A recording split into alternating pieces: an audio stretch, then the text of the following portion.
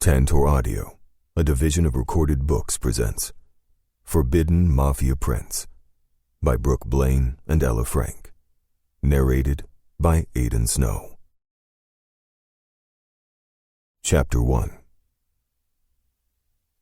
Dom stared down at the flecks of red staining the sleeve of his elegantly pressed white shirt and scowled. Fucking Fiore swine. I told you. I don't know nothing. Dom's eyes shifted back to the man bound to the chair, bruised and battered by his hand. The cut in his lip had split wider, and his voice was beginning to shake a little. But even this recent inductee to the enemy's family knew better than to start spilling secrets. But Dom wasn't worried. They'd come out eventually. And the sooner this guy started talking, the more there'd be left of him. You mean you don't know anything? Confusion marred the man's brow. That's what I said. No. Dom leaned down, gripping the half-wit's tied wrists as he moved in, so they were nose to nose. There it was, the smallest flicker of fear flashing in his eyes, but a blink later and the defiance had returned. You said nothing.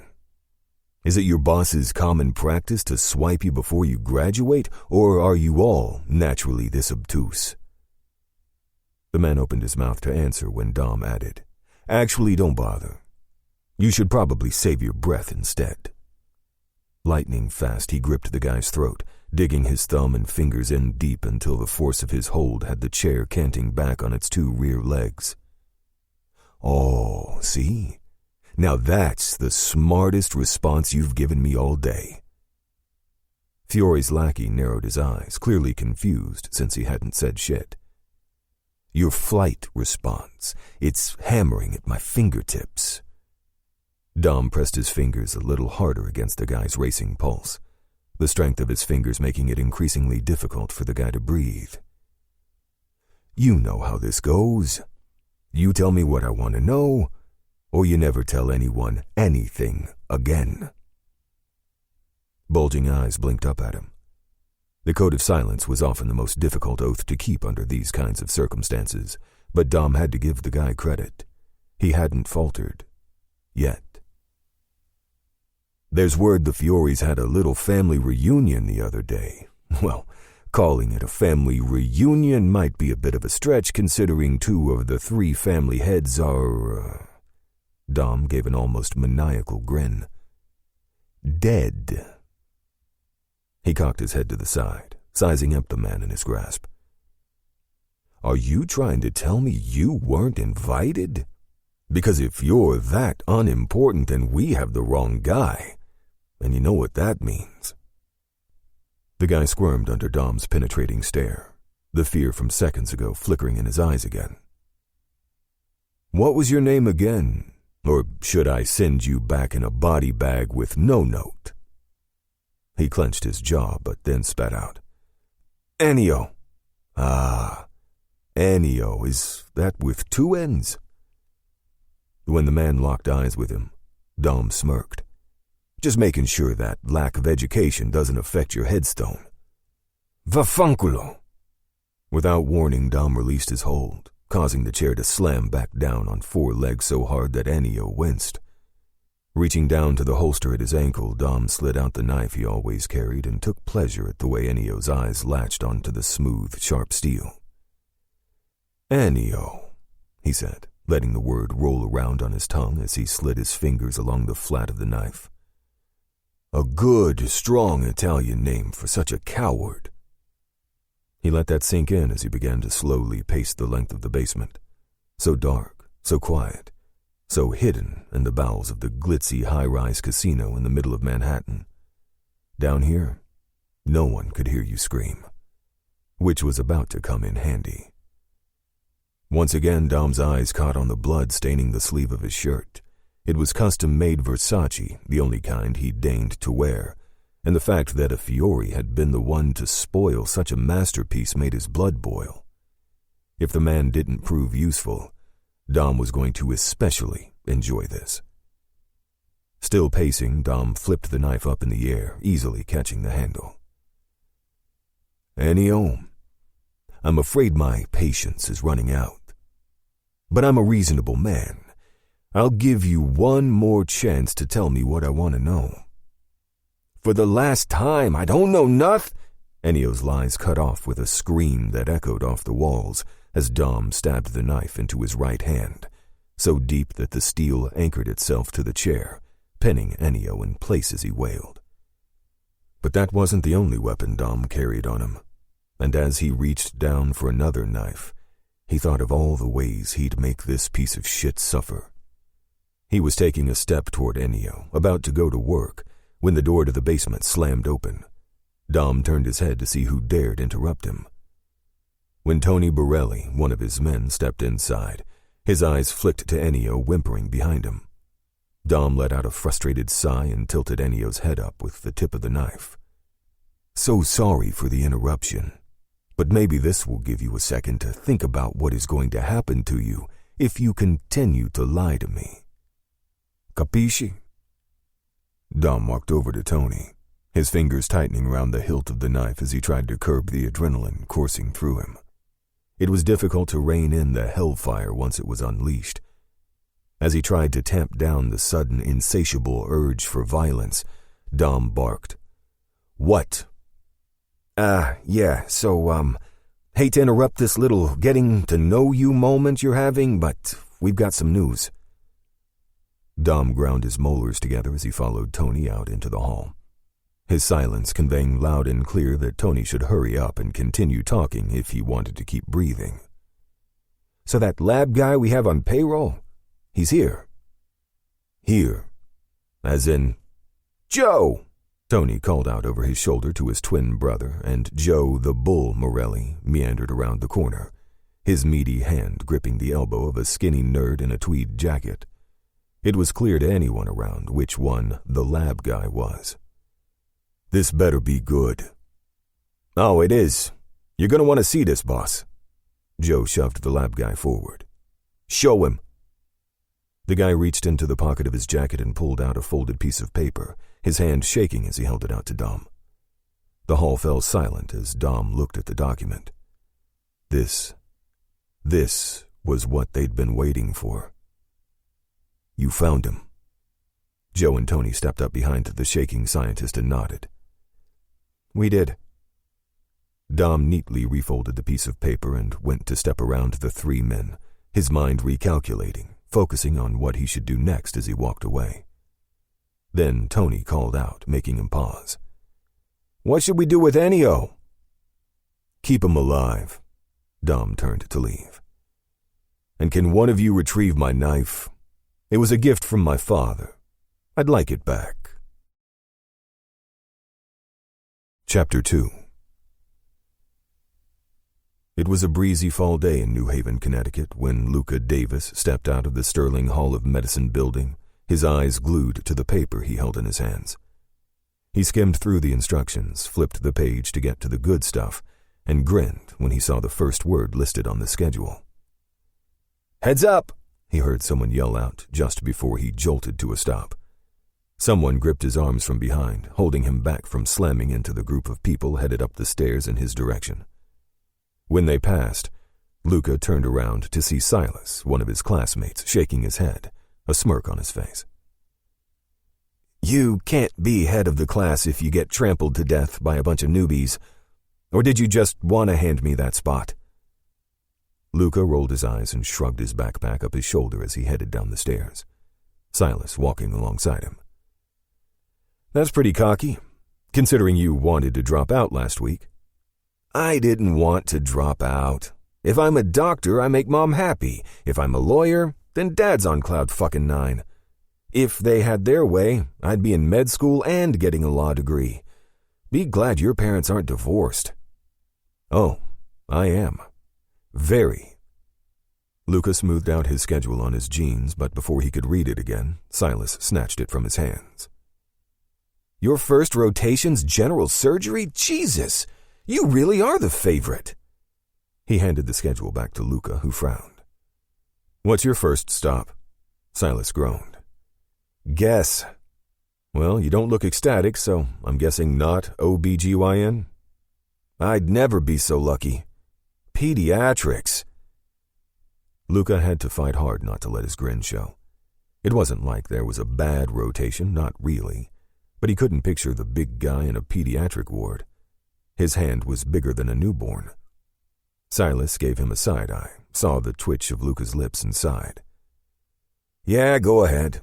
Let it out, poor Silas, stuck in pediatrics. Oh, I wasn't thinking poor you, more like poor babies. Fuck you, man. Nah, but thanks. Silas arched an eyebrow. What? I'm not your type?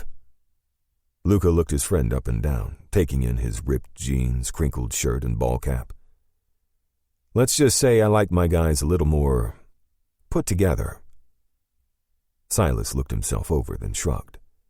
Yeah, well, maybe when I'm not up to my eyeballs in college debt, I'll be able to accomplish that. Lucas screwed his nose up, shaking his head. Yeah, I don't think so. Not really your style. Thanks, asshole. Luca chuckled. Please, it's not like I'm yours either. I was there last week when you took home Malibu Ken. Blonde hair, muscles for days, tanned all over. I wouldn't know about all over. Luca side-eyed his friend. But from the waist down, there were definitely no tan lines. Luca snorted and shoved him in the arm. Exactly. So don't try to tell me you don't have a type. You zeroed in on Surfer Boy before he even knew what hit him. Yeah. Well, the odds he wasn't from around here were in my favor. And guess what? I was right. He rode the next wave, or should I say plane, out the following morning. No awkward run-ins for me. Luca grinned and turned his attention back to his new schedule. It was hectic, but nothing he couldn't handle. He'd been studying his ass off for the chance to be placed in the general surgery rotation first, and now that it was here, he wasn't about to screw it up. He needed to get back to his dorm and make sure he had everything he needed to start the new year out right. Third year was renowned for being the one that could make you or break you, and there was no way in hell he was going to let it break him. Not when he'd come this far. You going to the final bar crawl before our life is essentially taken away from us for the next year, or... One look at Luca's face and Silas nodded.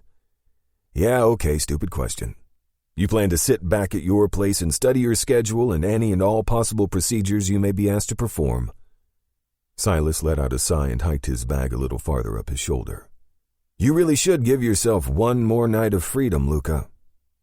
Luca aimed a crooked smile in his friend's direction. I'll have plenty of time for that later. When? On your 55th birthday? You're going to be studying and working for the next bazillion years, my man. I'm sure I'll find some time. But until then, have a drink for me. All right, but you're missing out. Never know who you could meet to, relieve some of that tension. God, that's the last thing I need. But have fun. Enjoy the hangover. And the babies. Such an ass. Later. Silas winked as he backed away, throwing up his middle finger before waving Luca off with a salute. As he disappeared into the crowd overflowing out of the sports pub, Luca stood there for a moment, watching the carefree way his classmates interacted, as though they didn't feel the crushing weight of responsibility on their shoulders. What would that be like? To be Silas and not worry about the future. To not have that inherent sense of urgency and discipline that even Luca's parents had questioned. Luca, why don't you take a gap year and really think about what makes you happy? School will be there when you're ready. Or, you don't need to worry about money. Just find someone you can build a life with. Someone like Silas would have been thrilled with Luca's parents. Unlimited money, no obligations, a free ride to Yale. And he was grateful, really he was. But he wanted to prove he was more than some trust fund kid who didn't give anything back. He looked down at the rotation schedule in his hand and headed back down the street, until all the loud voices at the pub faded and all he could hear was the occasional car driving by. So 8 weeks surgery, followed by emergency. He glanced up as he made the turn toward his dorm on the outskirts of campus. Thank God he was able to afford one in a quiet spot without a roommate, or there was no way he'd ever get through med school. Neurology, internal medicine. No pediatrics in his immediate future, which made his lips twitch as he thought of Silas. Maybe he shouldn't be so smug, since he'd have that on rotation eventually, but things had definitely worked out in his favor. Yes, today had been great already, and once he got to his room and prepared, he saw no reason why tomorrow shouldn't be just as. Chapter 3.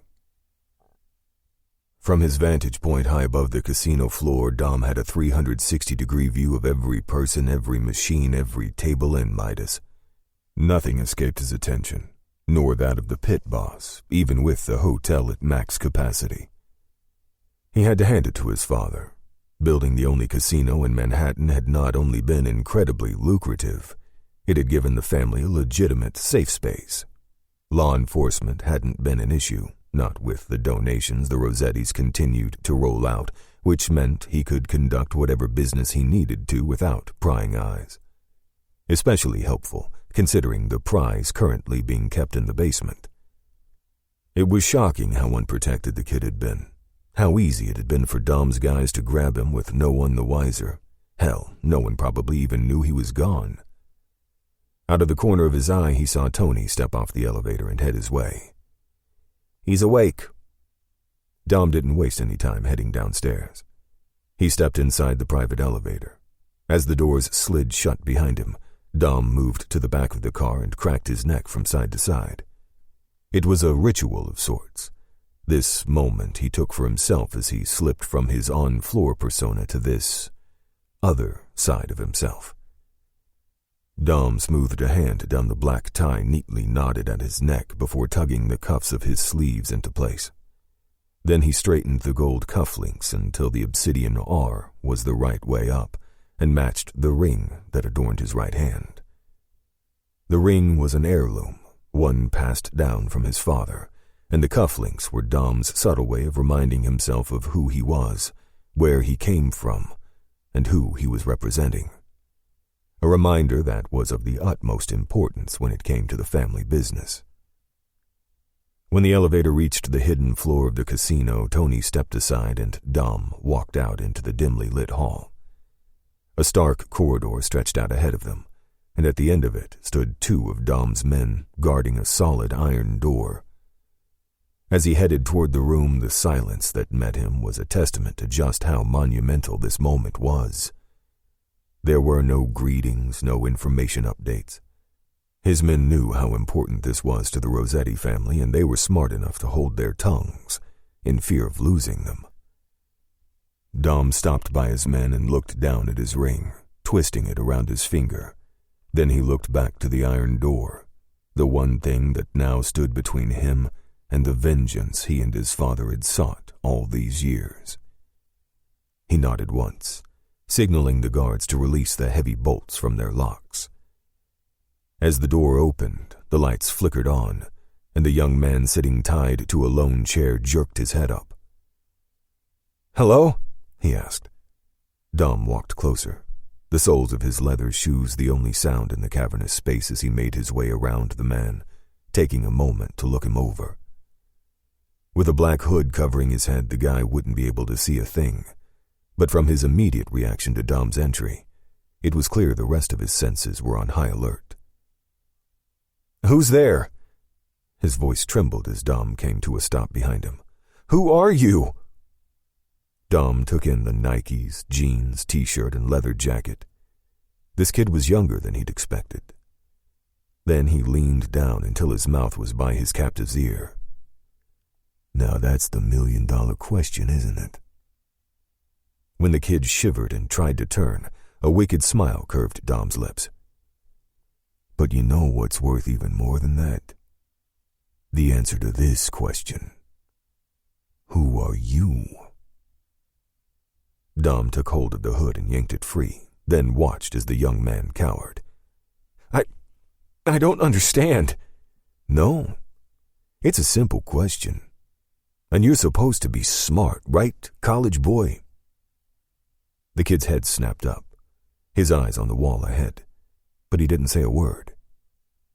"Yale Medical School," Dom said. That's not cheap. Your parents take care of you, I presume." When the kid still didn't answer, Dom smirked. "Rich folks. Probably had a nice, happy childhood, too, am I right?" This time, when he stayed silent, Dom kicked the leg of the chair so hard it jolted back, causing the kid's eyes to finally meet his. "I'd answer my questions if I were you. Starting with the first one I asked." The kid swallowed hard and lowered his head again, as if he couldn't physically look at Dom. Such a frightened little mouse. How pathetic. "It's Luca Davis." Dom lifted a brow. "Luca Davis? Really?" "Yes, sir." "Sir? He could get used to that." "So, Luca, you really have no idea who I am?" Luca shook his head. "Am I correct when I say you think I've got the wrong guy?" He nodded, still hiding his face. That wouldn't do. "Look at me." When Luca hesitated, Dom lost his patience. "Look at me." Immediately, the young man's head shot up, and the unadulterated fear mixed with the wide-eyed innocence was so genuine, it made Dom pause. No. There was no way this kid knew nothing, that he'd been dumped up in Connecticut with no knowledge of who and what he was, and no soulful brown eyes were going to convince Dom otherwise. "Okay, Luca Davis." Dom trailed his eyes over Luca's dark, buzzed hair and the 5 o'clock shadow along his jaw, and on his right cheek was a distinctive freckle that sparked an immediate sense of recognition. How was it that for all these years, all this time, the one they'd been looking for had been right there under their noses? Was it really possible he had no idea who he was? "Let's play a little game, you and I. I ask a question, and you give me an answer. If I think you are telling the truth, that drain underneath your feet will be for nothing." Luca's eyes fell to the floor again, and when he spotted the grate, he immediately tried to push away from it. "No," Dom put a foot on the seat between his legs, halting him. "You don't want to do that. If you fall, you might hit your head. I need you conscious. For now." Luca stopped struggling, and Dom removed his foot. "Right. Let's begin then, shall we?" Chapter 4. Luca sat frozen, his breath coming in such quick, shallow pants that he thought he might pass out. Again. Because wasn't that how he'd gotten here in the first place? The last thing he remembered was walking toward his dorm, and the next thing he knew he'd woken up here, unable to move, unable to see, screaming out with no one responding. At least until he heard the sound of locks unlatching and his heart had practically stopped. "Keep breathing. Whoever this is has just gotten you confused with someone else. You'll get out of here. Breathe." Not such an easy thing to do when staring at the drain his chair sat over. The one the man had just said would stay unnecessary if Luca told the truth. A drain? Why would they need a drain? He shuddered at the first thought that popped into his mind, but there was no way it could be something that cruel. That kind of thing only happened in movies. Maybe he was having a nightmare.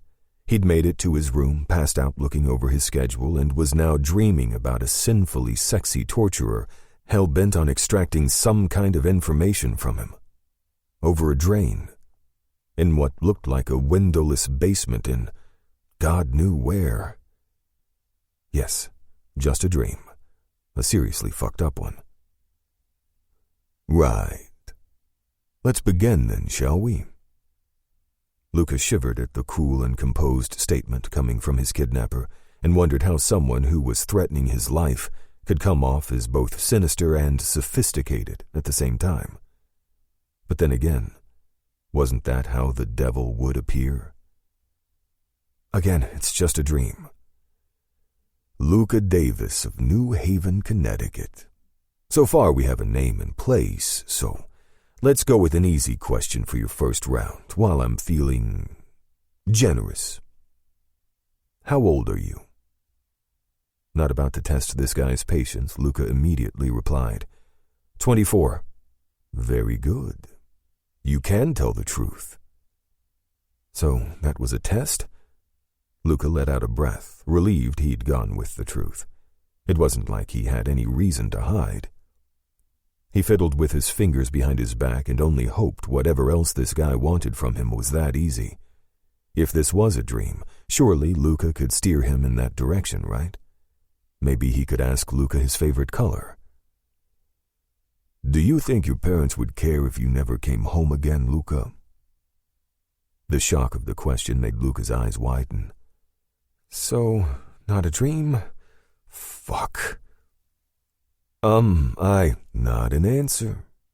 Sorry, Yes, I think they'd be destroyed if I never came home. Luca's captor cocked his head to the side. Why? What kind of question is that? Because they're my parents and they love me. Are you sure about that? The man turned away, clasping his hands behind his back, and Luca's eyes immediately fell to a gold cufflink that caught in the light. It was the only shiny thing in the otherwise grungy room, and it was enough of a distraction that he forgot the question. Answer me. The change in the man's tone had Luca snapping out of his thoughts. What was the question?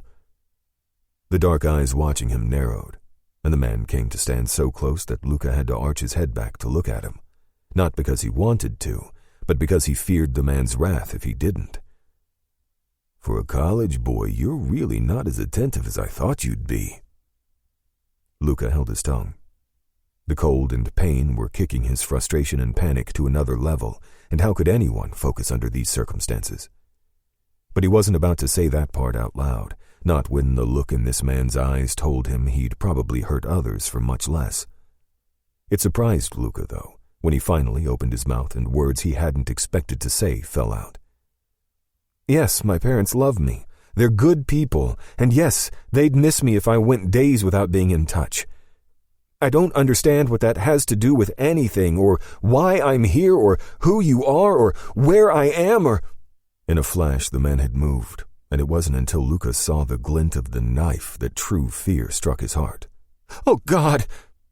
He barely heard his words over the loud rush of blood in his ears, but he couldn't miss the way his voice shook. He couldn't look. He couldn't watch what was coming. Squeezing his eyes shut, Luca said, Please, whatever it is you want, you can have it. When he didn't feel the pain of a knife, he wondered if the man had hurt him, or was at the very least reconsidering hurting him. Please, please. What an intriguing offer. Luca felt the weight of the man's presence move back, and realized he'd been holding his breath. As he slowly opened his eyes, he saw only the back of the black suit his kidnapper wore, and slowly exhaled. He hadn't been killed, yet. Whatever he'd said had caused the man to pause. What did that mean? What did he want so badly he was willing to hurt Luca for it? He watched as the man in black walked to the door, knocked on it twice, and then turned back to face Luca. He stared at the door expectantly, his entire body tense. But really, could anything be worse than what was already in the room with him? He felt like he was sharing space with the devil himself. The clanging of bolts sounded, then the door yawned wide. But unlike the first time around, Luca could see exactly who was coming through that door. Two hulking behemoths stepped into the room, a man's arms slung over their shoulders as though he were strung to a cross. His body was limp, his toes dragging along the concrete floor as they hauled him into the room. This here is Ennio, Luca's captor said as the men came to a stop. But Luca was too focused on Ennio's right hand, where there was a gaping hole and blood flowing down his fingers to the ground. He wasn't as good with the questions and answers as you were. But don't worry, he has one more chance to prove himself worthy to stay alive. Bile rose in Luca's throat, and when he finally managed to swallow it down, he turned to the lunatic who seemed completely unfazed by the carnage he had inflicted. "Get his attention," the man said to his henchmen, and one of them slapped the passed-out guy a couple of times on the cheek. "Wakey, wakey, asshole!" A low groan rumbled out of the guy, and he jerked in their arms as his head snapped up. What they'd done to his face was a horrific sight to behold. One of his eyes was completely swollen shut, cuts and bruises surrounding it, and his lips hadn't fared much better. "Ennio, it's so nice to see you again." Ennio glanced in the man in black's direction, and then spat blood on the ground by his feet. "Fuck you, Dom." Oh my God. A name. I finally have this psycho's name. Dom. "Oh, is that any way to talk to me? You're still alive, aren't you? And there's a reason for that. I've spared you for one reason and one reason only." The man, Dom, nodded toward Luca. "Tell me what you see." Luca didn't know how Ennio could see with only one eye, and a half-open one at that. But the minute he looked Luca's way, shock crossed his grotesque features. An audible gasp left his throat, and Dom smiled in a way that made Luca's stomach drop to his feet. Ennio couldn't stop staring at him, but when he said, "What have you done?" Luca knew the question wasn't directed at him. "The impossible. I found him." "Him? Who?" Luca looked to the side and then behind him, but of course there was no one else here. These monsters were talking about him, staring at him like there was some secret piece of information they knew that he didn't. And why had Ennio looked surprised when he saw Luca? Even beaten to a pulp, he knew there was no way he'd ever met the man before. Guys like that didn't hang out where he was from, and his parents certainly didn't have friends like Ennio. "You can't do this." Ennio was visibly sweating now. "Can't? You think there's anything I can't and won't do? Especially to those who've fucked with me?" When Ennio didn't respond, Dom stepped in close. "Do you?" The way Dom could switch from smooth to cutthroat in the blink of an eye was almost scarier than his knife, and Luca prayed that somehow he could get out of this, that there'd been a mistake, anything. "You'll go back and tell your boss we've got him. And unless he's willing to give us what we want, then it's not going to end well for young Luca here." Oh my God. Oh my God. Oh my. This isn't a good idea. "You know that, right? This changes everything." Then in a voice that would haunt Luca's nightmares, Dom whispered, "I'm counting on it." Chapter 5. "Another, sir?"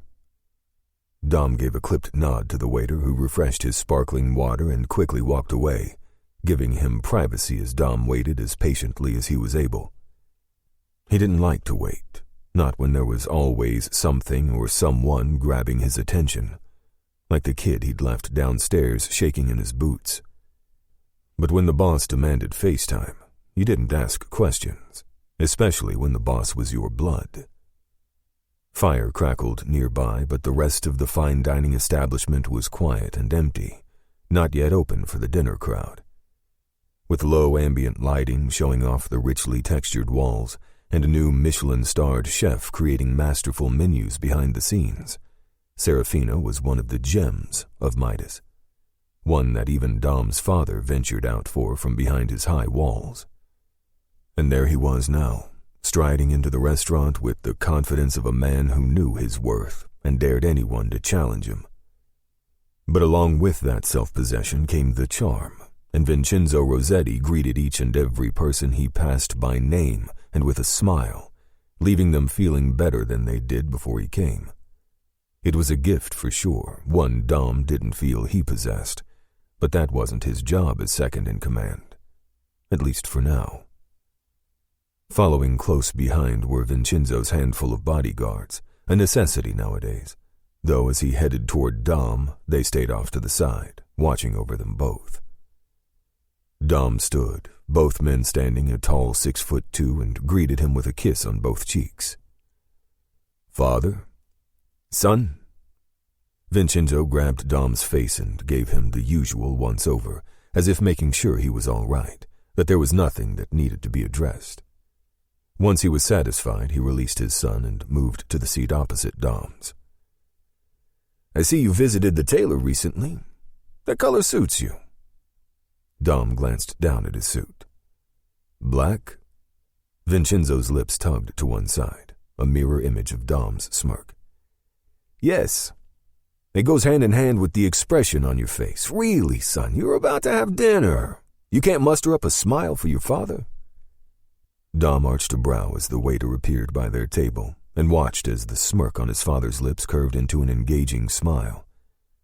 They exchanged pleasantries, Vincenzo polite as ever, and while he might think that put the man at ease, Dom knew better. He caught the subtle shaking of the pen as the man took down the order, then turned to Dom, who shook his head. The waiter scurried off, and Vincenzo tisked. "That wasn't very polite." "I'm not here to be polite." He picked up the glass of water in front of him, then eyed Dom across the table. "I taught you better than that." "And I've told you that you are polite enough for the both of us. I'm not like you. No, you are not. Which almost makes it more important that the public perceives you in a certain light." "And what light should that be?" Dom clasped his hands on the table, his father's ring glinting under the restaurant's lights, reminding him why he was here, of why his father had set up this meeting. As the son of a businessman? Or the son who just acquired the prize his father has been looking for in order to bring his enemy to his knees? The smile from seconds ago was replaced with a tight jaw. "It's done then?" "It is locked in the basement." Vincenzo said nothing as he reached for one of the folded napkins and flicked it open. Then he smoothed it over his lap as he thought over what Dom had just said. "Alive? That was the request, was it not?" "Again, with the mood I walked in on. It's a legitimate question." "Perhaps the mood is because he's still alive. But that was the request, so that is how he remains." "So impatient," Vincenzo said with a curl to his lips as he lifted his glass. "Tell me about him." "There's not much to tell. This morning he was at an Ivy League school, and tonight he's tied up in my basement." Vincenzo rolled his eyes. "What does he know? If he's telling the truth, not a thing." "And is he? Telling the truth?" Dom swirled his glass in circles on the smooth linen of the table and thought back to the pure terror he'd seen in Luca's eyes. It had been mixed with an innocence he hadn't seen from anyone in a very, very long time. "I didn't get the chance to extract information the way I'd like to, so I can't be 100% sure. But my gut feeling is yes. He's completely unaware. And," Dom smirked at the memory, "he thinks his parents are great. A nice, normal, happy little family." "Well, I think you benefited from a nice, happy childhood as well." Dom lifted a brow and Vincenzo began to laugh. "For the most part. Maybe it was a little unusual, but look at what thinking outside the box got us." He gestured around the restaurant and vast casino. "Yes, but have you forgotten the name of the restaurant and why we're here?" Like the cracking of a whip, Vincenzo snapped. "I never forget."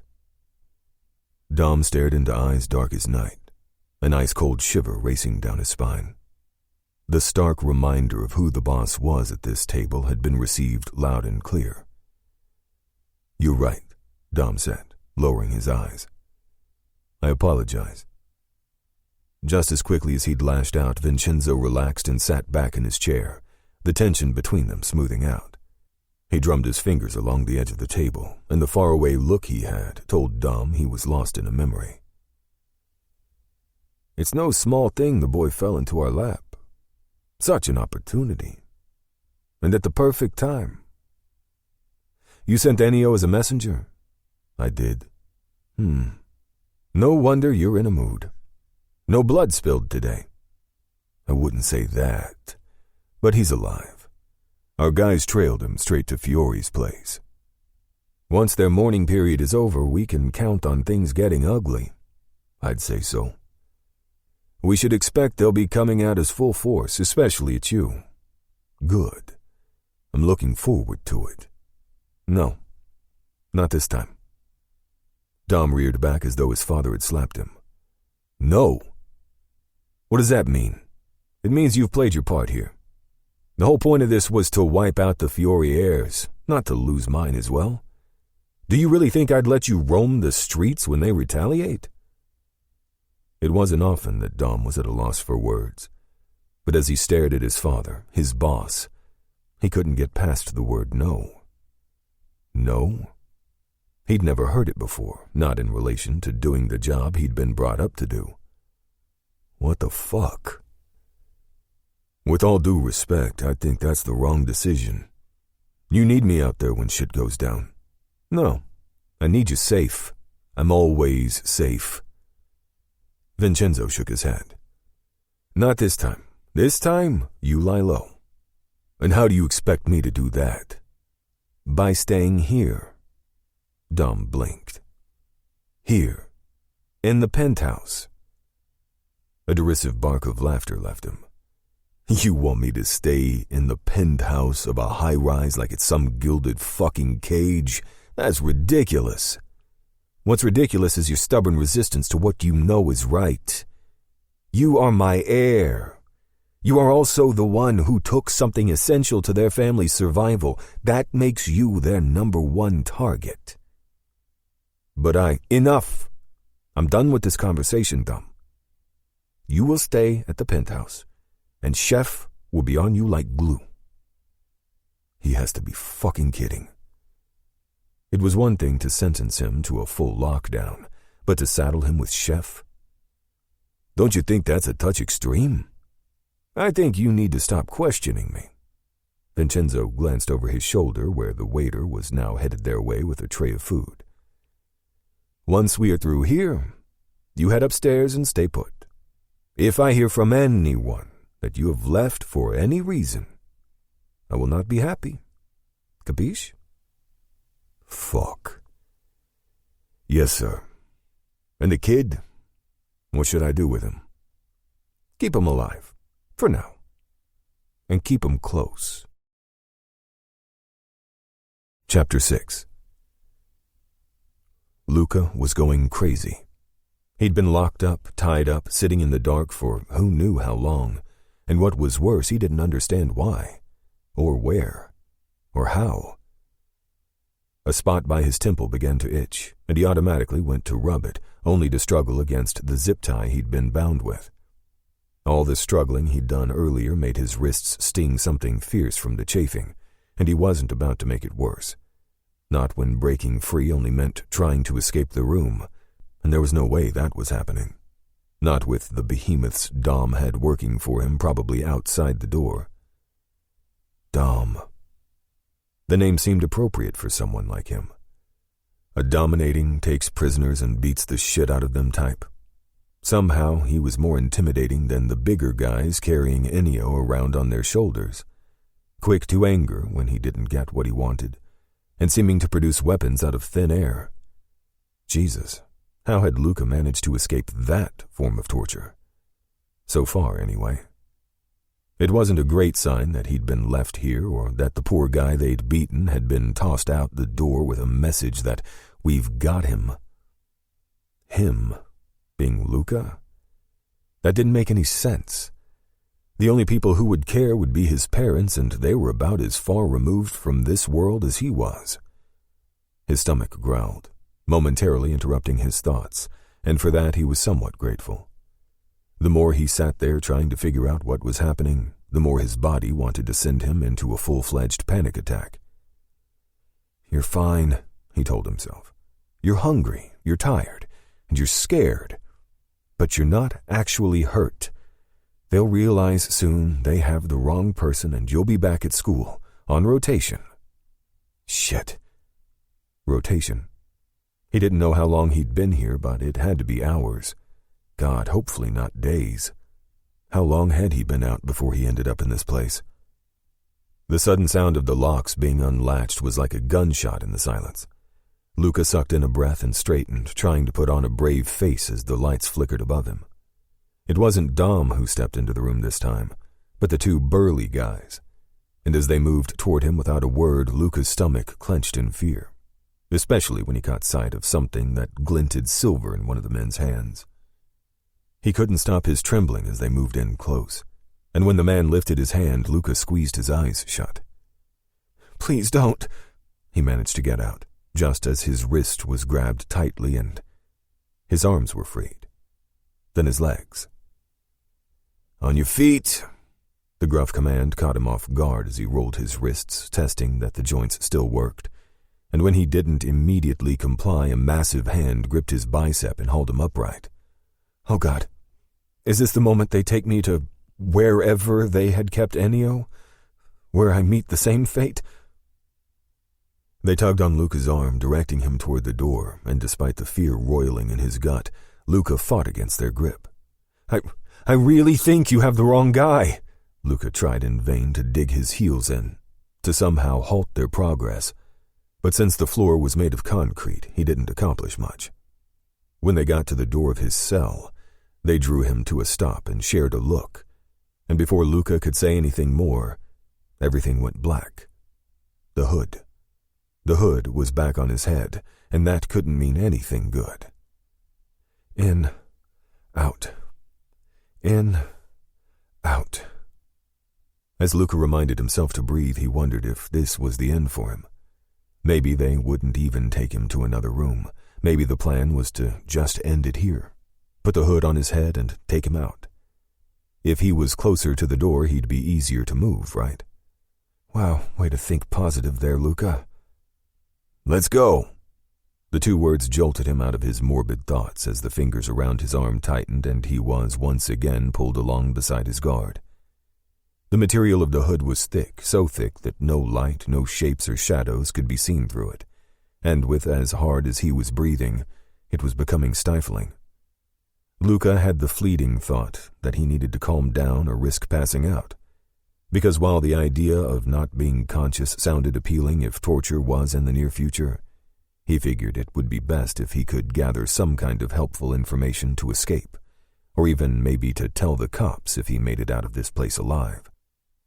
He glanced down to his feet and realized the only part of the hood that had any kind of opening was at the base of the neck.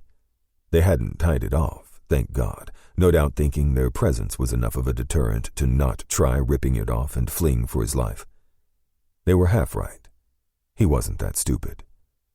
But the slight slip-up afforded him a glimpse of the hallway they were walking him down and, if he was lucky, a clue to where he was going next.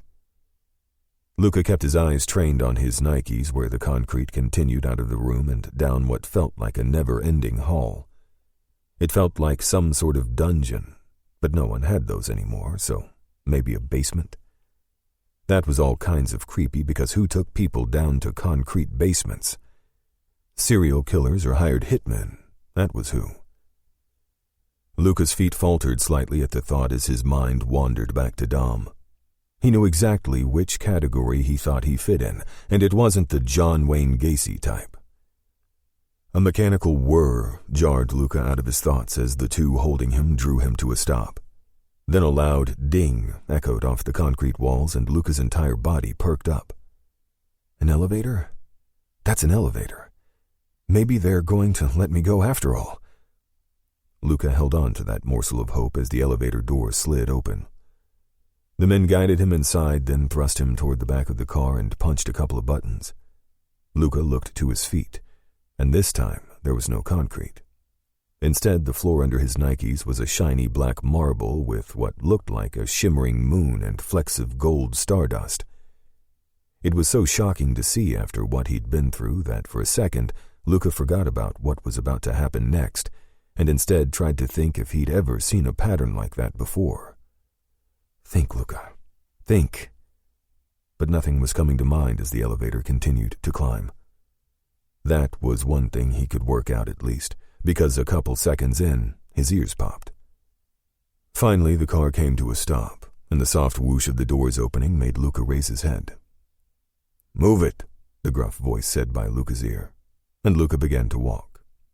He stepped out of the elevator and onto pristine white carpet that looked soft enough to sleep on. Then he was directed several feet down and drawn to a stop. Where the hell was he? This sure didn't feel like he was about to be released. He'd been expecting maybe a parking garage, a car trip, and then a quick but hopefully not fatal shove out the door. This was definitely not that. 3 rapid knocks, similar to what he'd heard down in the basement when Ennio was delivered, sounded somewhere in front of him, and seconds later he was shoved forward. Luca spotted a golden threshold that he stepped over, and then his feet went from carpet to polished wooden floors. He let out a deep breath as his feet came to a stop, and before he could even begin to imagine what would happen next, the hood was pulled off. Luca blinked several times, and as the enormous room he stood in came into view and a door slammed shut behind him, he sucked in a gasp of air. Nothing in the world could have prepared him for what he was now seeing, and the juxtaposition of this place to where he'd just come from was truly shocking. A sprawling room bigger than most houses took up what felt like the entire floor of the building. In the low lights, the beautiful creams and gold accents gave off a feeling of elegance and opulence that only the rich could afford. But at the same time, the crackling fire and cozy seating invited one to come in, to come closer, and revel in the decadence of the place. The soaring ceilings looked as though they would touch the clouds, and the twinkling chandelier led you to believe that you were touching the stars instead. But the real jaw-dropper was the floor-to-ceiling panoramic window showcasing a view that even God would be jealous of. As Luca tried to process all that he was seeing, his eyes caught on the intimidating silhouette of a man he would know anywhere. Tendrils of fear slid through his veins as the one they called Dom finally turned to face him. Those dark eyes ran over Luca, and Dom lifted a brow. "Did you miss me?" Chapter 7. Even from across the room, Dom could see how petrified the kid was, though now that he was standing up and Dom got a good look at him, it was clear he wasn't a kid at all. Maybe just shy of 6 feet, he filled out his jeans, t-shirt, and leather jacket in a way Dom hadn't expected. The dark hair along his jaw and upper lip was a little more pronounced than it had been earlier, but it matched his buzzed hair, giving him a rugged look that better suited city life than some uptight medical school. The way his body went rigid at Dom's words, though, said that while Luca may look the part, he didn't have the street smarts to live a life like this. Already he'd backed up, ready to flee now that he wasn't tied to a chair. Dom tisked. "I wouldn't try to run if I were you." Luca stopped moving and looked back at the door. He seemed to contemplate doing just that, and a part of Dom hoped he'd try, just so he'd have an excuse to rough the kid up a little. Keeping his hands off was his father's preference, but it wasn't an order. On second thought, if Luca wanted to play catch the rabbit, Dom was up for a quick game. He flashed a sadistic smile at Luca. "Tell you what, I changed my mind. If you can get through those doors and into the elevator, I'll let you go home." The way Luca's brows pinched together told Dom he didn't believe him, which was smart. But there was something else in his expression. Something a lot like hope. Before Dom could blink, the kid took off, running for the front door, which of course was locked. And unlucky for him, the security system wasn't as easy as flipping a deadbolt. As Luca struggled with the handle, looking in vain for a latch, Dom decided to give a false sense of mercy to the guy, desperate to leave his presence.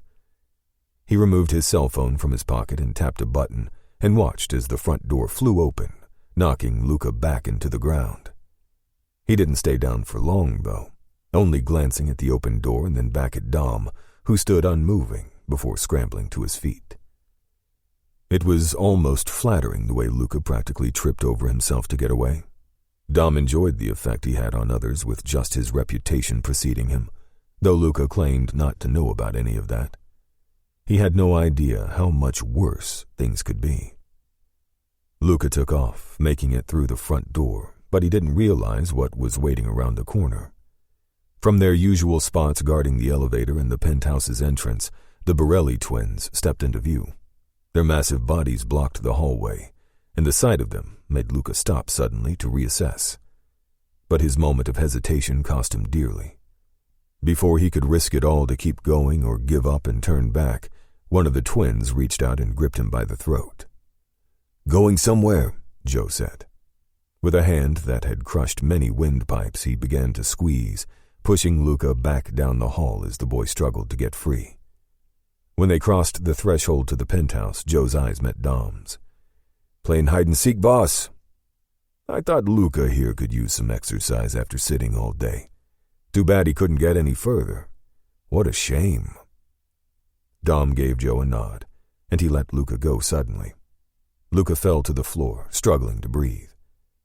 As the twins left the room and shut the front door, the locks automatically engaged. Dom strolled over to where Luca was bent down, gasping and coughing. "You knew I couldn't leave." "Yes."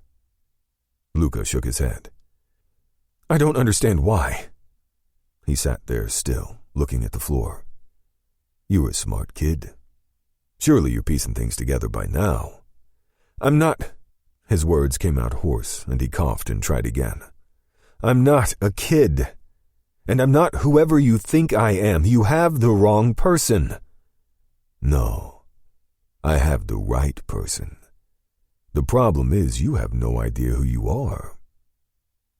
Luca blinked up at him, the fear from seconds ago now clouded with confusion. "That makes no sense. I told you who I am. My name is Luca Davis. I'm from New Haven, Connecticut." "Stop it," Dom barked as he loomed over his captive. "These are all lies. Don't you understand?" He crouched down so they were eye to eye, and when Luca scrambled back from him, an immoral smile curled Dom's lip. "The life you know, the one you have been led to believe, none of that is real." Dom cocked his head to the side, giving the kid a thorough once-over. "The fancy house, the rich school, the loving parents, it's all just a front."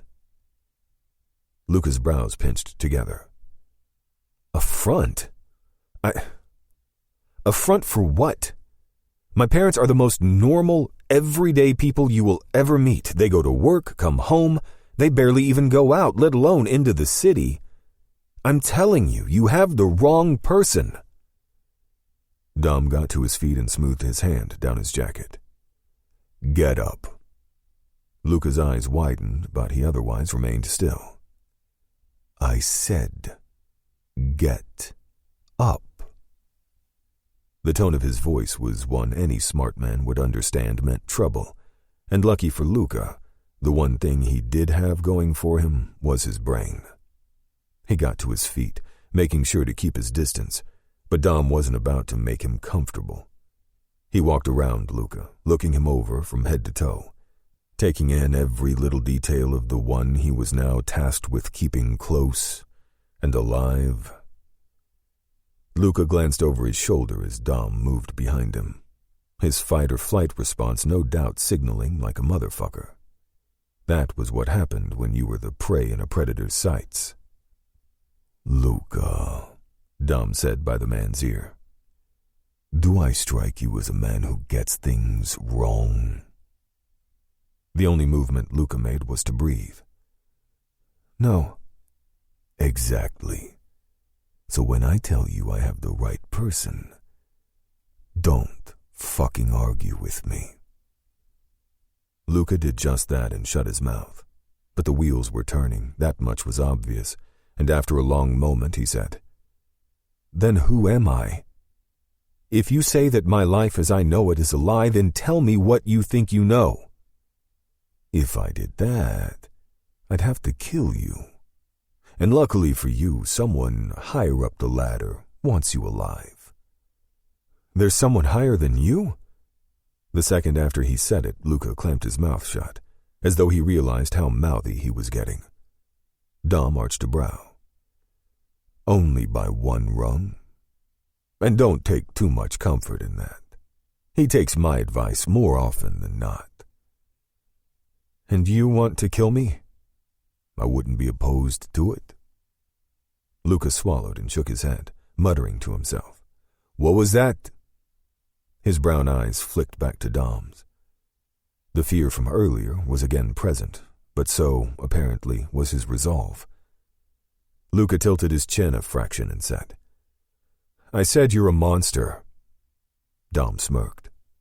Now you're catching on. Someone will come for me. People are going to be worried about me. The only people worried about you already know what happened.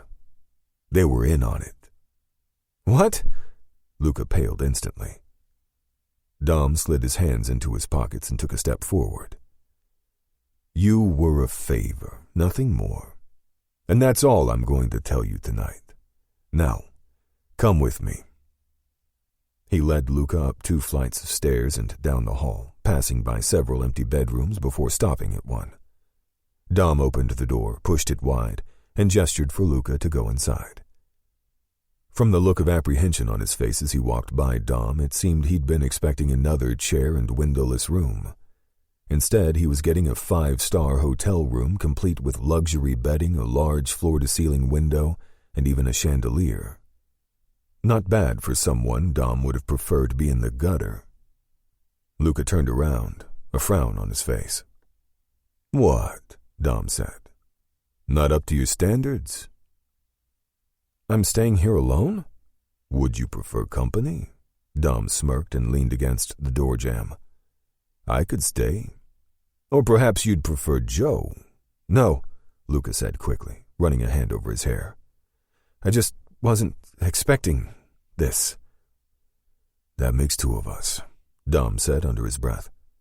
He nodded toward the door in the corner. The ensuite's through there. Use it or don't, I don't care. Dom turned to leave. Where do you stay? That's none of your business. When I need you, I'll find you. Luca swallowed hard as Dom pulled the door shut. He stood there for a moment, hand on the knob, before turning on his heel. The bedroom he entered was at the end of the hall, an immense space with views of Manhattan on both sides of the room, though he preferred the curtains shut for privacy. It was a dim space compared to the rest of the penthouse, furnished in shades of dark gray with a modern brass chandelier above the bed on a dimmer. He unfastened his suit jacket and laid it across the edge of the bed, and then he cracked his neck from side to side, sighing as the tension left his body. As he began to remove his cufflinks, he wandered over to the oversized Van Gogh hanging opposite his bed and pushed a barely-there button on the wall beside it. The painting began to lift, and Luca came into view. He was sitting on the edge of the bed, his elbows on his knees and his head leaning against his clasped fingers like he was in prayer. You can pray all you like, Dom thought, and it was a shame, really, because while Luca was as close to God as he likely ever would be up here, what he didn't seem to realize was that he was sharing space with the devil himself. Chapter 8. Whatever I did, whatever this is, please help me. Luca had been sending up prayers all day, and though they'd gotten him out of dungeon hell, he was still a prisoner, albeit somewhere a little nicer with an actual bed and a shower. But there was still the threat of Dom and the Nightmare Twins somewhere nearby, and he'd already learned the hard way that it wouldn't be easy to leave. He dropped his clasped hands down to his knees, noticing the angry marks around his wrists. That and his neck were sore as hell. Really, his whole body was. And though a hot shower sounded like heaven, there was no way he was getting undressed and letting his guard down. Not when someone could walk in at any moment, not when he didn't know what would happen next. Shit.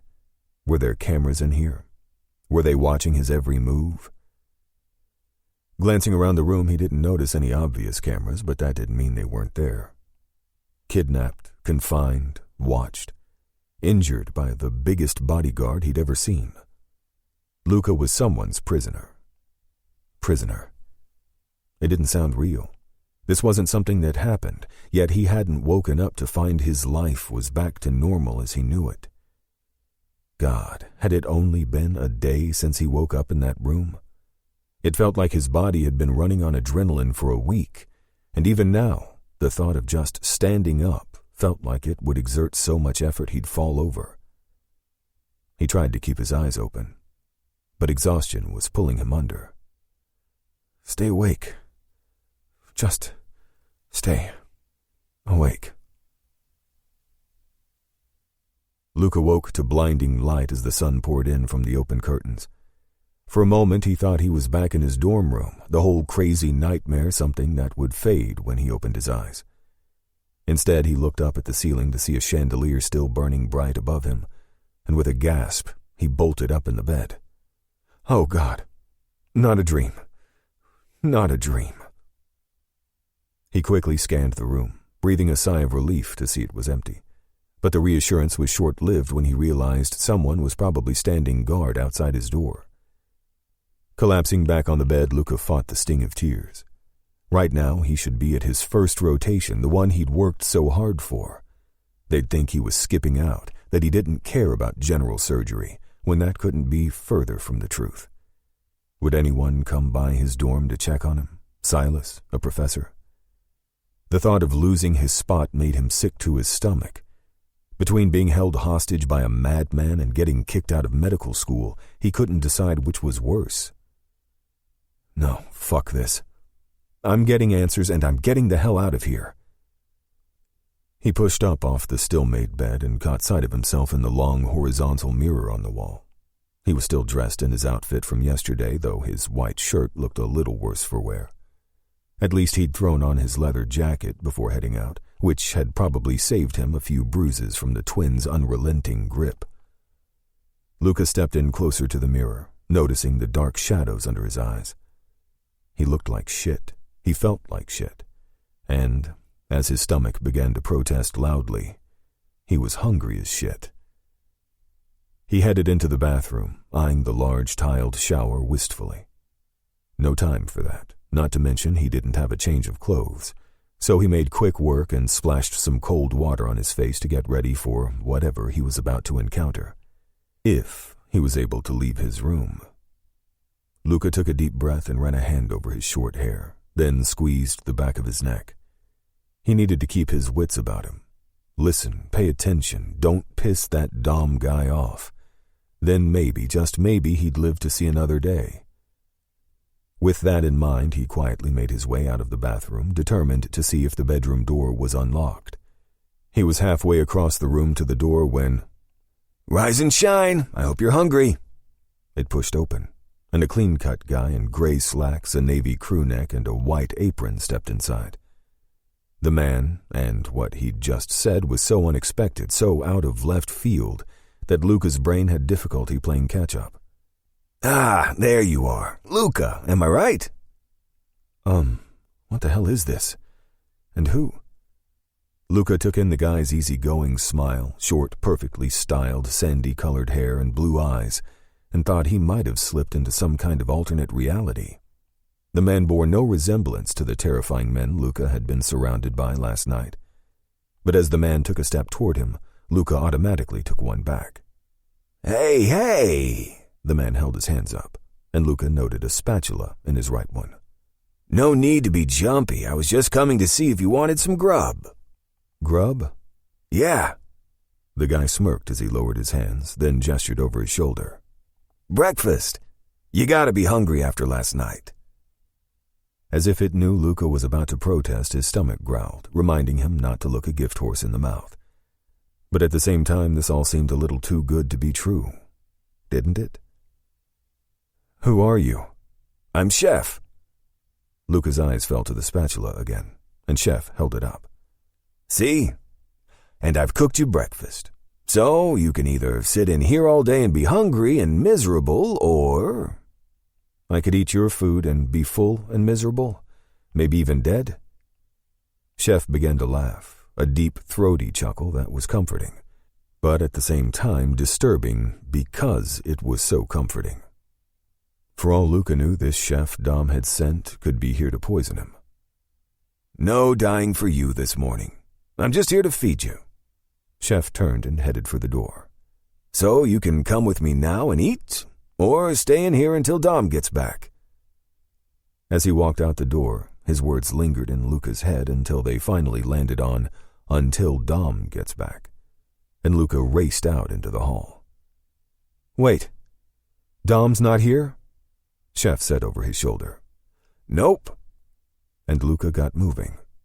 If Dom wasn't here, maybe that would give Luca an opportunity to look around, and if not that, the chance to get rid of this god-awful headache he had from lack of food.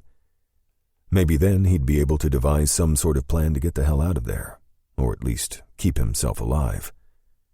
He followed Chef downstairs to the enormous great room he'd entered the night before, and the room was no less spectacular now. The sun shone through the towering windows, dappling the luxurious furniture in creams and golds, and the view of the bustling city below made Luca feel more detached than he had last night. Everything seemed so far away, so unreachable. There were no open windows, and even if there were, this place was so high up that no one would hear him. It was just another reminder that even though his surroundings were much more accommodating than the basement, he was no less a prisoner up here. "Follow me," Chef said as he got to the bottom of the stairs and turned to walk under them, away from the main room. Luca kept up, not wanting to accidentally run into one of the torture twins. They walked through a large dining room and into a state-of-the-art kitchen. The smell of something spicy filled the air, and Luca's stomach growled. Jesus. He'd known he was hungry, but the second the smell of food hit, his mouth began to water. Chef moved behind the center island and gestured to one of the stools. "Sit." The suggestion was given with a charming enough smile, but Luca got the impression it was more an order than a request. Since this was the first time he didn't actively fear for his life, he did as he was told, while looking around at the white marble cabinets and stainless steel appliances. Chef added several sausages to a pan, the hot oil hissing and spitting. "Chorizos," Chef said. "I make them myself." He gestured to the back counter, where a meat grinder sat, and while that was a perfectly innocent explanation, something about it made Luca wary. "So, you're Dom's personal chef?" Chef snorted out a laugh. "Dom wouldn't eat my shit if I paid him." Then he shot Luca a wink. "But don't worry. It's not because it's not good. He's just a snob." That explanation didn't make Luca feel any better. But he didn't much care what the food tasted like at this point. He couldn't remember the last time he ate, and the chorizos smelled delicious. After yesterday, it seemed surreal to be sitting here with a private chef like he had no worries in the world. There had to be a trick here, right? Dom was gone, and this guy was being way too nice. Why? Luca rubbed the mark around his wrist lightly, a reminder he hadn't made all this up in his head. "So you're just here to cook me breakfast?" "Sure." "Why?" "Why not?" "Because you don't know me? I don't know you? And from what I was told, I'm basically being held hostage." Chef raised his spatula to gesture around the penthouse. "Pretty nice digs for being a hostage." "So you know why I'm here?" "Do you know why you're here?" Luca bit down on the inside of his cheek. He clearly wasn't getting anywhere with this guy. Maybe once he had food in his stomach, he could figure out a better way to get answers. "So chorizos. What else?" "Whatever sounds good." "Scrambled eggs?" "Easy enough." "And bacon?" "Double meat guy, I dig it." "Yeah, I'll throw on some bacon." Luca pursed his lips as Chef opened the fridge and took out the ingredients. "What about pancakes?" Chef kicked the fridge shut, his hands full, and cocked his head at Luca. "You really that hungry, or do you just want to watch me in the kitchen?" A flush crept up Luca's neck. He hadn't been thinking that way at all, but now that Chef said it, Luca guessed the guy was kind of attractive. Then again, he was a hostage enabler, which canceled out his looks. "No pancakes," Luca said. Chef smirked, then went to work, his hands cracking through the eggs at a speed Luca had only seen on Chef Master. It was like watching a smoothly performed circus, with Chef taking only a handful of minutes to finish it all.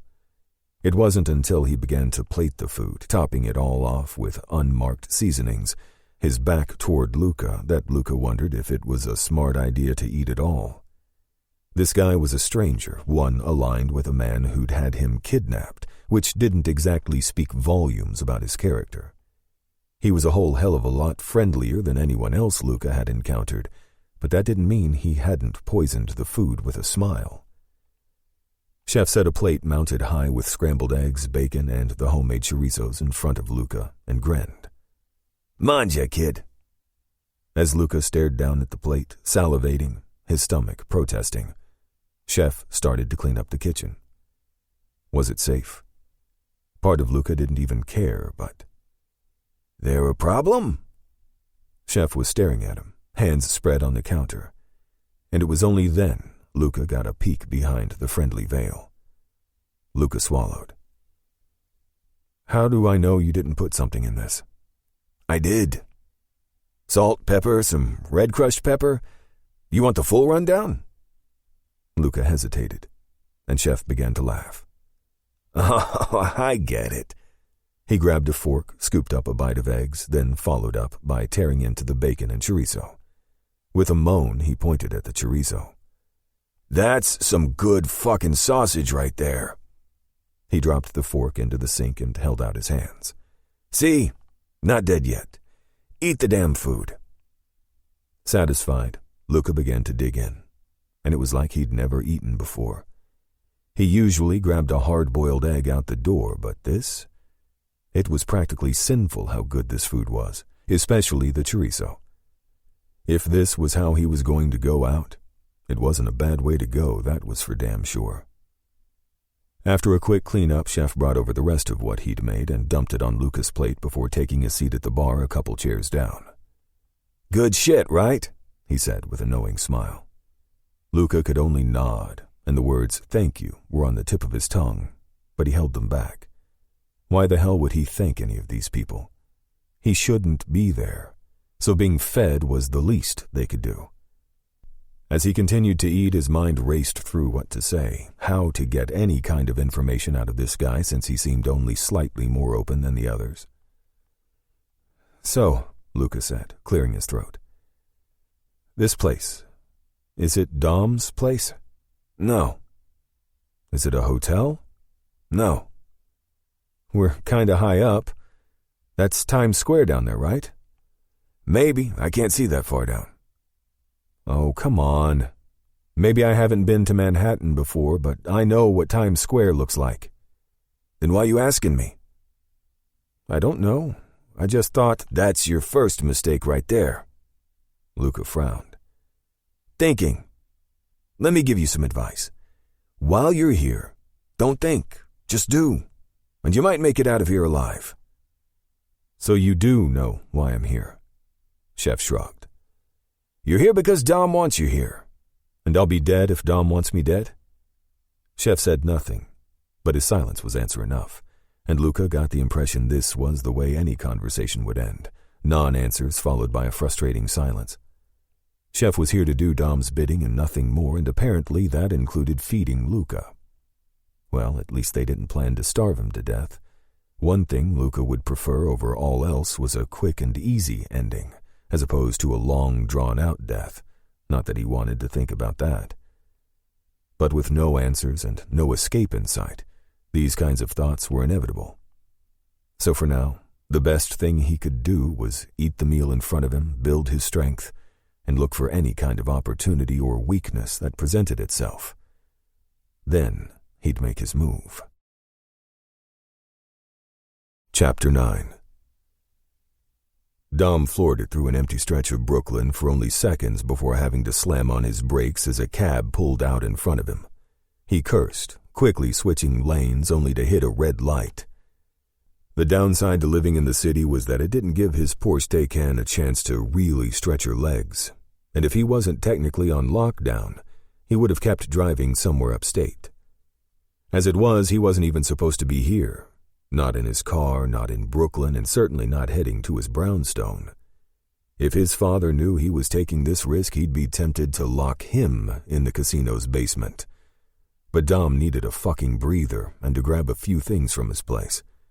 Was it dangerous? Sure, but the Fiories were still technically in mourning, and being the old-school fuckers they were meant respecting that time before things popped off. But in case they didn't...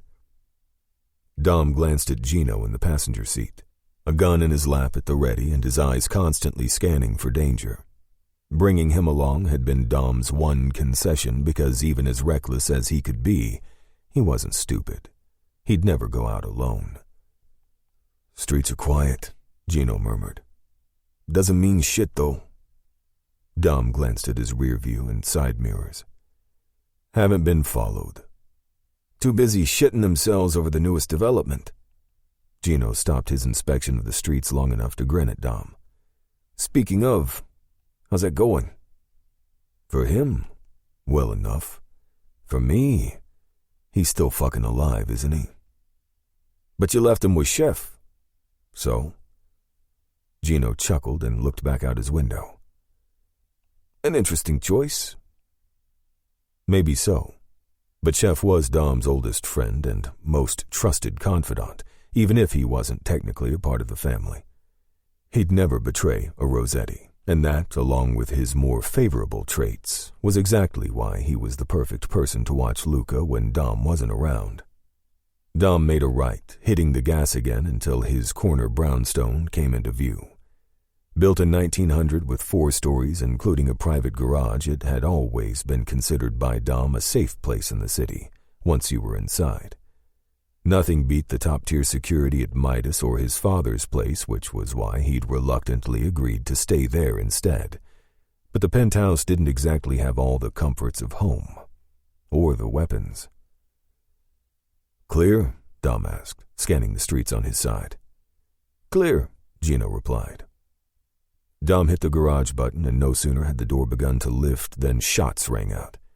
The first hit the front fender with a high-pitched zing, and both men immediately ducked. Dom reached for the Glock strapped under his seat as Gino readied the one on his lap.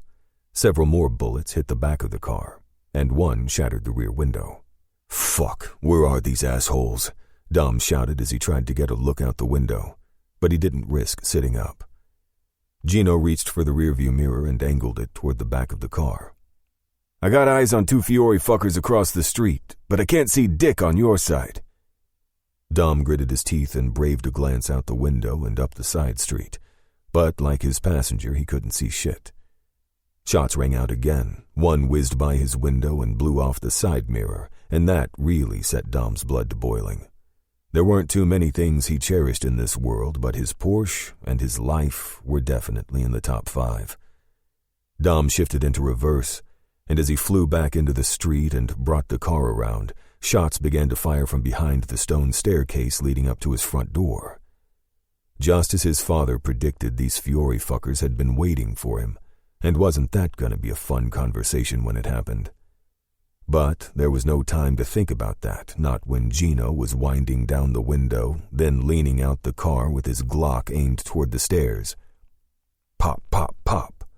Bullets flew through the air and lodged in the stairs as the assholes hiding behind them ducked for cover. But they wouldn't stay hidden for long. As Dom floored it, Gino was in prime position to pop, pop, pop. "Fuck!" someone shouted from the street as the person beside him fell. "You'll pay for that, Rossetti!" He fired several shots in Gino's direction as he ran toward the car, but Dom's foot was already glued to the floorboard. The smell of rubber filled the air as the Porsche's tires squealed before it flew toward the end of the street. He was about to take the turn for the bridge when he caught sight of their wannabe assassin being pulled into the back of a black sedan. "Fuck it all to hell," Dom thought, shaking his head. "So much for a quiet goddamn day." Gino pulled himself inside the window just in time to miss losing his head to a nearby truck. "Boss is gonna be pissed." Dom scowled before his eyes flew to the rearview mirror to see the black sedan weaving in and out of traffic, getting closer and closer. "Then how about we focus on staying alive long enough so he can kill us?" Gino snorted. and just as he was about to respond, heavy gunfire began to pepper the back of the car. "Motherfuckers," Dom spat. So they were going to play like that, were they? Take out their target with no care for anyone around them? He wasn't sure why he was so damn surprised. The Fioris had always acted like the thugs everyone knew them to be. "They're not backing down."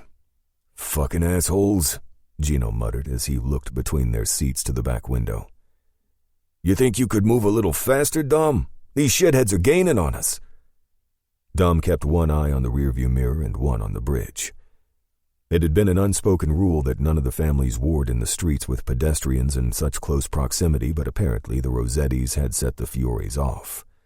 And they deserved every bit of it, and more. He managed to pull ahead by a couple of cars and was shocked as the gunfire stopped when they crossed the East River back into Manhattan. Gino took the opportunity to reload both his and Dom's guns, and not a second too soon because once they hit FDR Drive, the chase was back on. He whipped through the traffic, which was, thankfully, moving this time of day, otherwise their asses would be sitting ducks. He only saw the one car behind them, but he had no doubt there were others, maybe even waiting near Midas, though that would be a fucking stupid move. Times Square was swamped with police, cameras, and all the security you could wish for, which was exactly why they'd chosen to build there. If Dom could just get to Midtown, he knew that even the Fioris didn't have the balls to come closer. Fuck, this was exactly why he'd wanted to get inside his place. He wasn't loaded up with his own shit at the penthouse. "Dom, you've got to move," Gino said, half-turned toward the blown-out back window, both Glocks in his hands.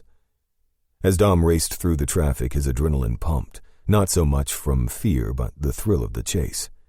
He wanted these fuckers to come at him. Taking down the heirs of the Fiori family meant more than a slap on the wrist, and Dom wanted them to fucking bring it. He just wanted to be better armed and better positioned when they did.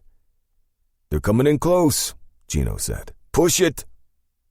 Dom swerved lanes, only to be cut off by a black Suburban. "Fuck. I'm blocked. Is that... Yeah, it is shit." He veered back into the right lane as a bullet ricocheted off the hood. One of Fiori's men was hanging out the back window to get a good shot. Dom held his hand out to Gino for the Glock, and with one hand on the wheel he aimed it at the man pulling stupid moves. A cry rang out, at least one of the bullets making impact, and the guy dropped back inside the SUV. "Nice shot," Gino said, his attention darting between the cars. They were outnumbered with no time to call in reinforcements, but there was a reason Gino was Dom's pick today. He was a killer shot. "Hold on," Dom murmured. They were almost at the turnoff, so if he could just get past this asshole. Gino fired shots at the car behind them as it made contact with the Porsche's rear bumper. The car veered to the left, sending Dom's shoulder slamming hard into the paneling. He struggled to straighten out, and it was that moment of distraction that had the SUV in front in prime position. It was a good fucking thing whoever pulled the trigger had shit aim, because instead of blowing his head off, the bullet went into his left arm. He dropped his gun into Gino's lap to take hold of the wheel with his good hand, clenching his teeth from the pain. "I'm hit," he managed. "Shit, Gino. Take these guys out already." If Dom had thought his adrenaline was spiking before, it was nothing compared to what flowed through him now.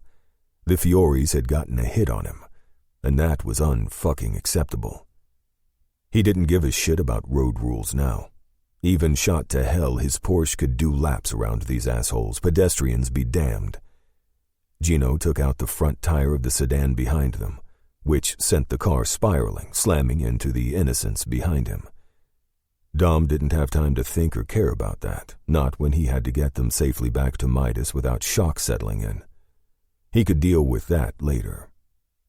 "Ready," Gino said, and Dom floored the Porsche, bringing them alongside the SUV. Dom flattened his back against his seat, and Gino leaned across him and aimed at the open passenger window. 2 well-placed shots later, the SUV disappeared out of Dom's periphery, and as he sped up the FDR toward his exit, he saw it come to a complete stop. Horns began to honk. He glanced to Gino, who was settling back on his side of the vehicle looking smug. between the eyes, and one through the temple. Hey, they wouldn't back the fuck off. Don't worry, I'll be sure to take the heat with the boss man. Dom wasn't sure anything could save him from the hellfire that would rain down on him when his father heard what just happened, but he knew he had to be the one to tell him. Get him on the phone. You sure you don't want to maybe get the Midas first? I'm not going to let him hear about this from anyone else. Get him on the phone. Dom weaved in between the daytime traffic as he made his way toward Midtown, and when the phone connected, his father's familiar deep baritone came through the line. Son?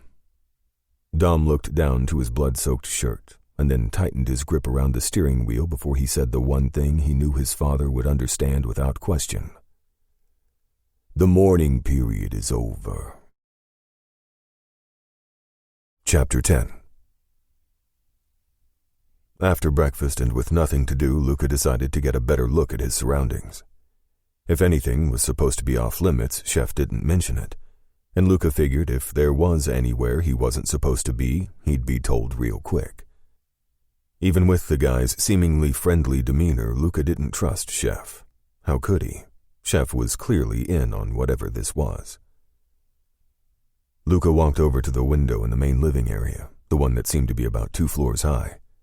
It looked so different in the daylight, without the glittering lights of the city below. Instead, it all looked harsh, too bright, too normal for what was happening in Luca's world. All those people below, going to jobs, doing touristy things, walking by without a care in the world, and he had no way to get their attention, no way to call out for help. God, there had to be a way.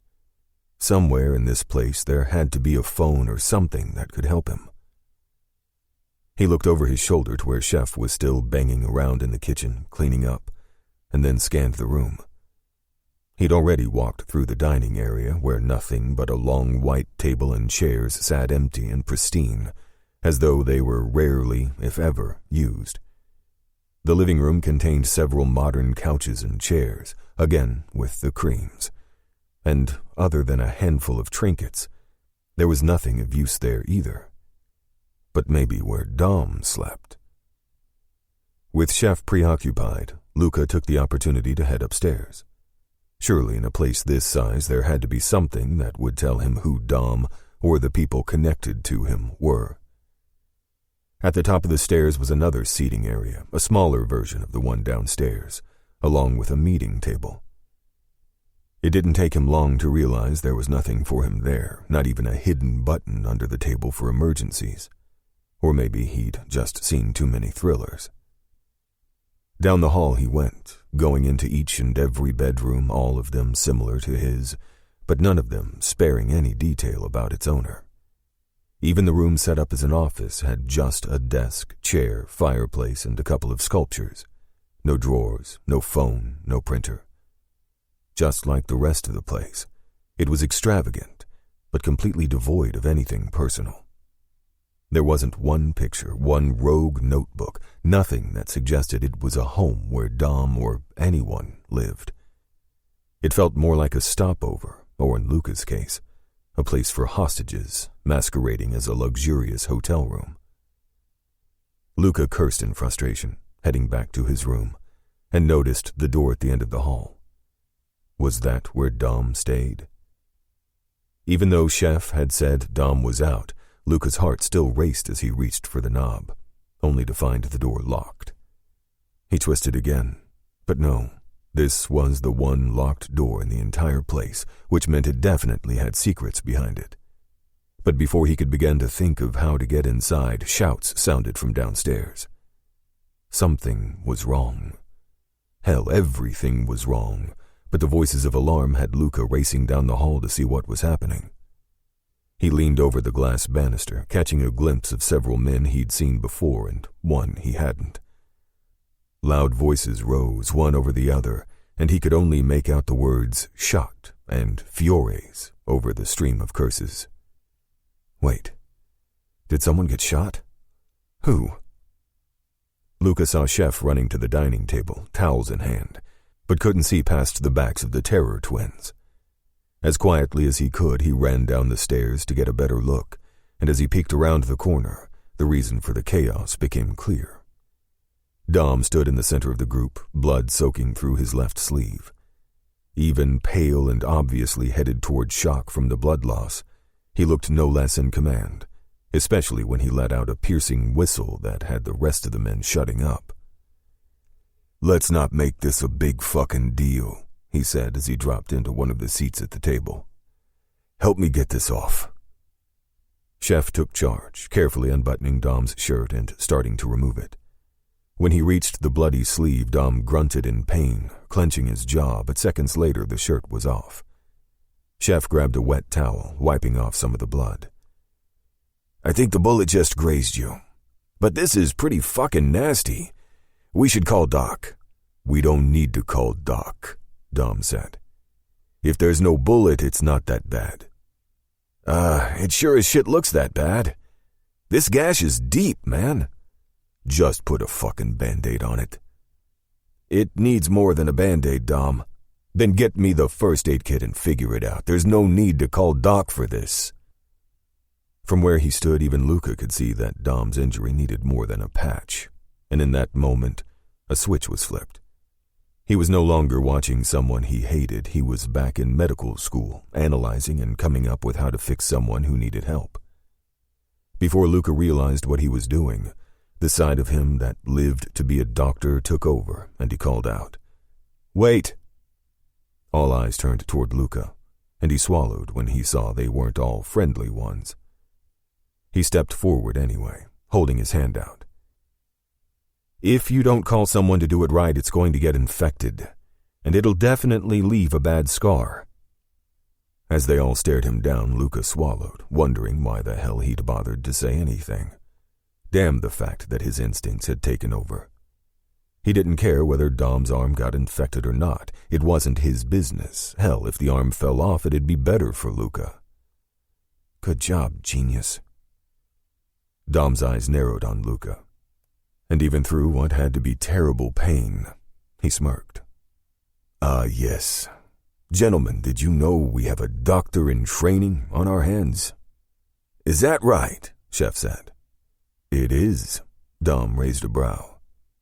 "You think you could do a better job than one of my guys?" "Oh, shit. I just meant you should call the doc person if they can help." "We're not wasting Doc's time." Dom cocked his head to the side. "Not when we have someone else who could do the job." "Are you insane?" Chef said under his breath.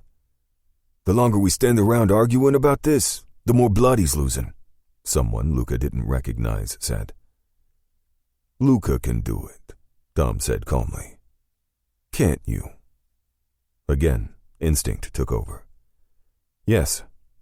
"Good. Then prove it." Without a word, Chef took off upstairs, returning a minute later with much more than a simple first aid kit. Kind of like they'd done this before. Chef pushed Luca forward into the dining room, and it was like he had entered a lion's den.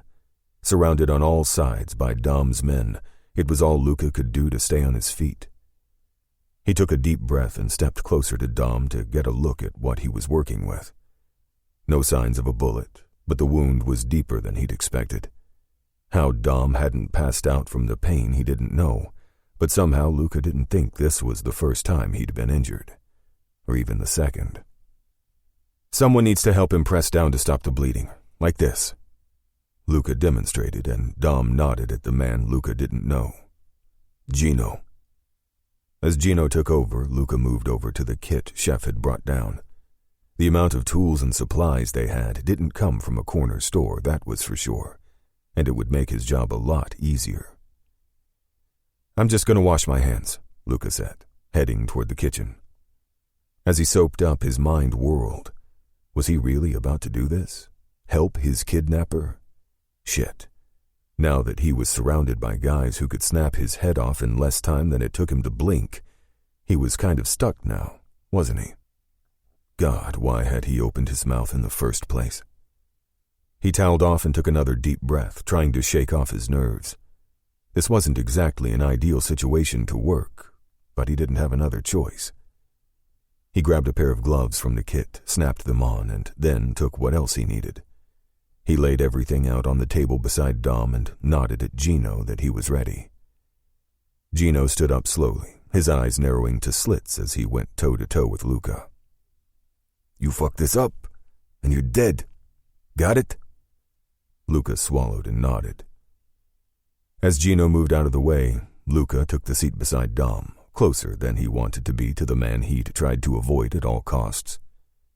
He tore open a few alcohol pads and began to wipe the length of Dom's bicep. "When I get started, it's going to hurt. Do you want to take anything for the pain first?" "I can grab some vodka," Chef offered. "I meant more like the pills you've got in the kit," Luca said. Dom shook his head, his eyes closed. "Just do it." Luca hesitated. "Are you sure?" Dom's eyes opened, locking on Luca's. The steely resolve there told Luca more than words could, and he nodded. "Okay." He glanced over his shoulder at the men hovering and blocking the light. "Could I get a little room to work, please?" "No," Gino said, arms crossed. "Get to work, Dr. Mann." "Guys, back the fuck up," Dom said. At their boss's insistence, the men all took a step back, enough to give Luca a clear view of what he was working with.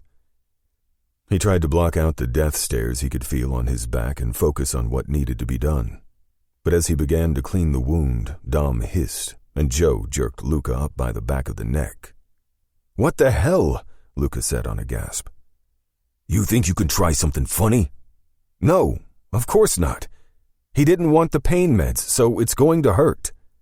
"All right, that's it," Dom said, getting to his feet. "Everyone get the fuck out." Gino stepped forward. "But Dom," the icy glare Dom shot Gino wasn't one Luca ever wanted to be on the other side of. "Is there a problem, Gino?" Dom asked. Gino shook his head. "Course not, boss." He looked down the line at the others and nodded toward the living room. "We won't be far if you need us." "I think I can manage." Dom sat back down while Joe released his grip on Luca. Geez, the guy's hand practically wrapped around his entire neck. As much as Luca wanted to massage the tender muscles there, he needed to get on with this before the crew decided to come back. Without a word, he went back to cleaning the area, and this time Dom didn't make a sound. It was almost too bad this guy was such a terrible human, because he wasn't at all unattractive. If Silas were here, he'd give Luca so much shit because on physical looks only, Dom was exactly Luca's type. So well put together, every stitch of clothing tailored, black hair styled back away from his face, and just enough facial hair to show off the chiseled jawline that would have made Luca swoon under normal circumstances. But this was anything but normal. And Dom wasn't a good guy. He was a psychopath. "Just focus on what you have to do," Luca told himself. "Not on how close he is, or that he's half naked. And definitely not on the fact that if you screw this up, you'll be dead."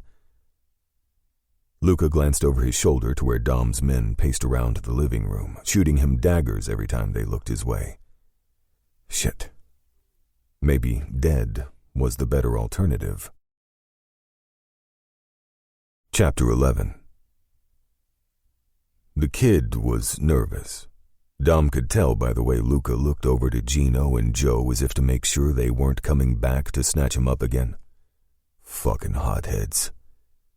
One day Dom would sit there and bleed out while they argued over whether or not to have steak for dinner. Save the protection for when I really need it, he thought. Like this kid could really hurt me. Luca blew out a shaky breath, but his hands were steady. He threaded the needle on the first go, which was more than Dom could say for those who'd done his shitty stitch-up jobs in the past. Luca looked up suddenly, catching Dom watching him, and again, Dom was struck by the innocence he saw there. Puppy dog eyes, his mom would have called them. Maybe it wasn't Luca's fault who he was, but Dom still hated him on principle. How could he not?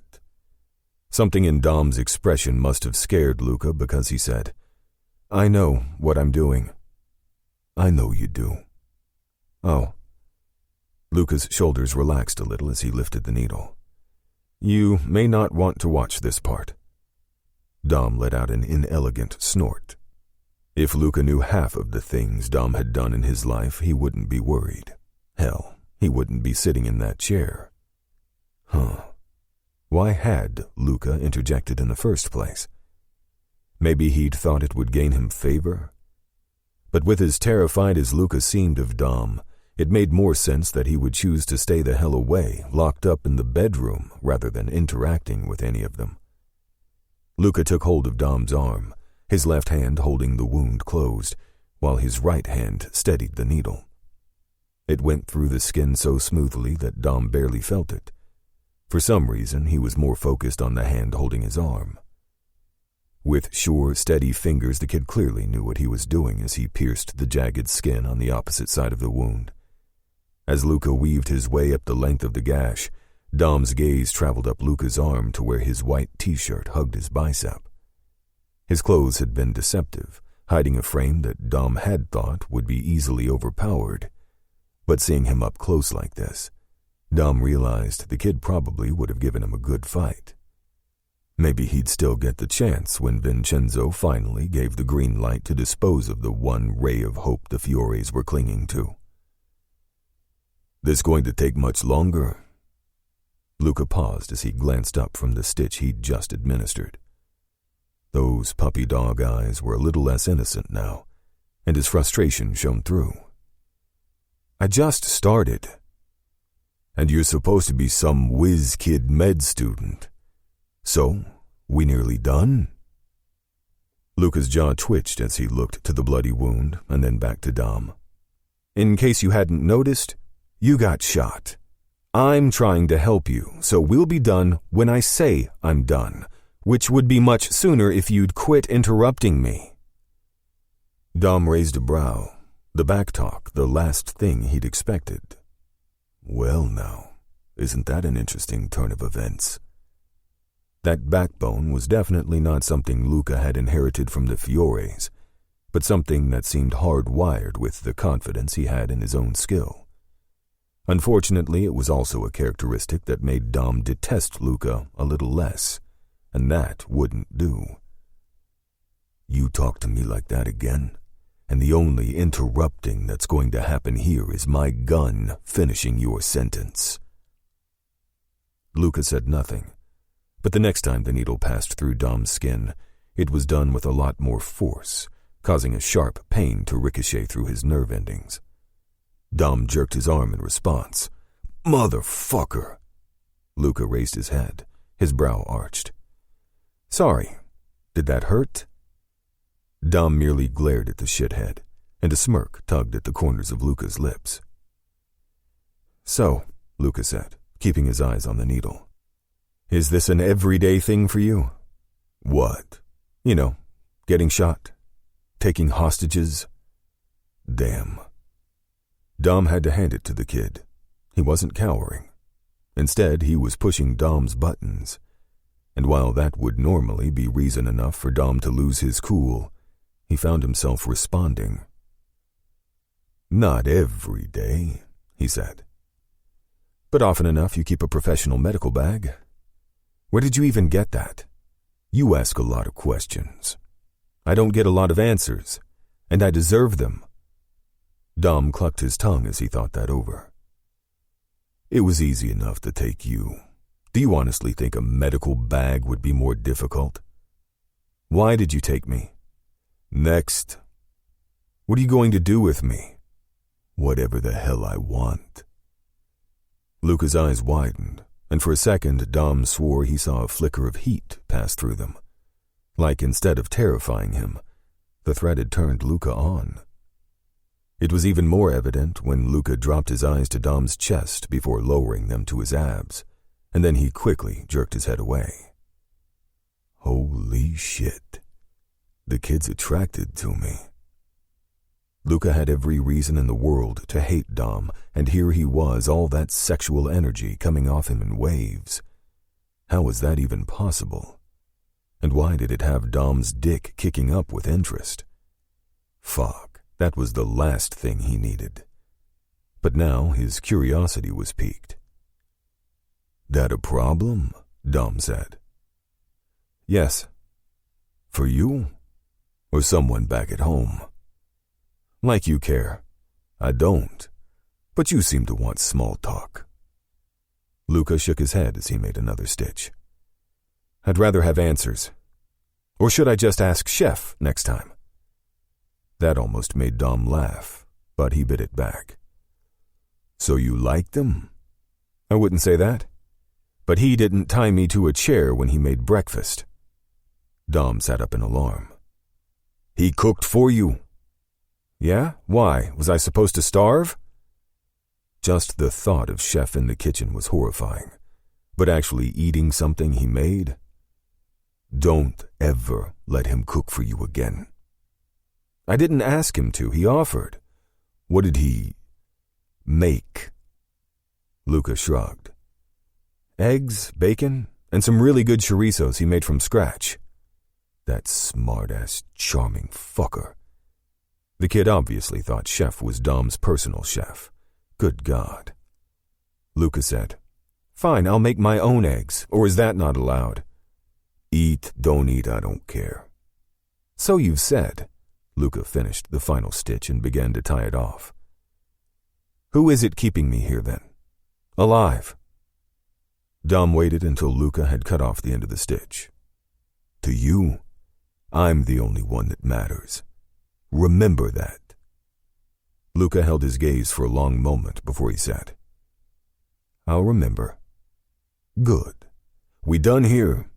"Almost." As Luca cleaned up the wound and applied some kind of ointment, Dom inspected the stitch job. Not bad. Not bad at all. "What else can you do?" he asked, "medically speaking." "I was about to start general surgery." "About to?" Luca shrugged, picked up a piece of gauze and smoothed it out over Dom's arm. "Yeah, but then you decided to kidnap me and ruin my entire career." Dom felt no remorse as Luca taped a protective bandage in place. "No need to worry. If you're alive long enough, you just might get to practice your skills here. If not, won't matter anyway, right?" An angry flash of fire flickered in Luca's eyes, but Dom wouldn't feel sorry for this kid. Luca was the fucking enemy, and the sooner Dom reminded himself of that, the better. "Joe will take you back to your room. Don't even think about doing anything stupid." "Such as?"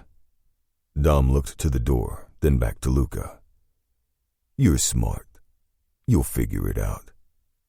Then, without a backward glance, Dom grabbed his shirt and headed off to find Gino. Chapter 12. Luca didn't know how long he stayed up in his room, but it was long enough that morning light had turned into bright midday sun, and now was fading, embers of pink and orange touching the edge of the sky. His stomach was growling, and he'd debated for a while now whether to go downstairs to fend for himself. He'd tried the doorknob earlier out of curiosity, and it wasn't locked. Dom had just wanted him out of the way, and Luca was more than happy to oblige. Dom's crew made Luca's skin crawl, so it didn't bother him not to be around them. Even Dom, with the way his mood could turn on a dime, wasn't company Luca wanted to keep, even if he was undeniably hot, half-naked. Which Luca hadn't been thinking about at all. Really. When his stomach growled again, Luca sighed and pushed up off the bed. If he was quiet and stayed out of the way, they wouldn't even notice he was there, and it was with that thought that Luca headed quietly into the hall and down the stairs. It was so silent that he wondered if anyone was even there. Some background noise from a TV would have done wonders to make the place feel more alive, but of course he hadn't seen any of those around either. He turned the corner into the living room, and the sight of Dom standing at the window made him stop. Dom didn't seem to know Luca was there as he stared out at the city, lifting a glass of amber liquid to his lips. He'd changed clothes since the last time Luca saw him, and even he had to admit Dom made a striking figure in head-to-toe black. the perfectly tailored collared shirt and slacks molded to his fit body in a way that exuded power and confidence. Dom lowered the glass, tapping the rim with the gold ring on his right hand, and then he turned around. Sweet mother of holy hell, the fierce intensity in those dark-as-night eyes rolled across the room in waves as Luca remained paralyzed in place. It was like he was having some out-of-body experience where his brain was saying, "Turn around and run," but his body had other ideas. There was no denying it. Dom was as terrifying as he was enigmatic, and had this been any other situation, such as one where he didn't want Luca dead, Luca would be trying to get closer to the man. As it was, the stairs back up to his current prison cell were looking really good. If only he could remember how to move. Just as he was about to speak, a locking mechanism sounded behind Luca, making him whirl around and face the main doors.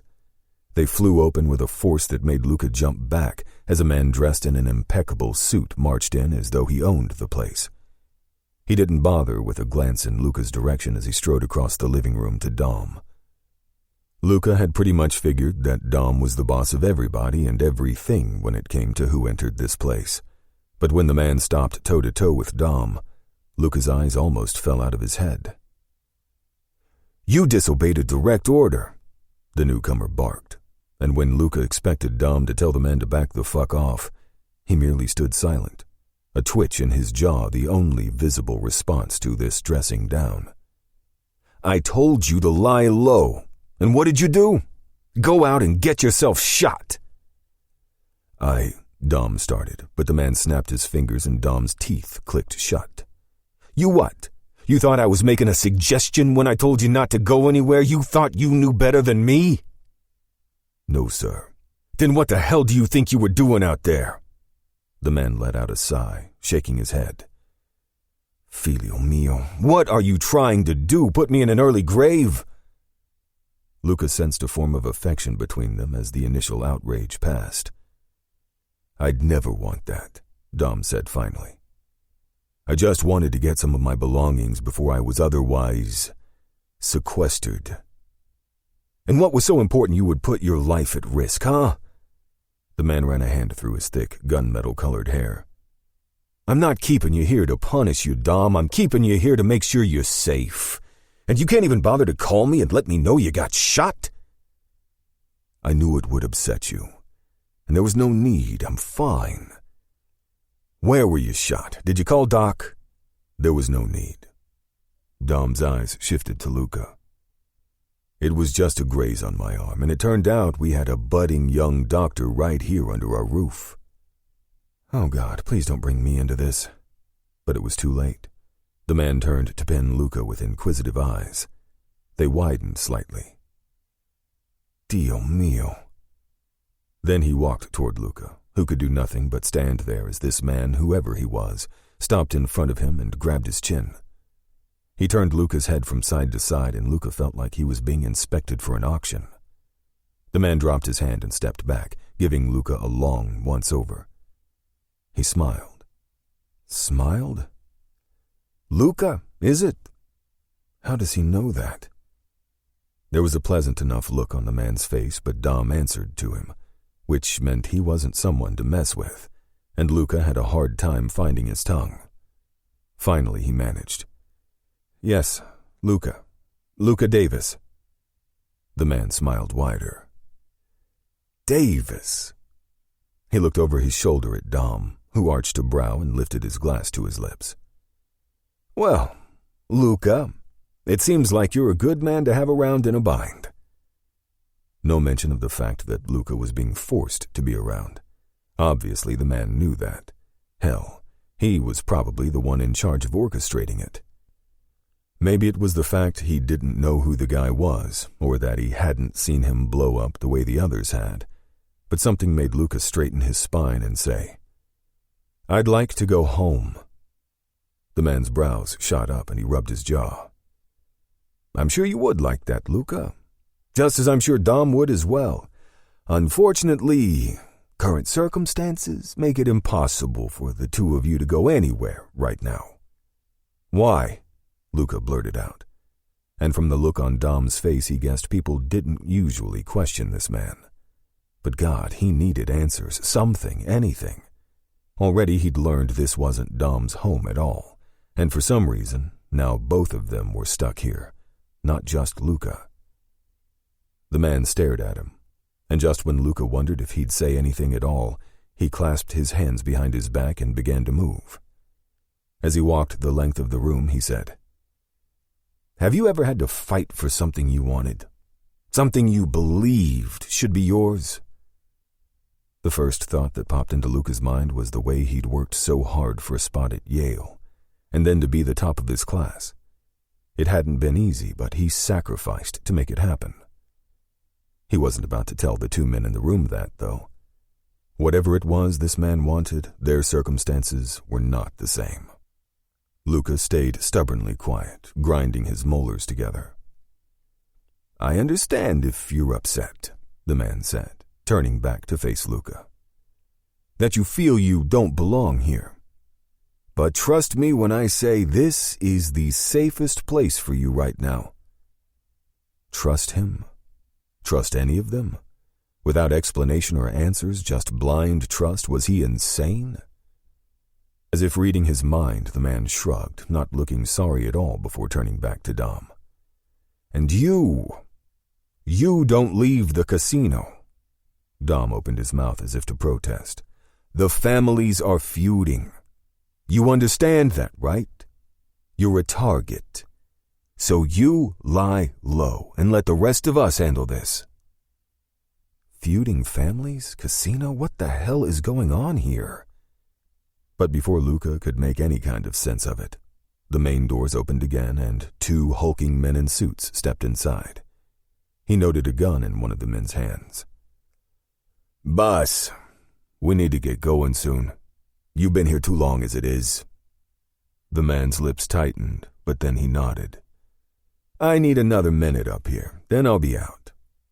His muscle man gave a clipped nod, then backed out of the space, closing the door behind him. Then the older man turned to Dom. "A word before I go." He walked off toward the adjoining room. Dom followed him without question, and Luca couldn't help but wonder who the hell this guy that everyone, including Dom, obeyed without question was. And why did everyone call him Boss? Chapter 13. Dom followed his father into the other room out of earshot of Luca, who didn't move as he watched them go. There was an uneasy feeling in the pit of his stomach. The fact that his father had left the safety of his fortified home to come here to check on and admonish Dom didn't sit well. If anything happened to Vincenzo, then that blood would be on Dom's hands. "An innocent," his father said, turning to face him. "Caught up in the middle of this fray. The Fiori should be ashamed." I doubt they ever expected to bring him into this life. But to leave him so unprepared and exposed, Vincenzo tisked. "So now that you've met him, what do you suggest we do with him?" "For the moment, we wait." Vincenzo narrowed his eyes. "And you'll do what I say." Dom sighed and rubbed the back of his neck. "I'll stay here. Keep Luca hidden away." "Yes. A fancy prison for us both, then." "My son," Vincenzo put his hands on either side of Dom's face. "I know this isn't what you want. It's not in your nature to let others take the fall for you, but when I'm gone, this is what you'll face. You won't be out there in the streets. The family needs a strong leader, and no one can rule like a Rossetti. It's in your blood." Dom nodded. "I understand." "Yes," his father said, giving him a small smile. "I think you do." He dropped his hands to Dom's face. "While we're on the subject of you being my heir..." Oh no. Dom knew what was coming, and it was worse than being stuck here for days on end. "It's past time to be thinking of yours." "Here we go," Dom muttered. "I have a friend whose daughter I want you to meet." Father, she's young, not quite 20, but beautiful and quite smart, older than her years. I don't need, she's coming to town soon, and it'll be the perfect time for you two to meet. I'll arrange it. With a sigh, Dom squeezed the bridge of his nose. The last thing he wanted was an arranged marriage, even if he understood the why of it all. It wasn't happening. Absolutely not.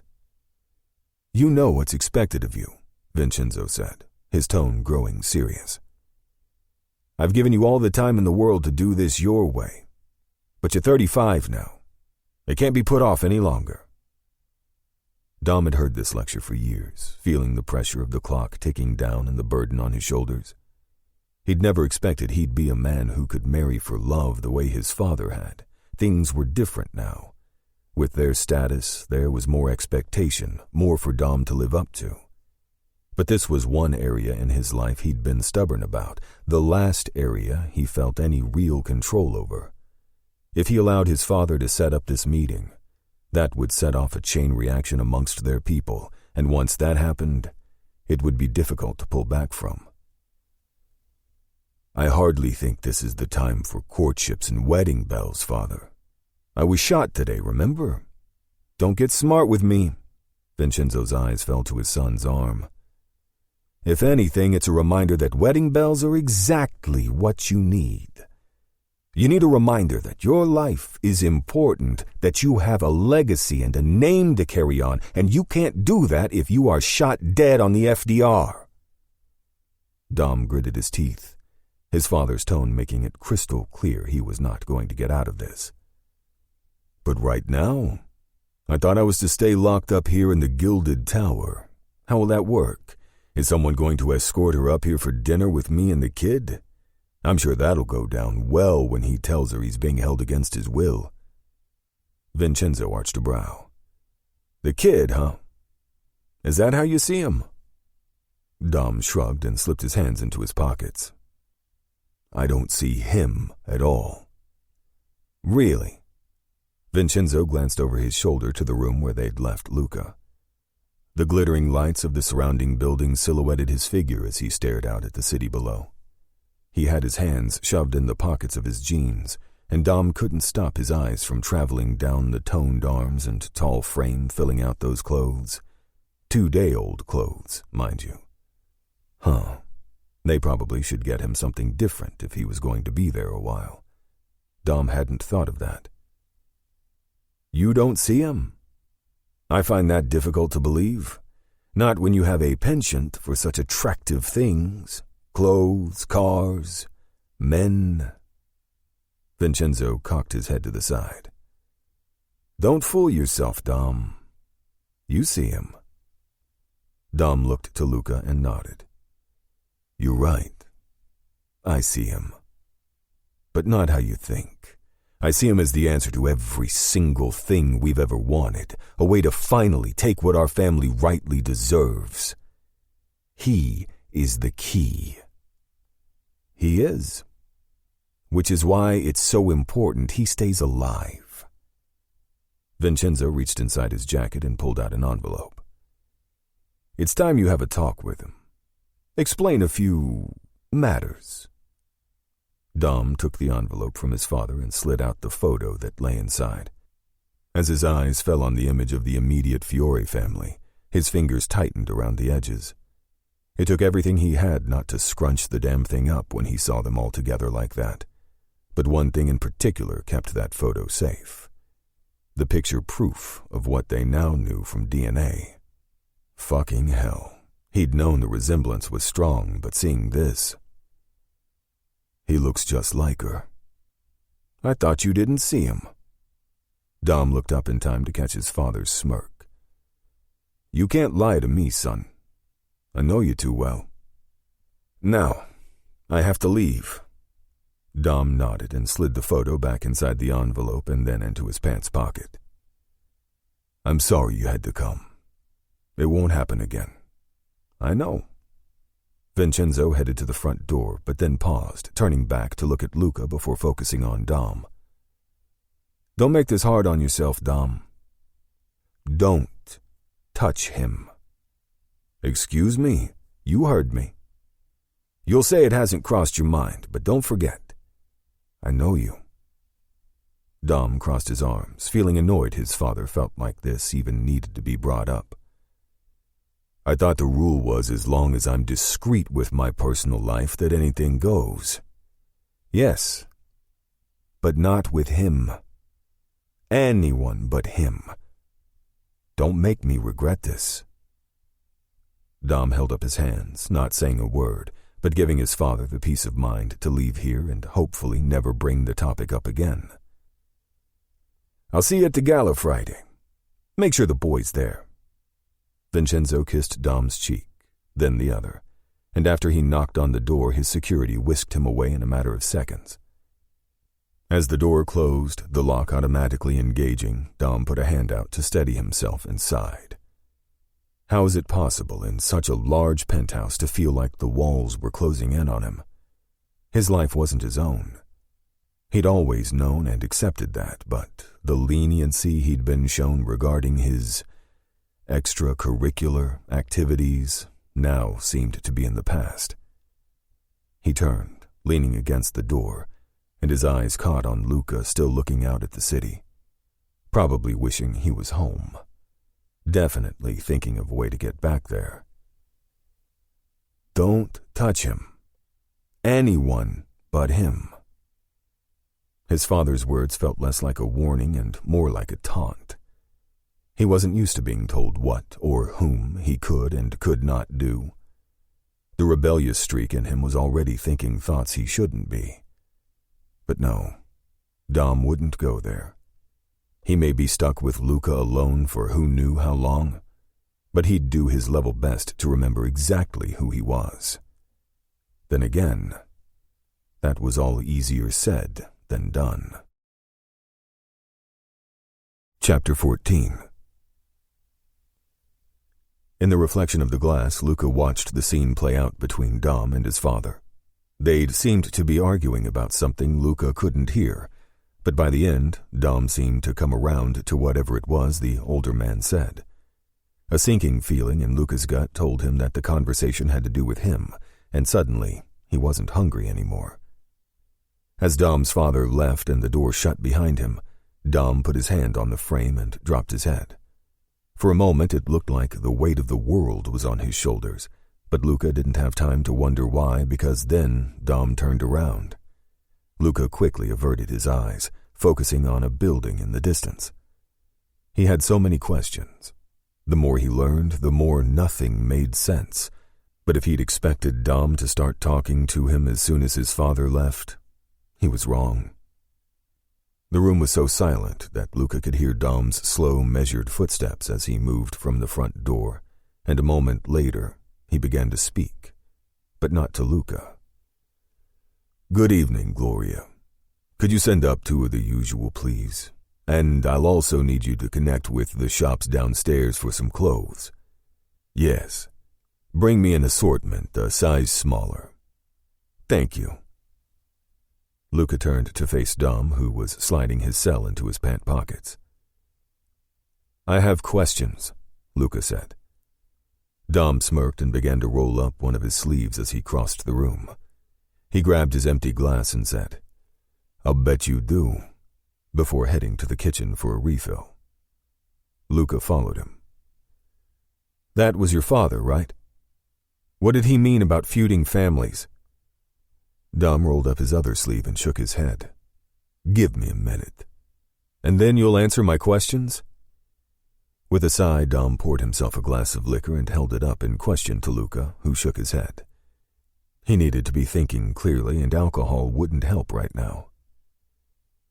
Yes, Dom said finally. My father seems to think it's time to talk, so... He swallowed some of the liquor. Holy shit. Luca was finally going to get some answers? It was strange the relief he felt already. There was nothing worse than not knowing, even if whatever Dom said was something Luca didn't want to hear. He waited by the kitchen island as patiently as he could before the growl of his stomach broke the silence. Heat crept into his cheeks and he nodded toward the refrigerator. I'm just going to grab something to eat, if that's okay. Don't, Dom said, topping off his glass again. Dinner's on its way up. Come with me. Dinner's on its way up? As in he'd ordered it for them? Well, that made sense, Luca thought, since he now knew he was being held in a casino. But still, the thought of Dom going out of his way to do something nice for him seemed a little far-fetched. Banking the impulse to thank his abductor for feeding him, Luca followed Dom into the dining room. Sit, Dom said, pointing at a chair. I'd rather stand, and I don't give a fuck. Now sit. Luca chewed on his lower lip, trying to decide whether to push the issue, but in the end followed Dom's order. He wanted answers, and if doing what this guy told him to do was the way to get them, then he would do it. As he moved to take a seat, Dom walked over to the windows that made up the wall of their prison tower and took another sip of his drink. The air in the room grew heavy as Luca waited for whatever was next. But when minutes passed and Dom had said nothing, the anticipation became too much and Luca blurted out, Well, are you going to tell me what's going on or not? He wasn't sure what possessed him to be so damn bold with this guy, but Luca was done being intimidated, done being the scared little rabbit that wanted to flee from this nightmare he'd been dragged into. Dom walked over to Luca's chair and placed a hand on the back. Is it your hunger that's making you so brave and disrespectful? Maybe I should have Joe come back in here and keep you company until you remember your manners. Luca clenched his teeth together in an effort not to speak, but really the last thing he wanted was for Mr. Stranglehands to return. Smart answer. It was a non-answer, Luca said before he realized he was even going to. This close, the sharp, wicked angles of Dom's face made his features even more arresting. He had thick, dark lashes surrounding those coal-black eyes, and a trimmed beard that made his jet-black hair and that outfit all come together, and as fucked up as it was, Luca found things other than his heart throbbing. Be careful. Luca swallowed and angled his chin up a fraction. Why? Your father seems to want to keep me alive. I hardly think you're going to kill me. Dom's lips curled to one side. One thing you should know about me. I live to break the rules. Why do you think he was so mad tonight? Your life would merely require some knee bending, so be careful.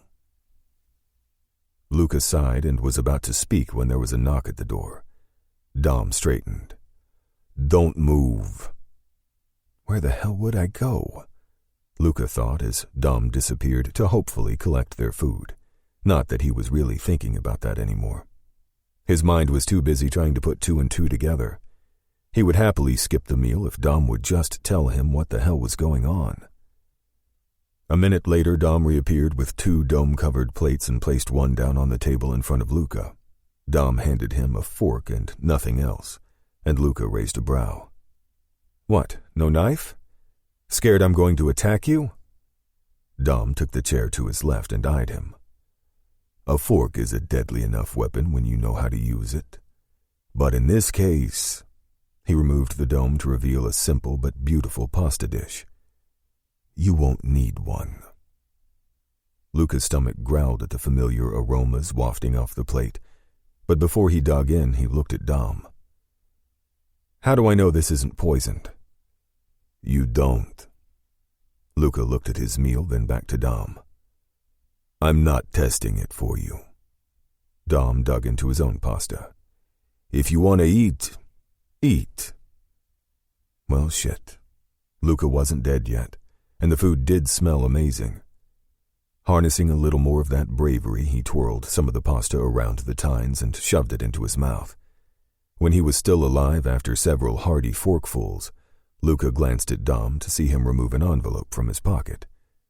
Dom placed the envelope on the table in front of Luca's plate and gestured to it. Luca's breath caught, and his hand stilled halfway to his mouth. You want answers?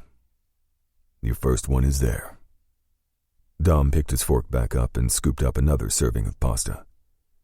Still feeling brave? While part of Luca was desperate to see what was inside, another part knew that whatever it was going to change his life forever.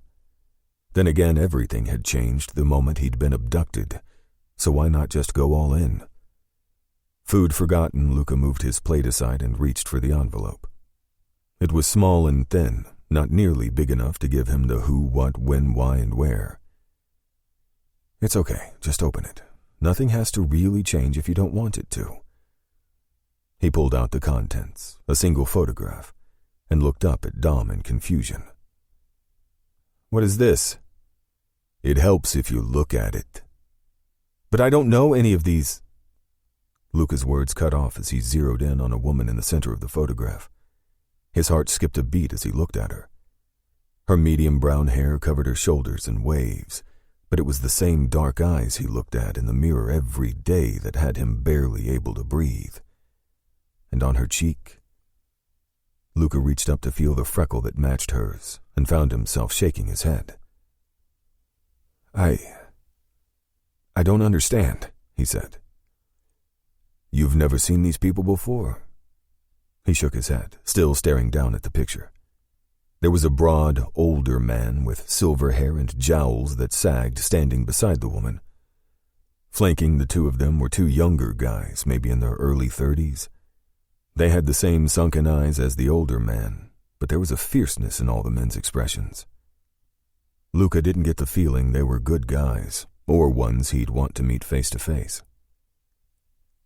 She looks like me, Luca said. No, you look like her, Dom said. Gabriella. And lucky for you, the other two looked like they were beaten in the face with a meat tenderizer.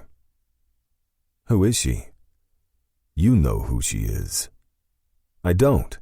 I've never seen her before. Luca's words trailed off as he felt a sting behind his eyes. No, this wasn't right. She couldn't be. I thought everyone recognized their mama. Luca's head shot up. Dom wasn't bluffing.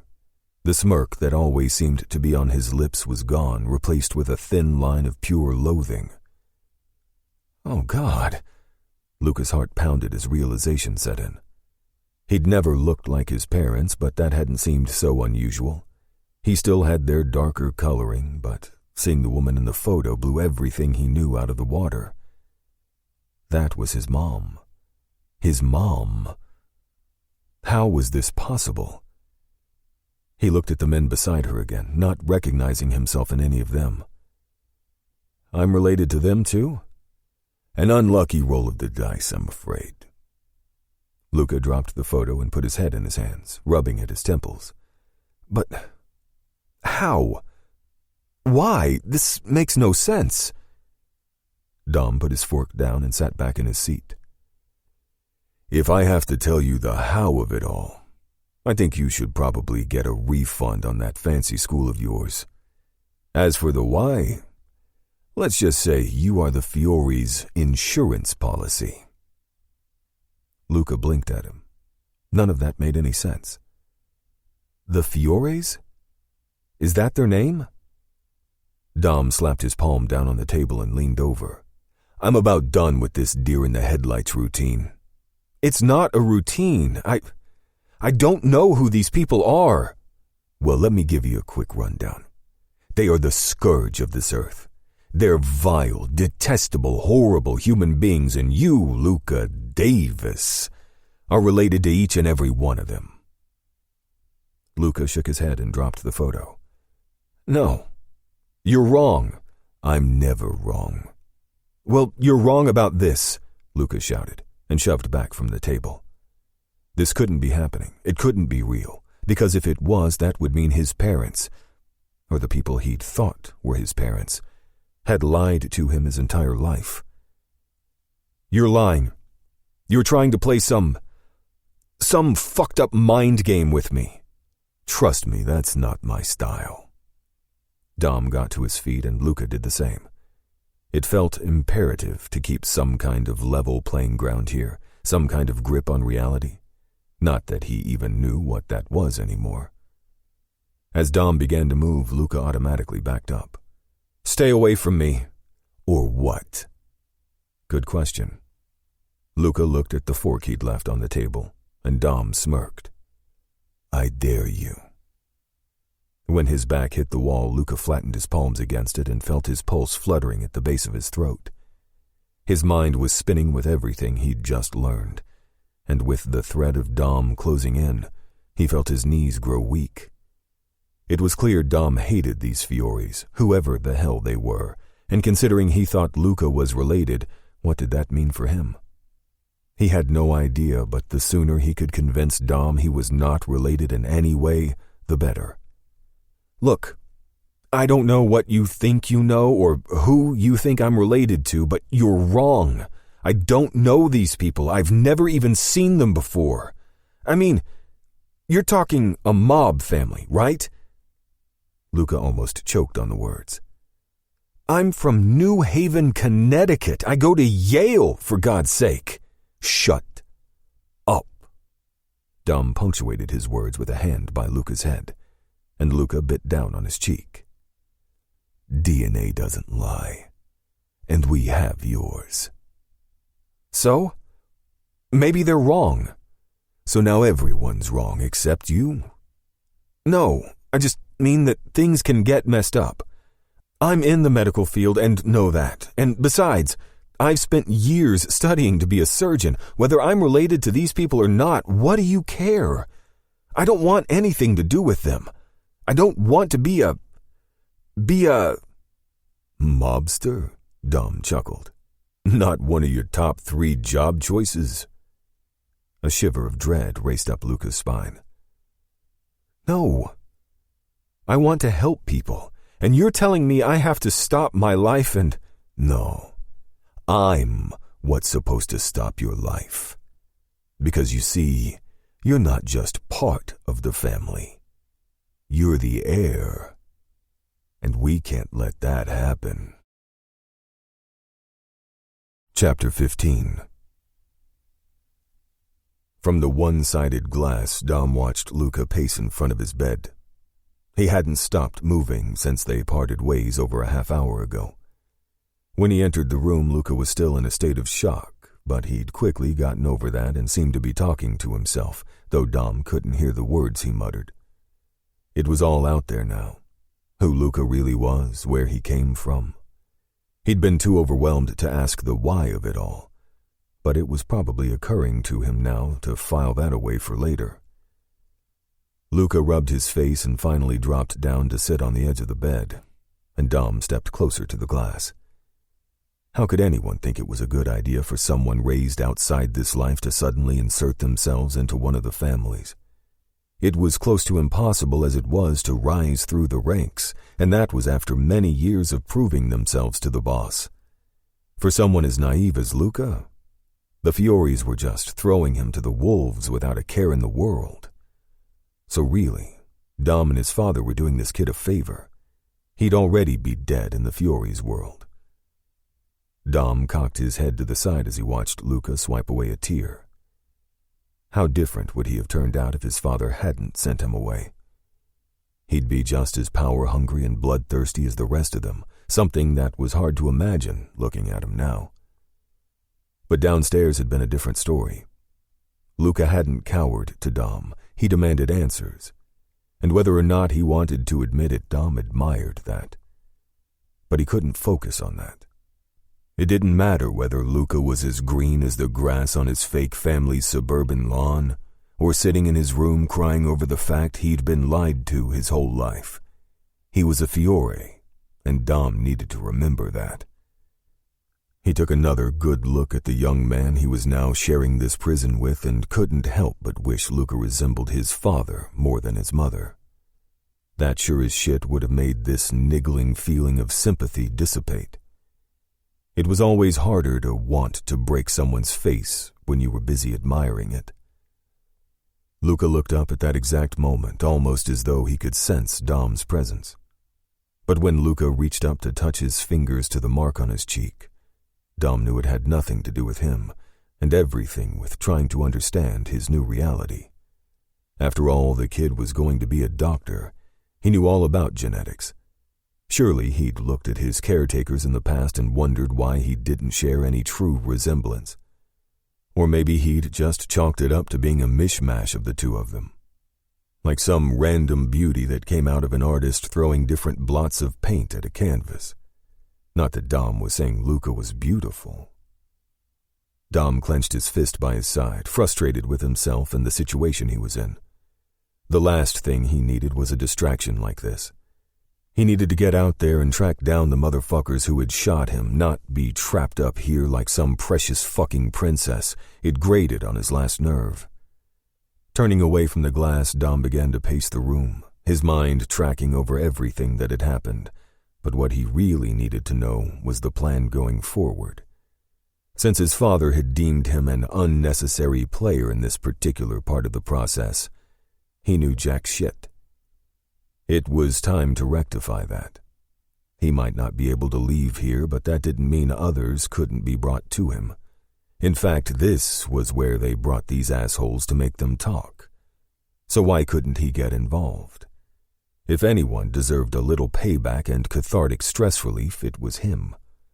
And he couldn't think of a better way than with the one who'd tried to turn his body into a fucking sieve. He was told not to leave the casino. His father hadn't said anything about leaving the penthouse. Dom pulled his cell out of his pocket and hit Chef's name. Don't tell me you killed the kid already and need a cleanup crew. Worse. I need you to watch him after you do me a favor. You got it. What do you need? Dom turned his back on Luca and gripped the phone tightly in his hand. I want you to bring me the one who shot me. Alive or in pieces? I'm in the mood to play. Dom could practically hear the smile in Chef's voice as he said, On it. We'll see you soon. Chapter 16. Luca pinched himself, digging his fingers into his skin until the pain became too much and he let go. He rubbed the red mark. Okay, so this wasn't a dream, or a nightmare. Nothing he could wake up from. This was really happening. He was the heir to the Fiore crime family, a family he'd never known, never seen, never heard of. A family that cared about him so little they'd thrown him away. But why? He'd been too overwhelmed to even think to ask Dom what had led to his being cast out. But from the way Dom talked about the Fiores, it seemed like they'd done Luca a favor. He'd ended up with loving parents. Even if they weren't his biological family, he'd had a happy childhood, and he'd worked hard to get the opportunities he had now. That was so much more than warring in the streets with guns, trying to kill each other for no good reason. How could he even be related to cold-blooded killers? He looked straight ahead at the mirror and reached up to touch the freckle on his cheek. There was no doubt about it. He looked just like the woman Dom had called Gabriella. Not for the first time, Luca's stomach twisted and he ran to the bathroom thinking he might be sick. When all he could do was dry heave, he splashed some water on his face and avoided the mirror. He'd always thought he was a moderately attractive guy, nothing special but nothing to sniff at either. But now every time he looked at himself, he saw her. No wonder Dom hated him. He looked like the enemy. He was the enemy. But something niggled at him, something in the back of his mind that didn't make sense. Why now? He'd spent 24 years on this earth in peace, not knowing the truth, and it was a blissful ignorance he'd happily go back to, even now. So why had Dom and his family come for Luca now? Why did they think the Fiores would even care if they had him when they'd given him up before? This was when his phone or a notebook would have come in handy to write all the things in his head down so he wouldn't forget the next time he saw Dom. Although, technically there wasn't anything keeping him in his room, right? So he could leave and find Dom to get these questions off his mind. Luca tried the knob, expecting the door to be locked for the night. But it twisted easily. He stepped out into the hall, nothing but silence meeting his ears. He could roam around as he pleased then. Would Dom be downstairs? Or maybe...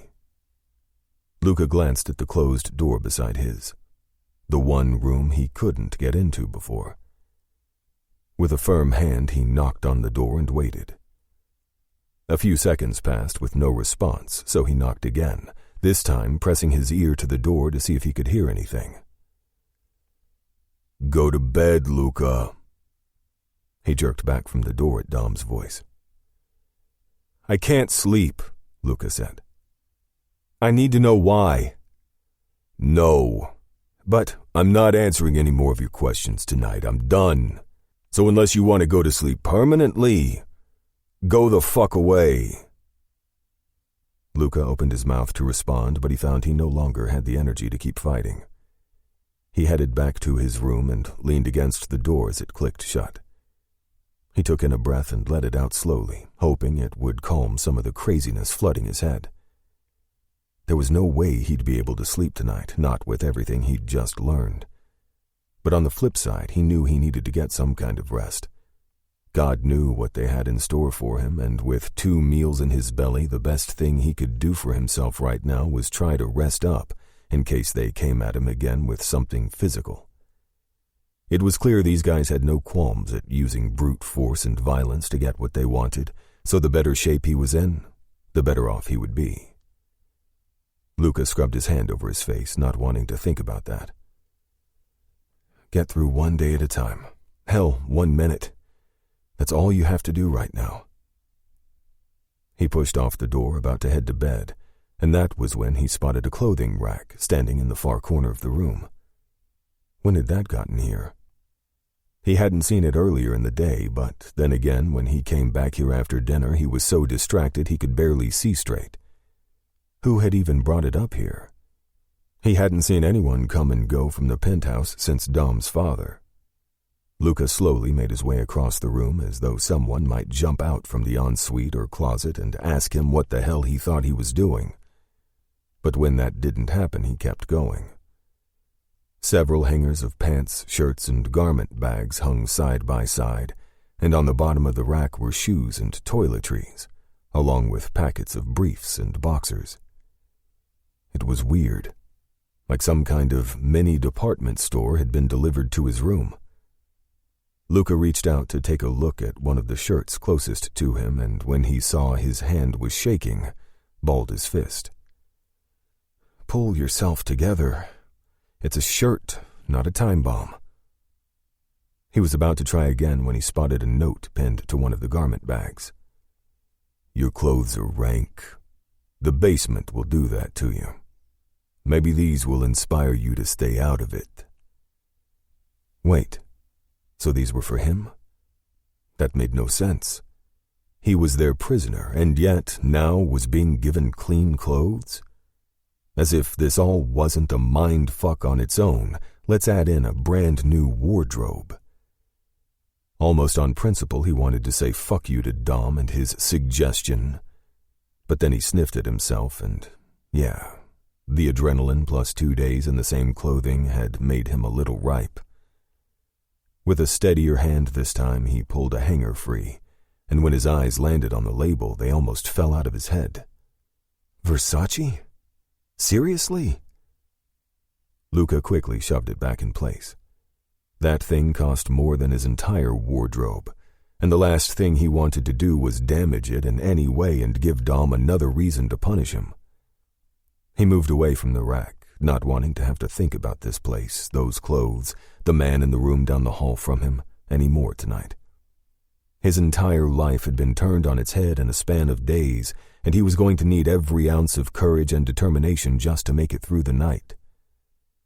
Luca kicked off his shoes and climbed onto the bed, not bothering to pull the covers back. He wasn't going to get any real sleep, he knew that. But if he could just shut off his brain for a few minutes and reboot, then maybe he stood a fighting chance. He settled in with his back against the pillows and headboard, his knees up tight against his chest, and stared at himself in the mirror across the room. Who am I? He had no goddamn clue. But if he was who Dom said he was, the heir to this rival family, was there really any hope he was going to get out of this alive? A tear fell free and rolled down his cheek, but instead of wiping it away, Luca closed his eyes and tried not to think of the fact that he was now merely waiting to die. Chapter 17.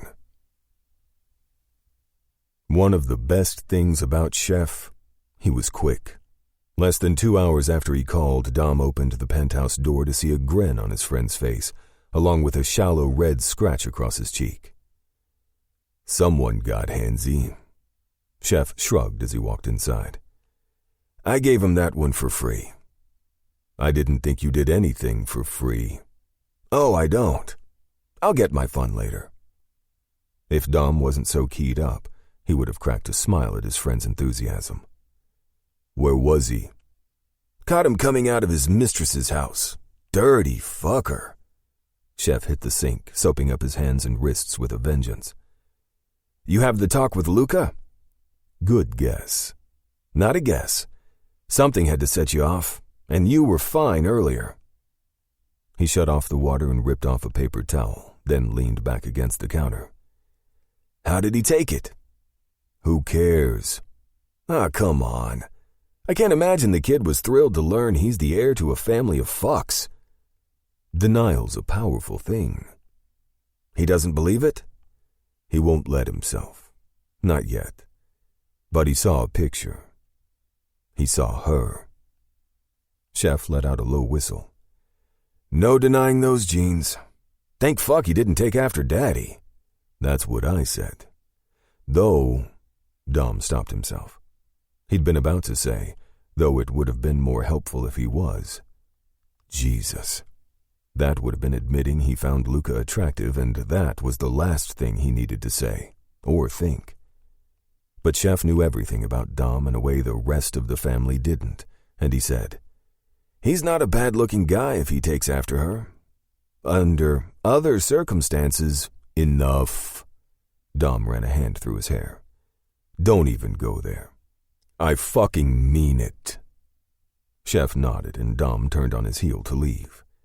Before he was out of the penthouse, though, he heard Chef call out, Save me something good, and decided to answer by slamming the door shut. The loud bang was like the flip of a switch to Dom's brain as he stepped out into the hall where Joe stood guard, stoic and stony-faced.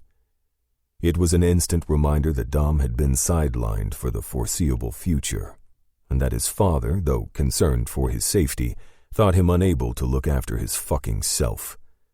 It was irritating, frustrating, and only added to the red haze starting to cloud his vision as he made his way toward the elevator. Dom, Joe said. Usually he wouldn't question Dom's moves, but Dom knew his orders were not the ones Joe was currently bound to. I'm not here. Dom punched the button and waited for the doors to open. Yeah, but... He placed a hand on the door and took a step forward, then cast a menacing look Joe's way. I'm not fucking here.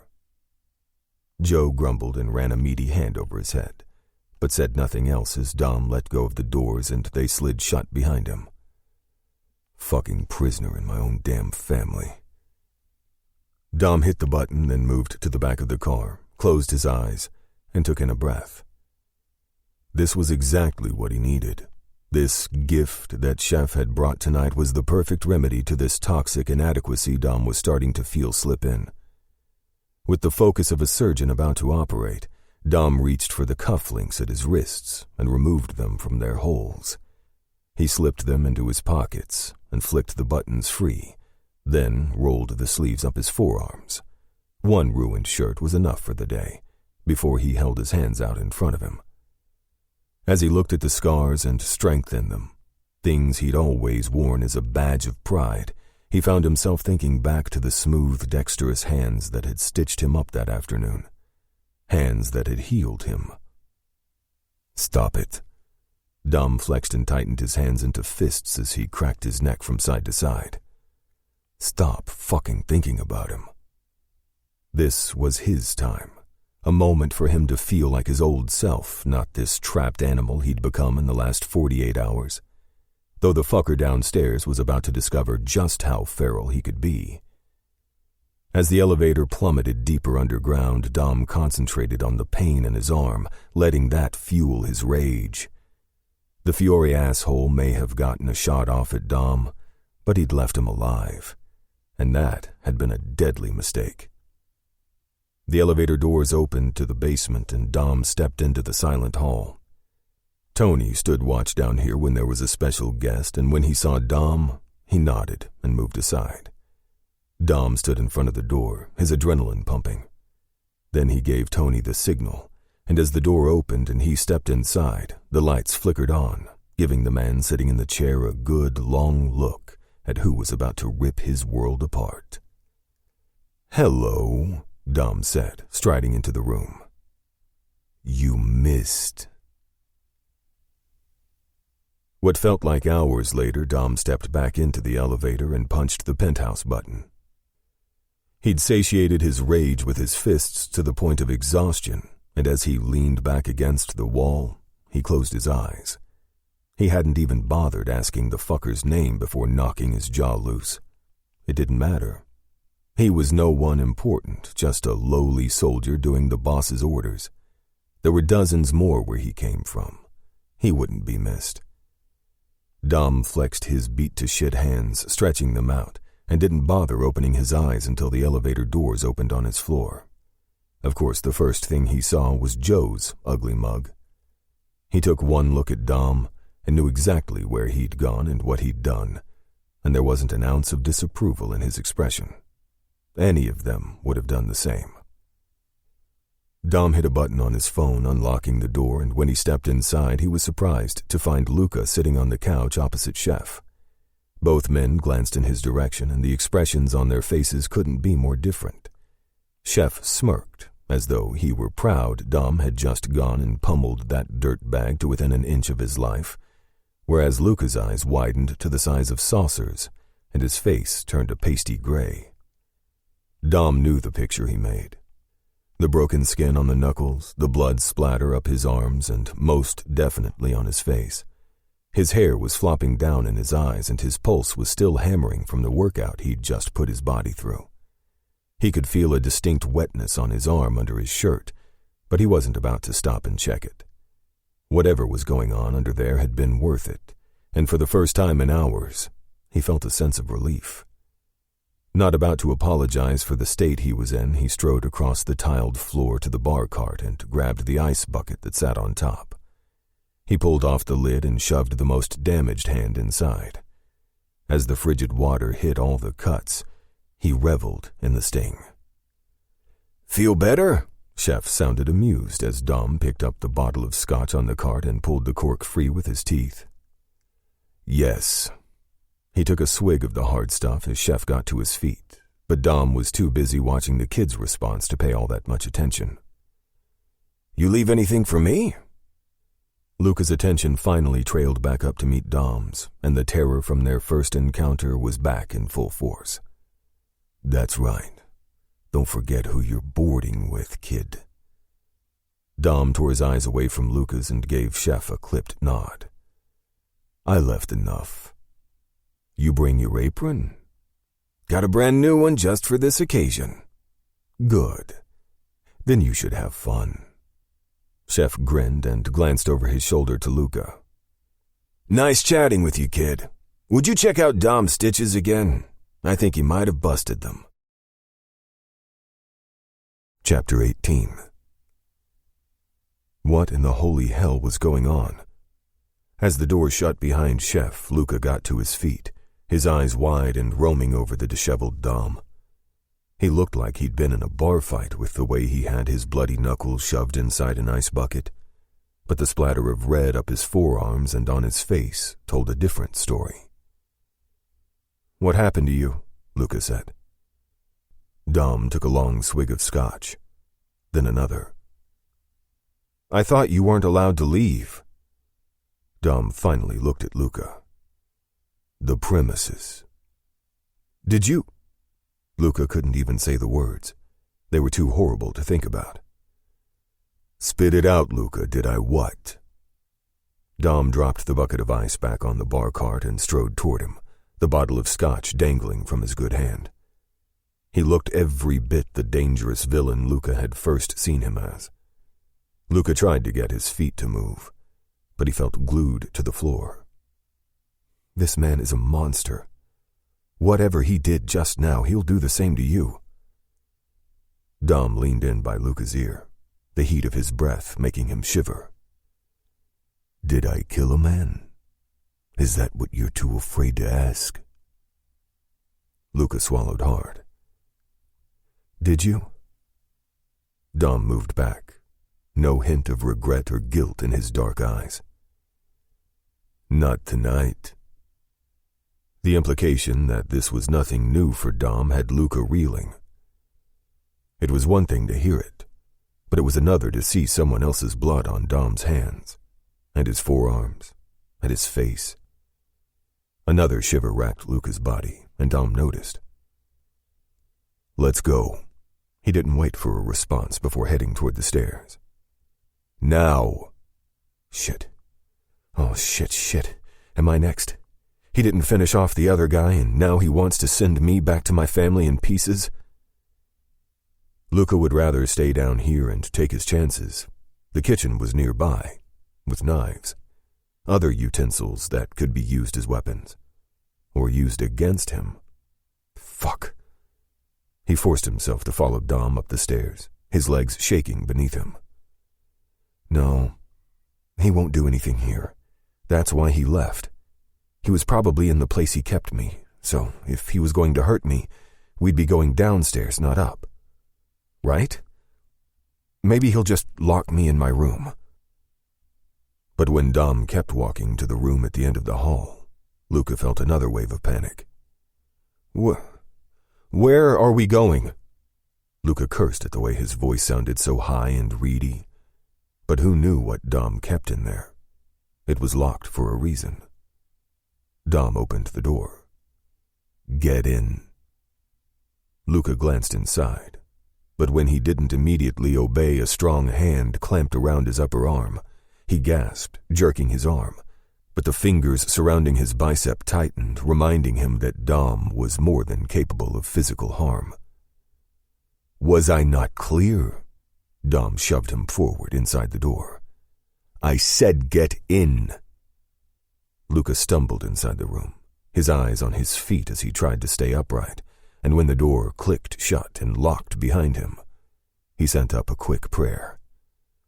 Please, God, whatever happens next, make it fast.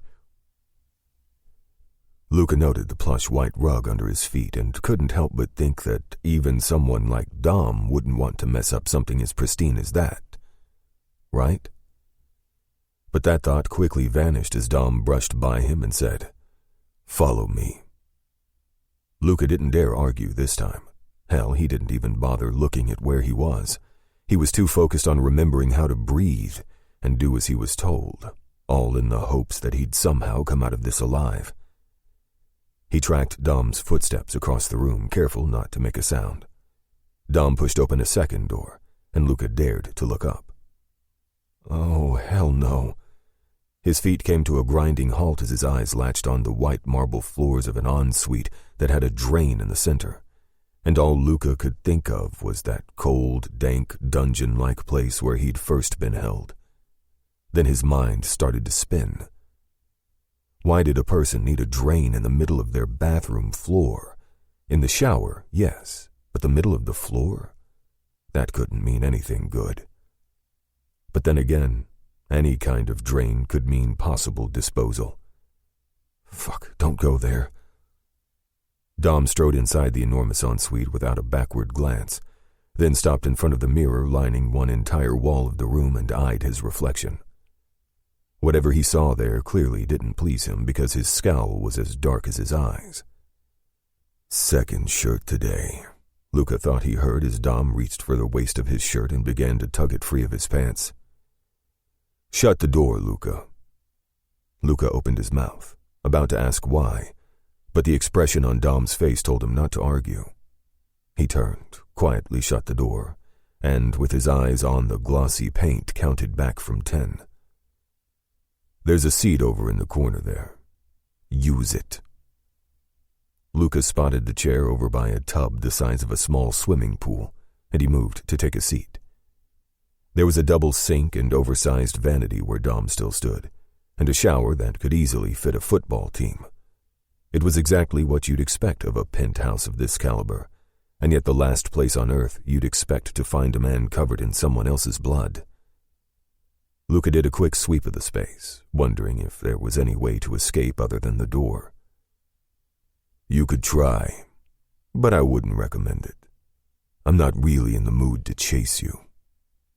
Luca's eyes flew back to Dom, who was unbuttoning his shirt, and before he thought twice, he blurted, "And what are you in the mood for? More blood?" Dom looked up, a sadistic smirk curling his lip. "Is that what you're worried about?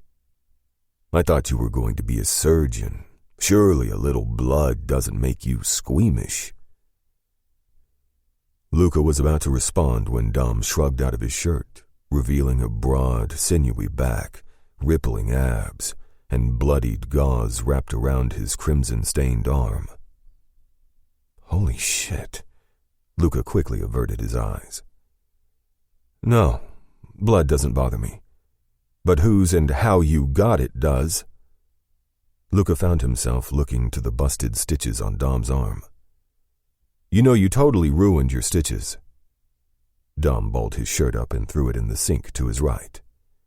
"Was worth it." "Really? So you don't mind having a scar? Can you not see my back?" Luca's eyes fell to the tight, tanned skin stretched across Dom's muscles, and sure enough there were several scars marring the otherwise smooth surface. Some looked years old, while others were a little pinker and more recent. Jesus, what kind of life had this guy known? "So, no," Dom said, reaching inside the shower to turn on the water. "I don't mind." Luca's brow furrowed. Wait, is he going to take a shower right now? With me in the room? Without turning around, Dom kicked off his shoes, slid his phone out of his pocket and onto the counter, and then began to unfasten his belt buckle. As he shoved his pants down his hips, Luca cursed and looked up at the ceiling. Oh God, he's getting naked. Why did he bring me in here? He cleared his throat awkwardly and stood up. "I can step out while you—" "I don't fucking think so. You can sit where I told you to." "But is there a problem, Luca?" The fact that Dom was saying this while pulling his pants off and giving a prime view of his brief-clad ass wasn't lost on Luca. And it wouldn't normally be a problem, but...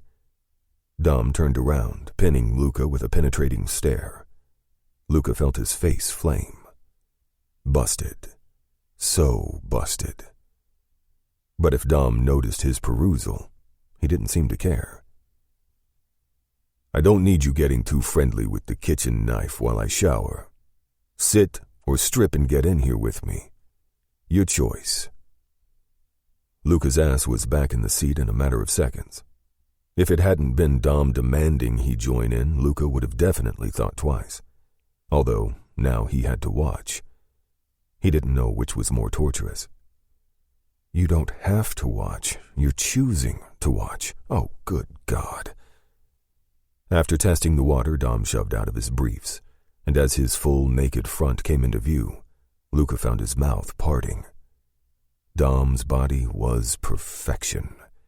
It wasn't fair that a man so immoral could look the way he did, but damn if Luca couldn't help but stare at the rigid abs that led to the strong V of Dom's hips, and then into a long, thick, luscious cock that made Luca's mouth water. This is so wrong. So fucked up. Then why couldn't he stop watching? Chapter 19. The warm water acted like a balm to Dom's overly sensitive skin. He moved under the shower head and let the powerful water rain down over his body. The beat down on the Fiore had done exactly what he needed it to, It had released the pent-up frustration and irritation at being sidelined and given him a moment of clarity as to why he was locked up here with this kid. Kid. Huh. How long did he think he could keep calling Luca that in his head in the hopes that he'd start seeing him that way? It certainly hadn't happened so far, and with Luca's eyes trailing his naked body, it wasn't going to happen anytime soon. Even now, Dom could feel Luca's gaze on him as he tilted his head back under the spray. This was a new angle, a new possibility Dom hadn't thought of before. An opportunity to take advantage of Luca in a way that could see results. Yes. It was clear Luca was attracted to Dom despite the circumstances he found himself in, and Dom could very well use that to his advantage. Secrets, lies, revenge, and sex. They all went hand in hand. Not that he planned to have sex with a Fiore, no fucking way. But that didn't mean he couldn't indulge in the release he could get from imagining screwing Luca over. Now that seemed like the perfect way to end his night. Dom reached for the body wash and poured a good amount in his palm, and from out the corner of his eye saw Luca shift in his seat. A perverse sense of satisfaction skated down Dom's spine to his balls. It was fucked up and completely unhinged, but the idea of knowing he could get this bright, shiny, all-American good boy to tremble from fear and excitement was suddenly his number one goal. Dom swiped his palm over his chest and abs, lathering up the skin until soapy suds began to pool at his feet. He kept his eyes at half-mast and continued to sweep his hands up and down his ribcage. When he reached the V of his groin, Dom moved both hands into play, curling one around his thickening length as he swooped the other down under his balls. His toes curled into the tile beneath his feet as a growl of pleasure began to vibrate through him, and when he heard a shocked gasp across the room, he tightened his fingers on his dick and pulled. The move sent a ricochet of agony up through his wounded arm, and the burning pain sent a second shockwave of pleasure to his pulsing dick. His eyes flew open and locked on Luca's. The kid was mesmerized. He'd moved to the end of the seat he'd been cowering in minutes earlier, and now looked like someone on the ragged edge. His face was flushed, his mouth was parted, but just as Dom began to pump his dick a little faster, he caught it. The slight darting of the eyes, the calculated assessment of distance Luca was making between his chair and the vanity. Just like Dom, who'd been willing to use the moment to his advantage, Luca made his move. Luca shot out of the seat and across the tiled floor toward the vanity where Dom had put his phone. But unfortunately for Luca, his reflexes were that of an unskilled player, and Dom was out of the shower and behind him before Luca's hand even met the marble. Luca scrambled for the phone, sending it sliding across the counter as Dom crowded in behind him. Naked, wet, and fully hard, Dom pinned him at the waist and shoved him down by the neck to the counter. Luca struggled against the prone position, but when Dom jammed his hips up against his ass, he quickly stopped. Now why'd you have to go and do something stupid like that? Luca panted as his eyes found Dom's in the mirror. Let me go. That's not going to happen. Dom flexed his fingers and then leaned down slowly until his mouth was by Luca's ear. In fact, I think I like you right here. Luca's jaw clenched as he glared up at Dom. I think this is what you wanted all along, isn't it, Luca? I don't want anything from you. No? Dom flicked his tongue over Luca's earlobe, making him flinch. Are you sure about that? He slid his free hand down beneath the vanity, and his palm found Luca hard inside his jeans. Sure feels like you want something from me. So what? Luca angled his chin up, defiant even in his vulnerable state, and something about that boldness endeared him to Dom. You're just going to take it? Why am I not surprised? You murder people, so why not throw in this? There were many lines that Dom had crossed in his years, but taking advantage of someone in that way was not one of them. He may not have many morals, but this was one.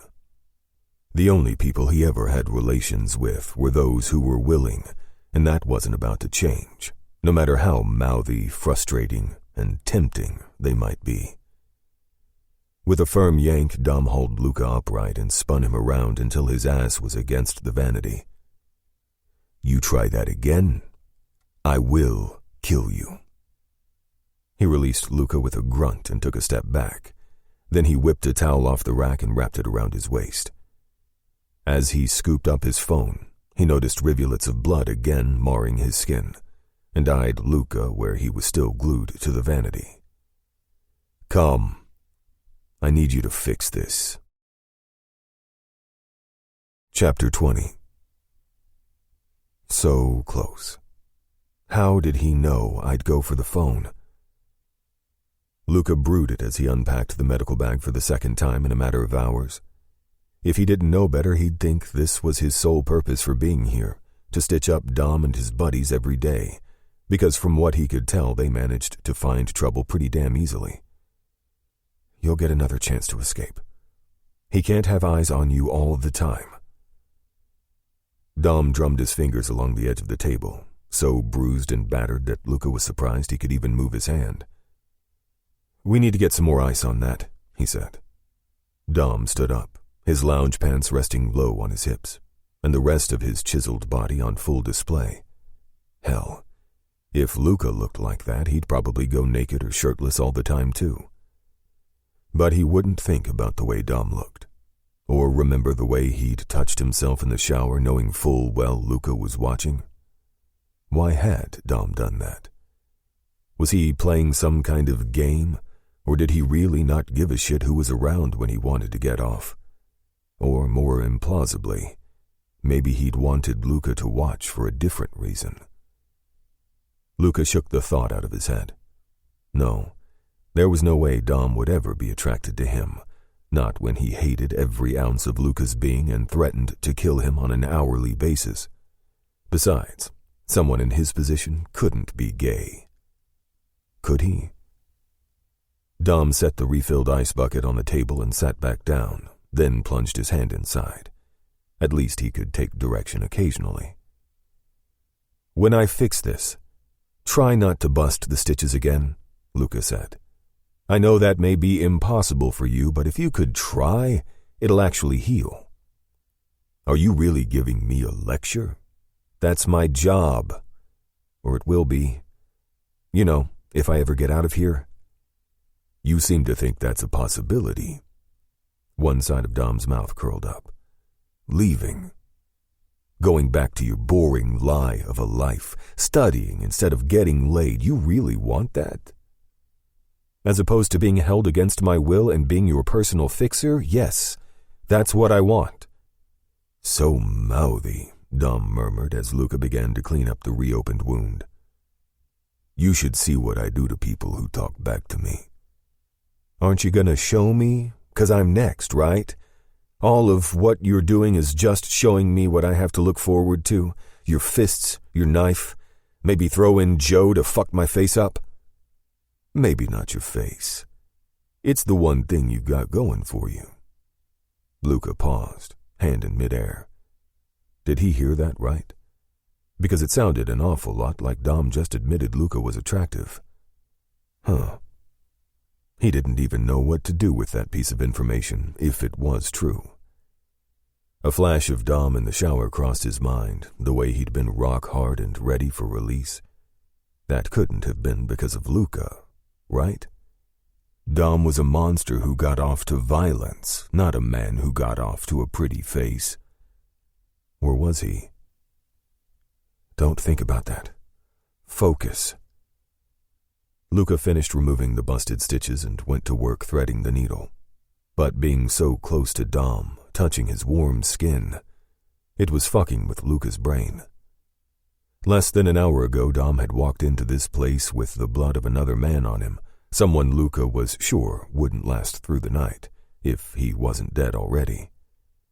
How was it possible to find someone like that attractive?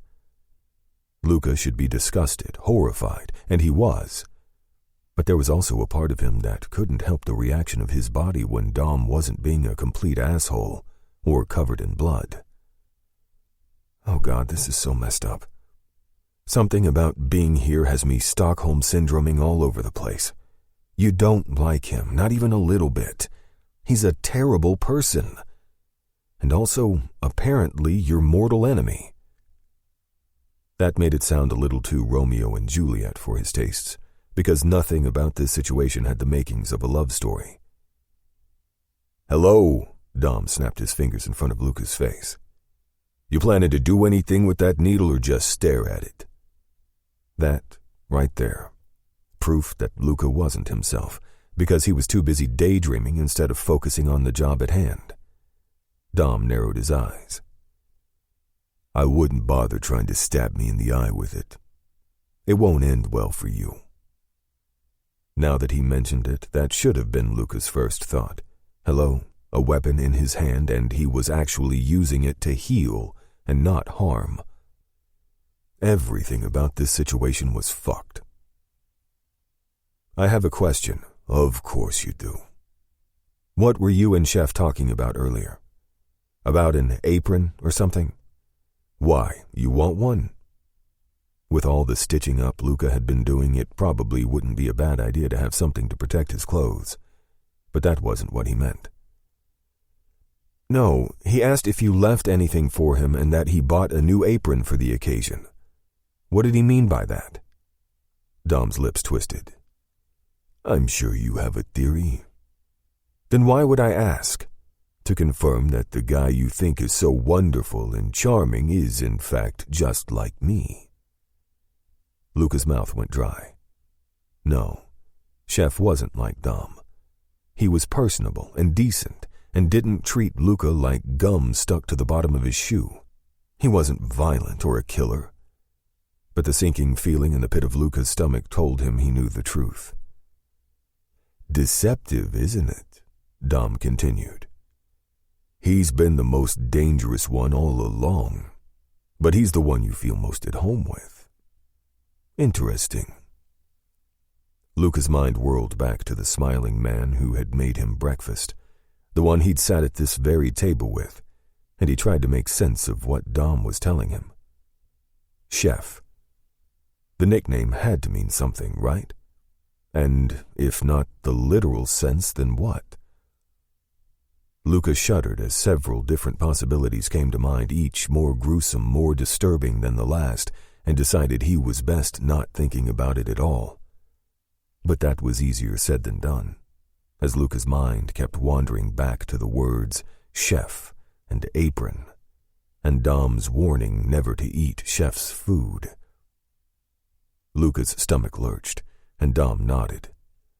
"Whatever you're thinking, it's much worse. Remember that the next time you want to do something stupid." Luca stared at the jagged skin on Dom's arm and shook his head. "How do you do that? Talk about someone's life as though it's so inconsequential. How can you be so unfeeling?" "I'm not unfeeling. In fact, I have many feelings about your life."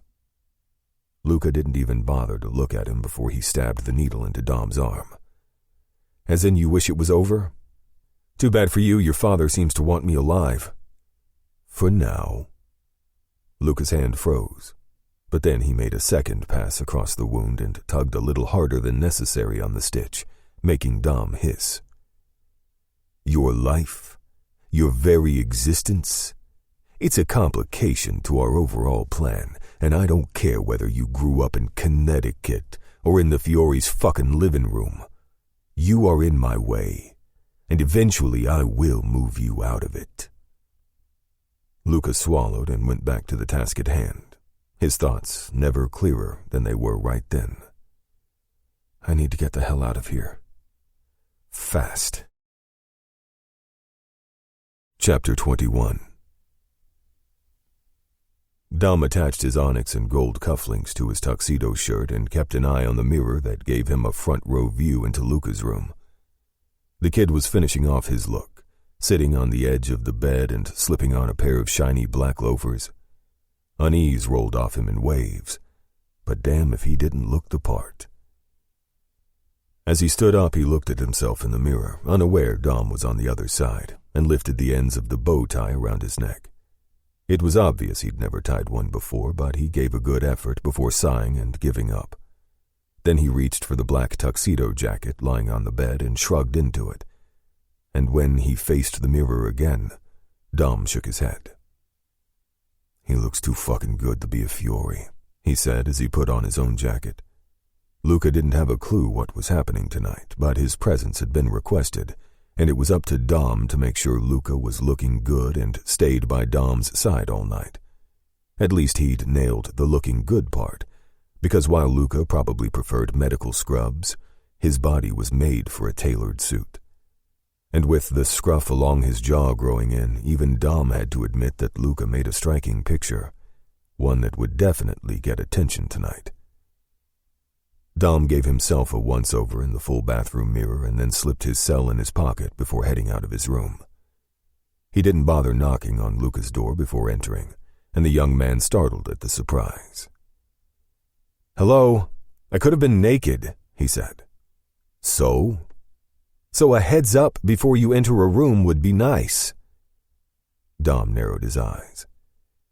"You're forgetting I don't ask for permission. Not a mistake I thought you'd make. Now come here." He could see the way Luca hesitated, like he wanted to rebel in some way, but then realized there was no point.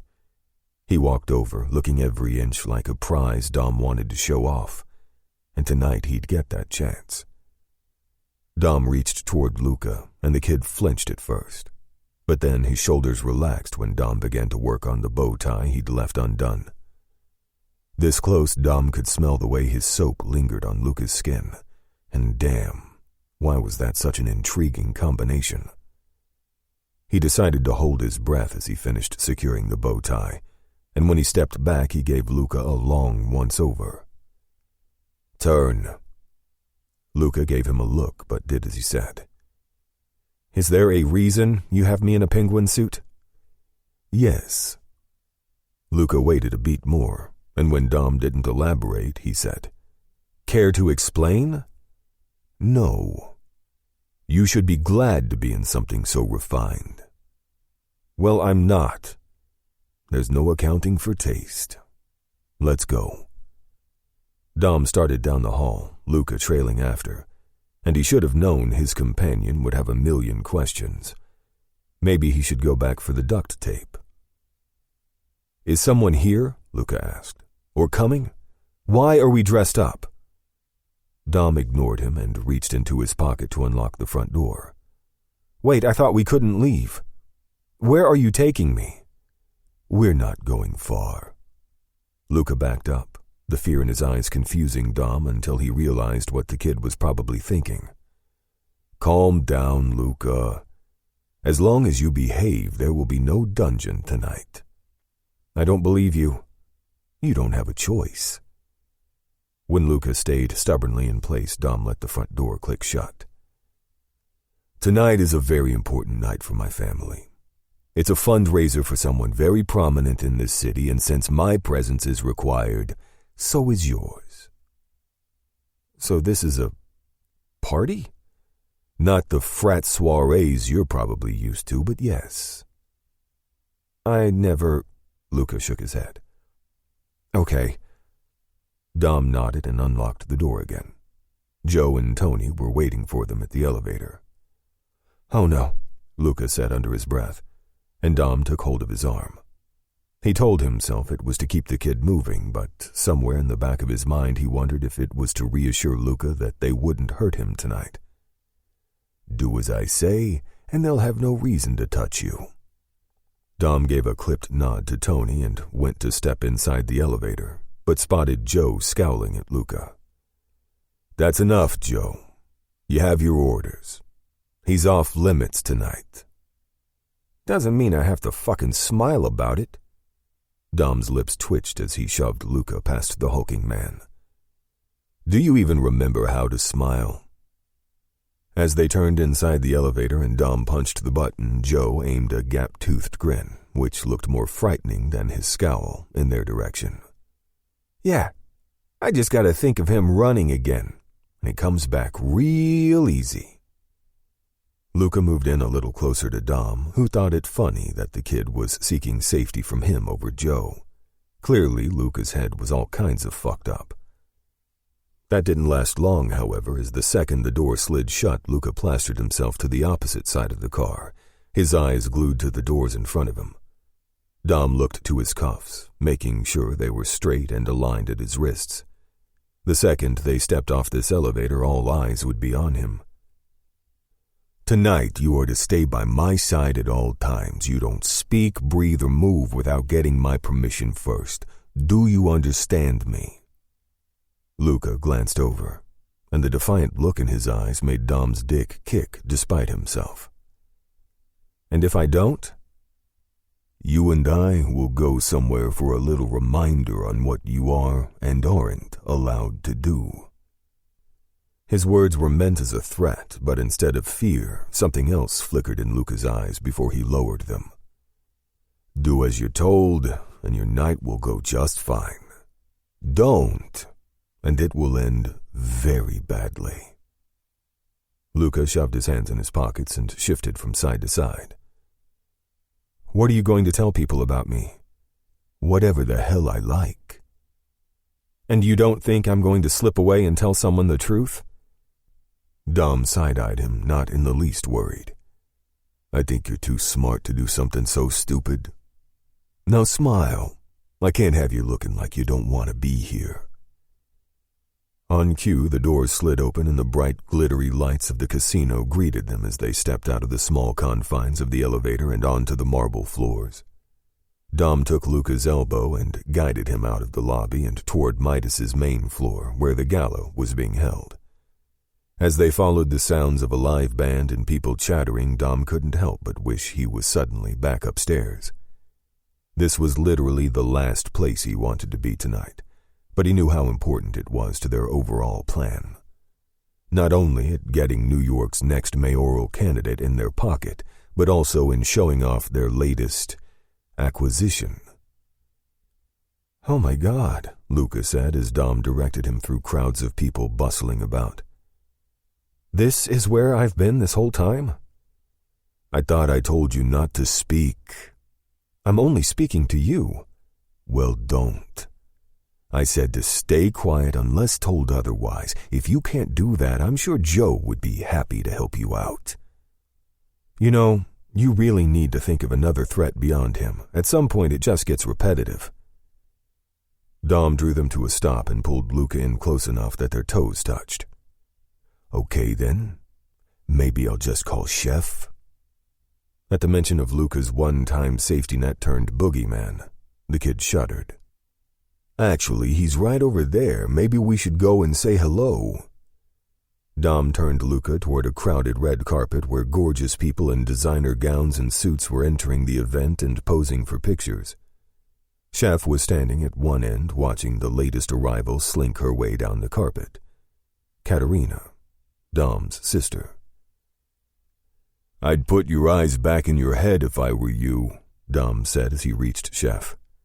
"Please, I'm just looking out. Making sure none of these fuckers gets handsy, that's all." "Sure you are." Katerina looked their way, smiling and giving a wave, but then her gaze landed on Luca. Even though their father did his best to keep her out of the loop when it came to business, she'd still know the main players. And with the way her eyes widened and she rushed over before reaching the end of the red carpet, she definitely knew something was up. She didn't even bother with niceties, completely ignoring Dom and Chef as she stopped in front of Luca and gave him a thorough once-over. "A stranger in our midst?" she said as her intelligent eyes took in every inch of the man at Dom's side. "That's unusual. I'm Katerina, and you are?" Dom smirked at his sister's directness, her lack of subtlety a trait born out of too many years being kept in the periphery, something he could understand and commiserate with right now. But this was one time she wasn't going to get an answer to her question. He's none of your concern. Katerina looked to Dom and raised a perfectly arched brow. It is good to see you, however, sister. You look lovely as always. She tossed her glossy waves over one of her shoulders. Flattery does not forgive rudeness, Dom, but thank you. As for seeing me, I invited you to brunch last week. You declined. She looked back to Luca. You wouldn't happen to be the reason for that, would you? When Luca said nothing, merely stood there like the good, silent captive he'd been instructed to be, Katerina shook her head and glared at her brother. He can speak, I assume. Dom eyed the kid, thinking of the 101 questions he'd been asking since they met. Yes, that's definitely something he can do. Luca must have taken that as some sort of permission because finally he spoke up. I'm Luca, he said, and then blurted out, Luca Davis. Dom balled his fist and bit back the impulse to tell Luca to shut it. This was exactly the kind of information he didn't want his sister to know because even though it was a lie, there'd still be news of Luca's disappearance, and if she went on the hunt for that, their father would be pissed, to say the least. This was a fucking disaster. Chef cleared his throat and bumped shoulders with the kid, reminding him not to push it, and when Luca shifted closer to Dom, Katerina laughed. Seriously, Chef? If you're not feeling well, you should have stayed home in bed. Ah, it's nothing. Chef rubbed a hand through his hair before slipping it into his pocket. Just a little tickle. Plus, I get restless on my own. Who said you had to be alone? She aimed a dazzling smile in his direction. I would have happily come and played nurse. Chef glanced to Dom, his eyes pleading for a way out of the conversation. Because Chef knew the rules, and number one was that no one looked at or touched Katerina Rossetti, not if they wanted to keep breathing. We have to go, Dom announced, scanning the crowds of people moving inside the casino doors. The sooner he got Luca away from anyone who might take a photo, the better. Did you see which way Father went when I arrived? He mentioned Mayor Whitlock. I imagine he'll be with him. That is why we're all here tonight, after all, right? So it is. Then we'll be on our way. Enjoy your night, sister. Dom leaned in to kiss both her cheeks, and just as he was about to pull away, she placed a hand on his arm. Don't think I can't see the resemblance in him. What are you all playing at? Dom straightened and removed her hand. As I said, it's none of your concern. Right. I'm just here to hobnob and mingle with high society, nothing more. Dom gave her a grim smile, hating the frustration he heard in her voice. But yes, that was what she was there for, the surface show. As Dom took Luca's elbow and turned them away from the crowds, he reminded himself of the reason he was there tonight. To show off the prize he held in his hand. Chapter 22. There'd been many moments over the last few days where Luca wondered how he'd gotten twisted up in such insanity.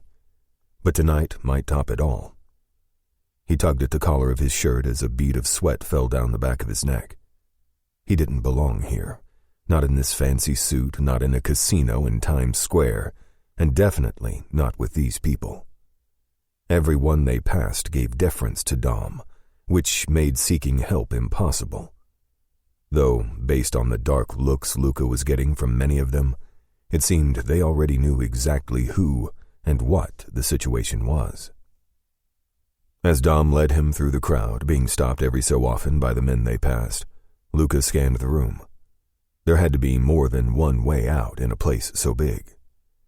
Some weak link, a door he could slip out of without anyone noticing. He doubted there'd be many more opportunities like this one, and if he didn't at least try, he'd regret it. Though he wouldn't think about the regret he'd physically feel if he was caught. Good evening, Dom said as they joined a small group that seemed to be primarily bodyguards surrounding his father and another shorter, dignified-looking man. Dom greeted his father with a kiss to each cheek and shook the other man's hand.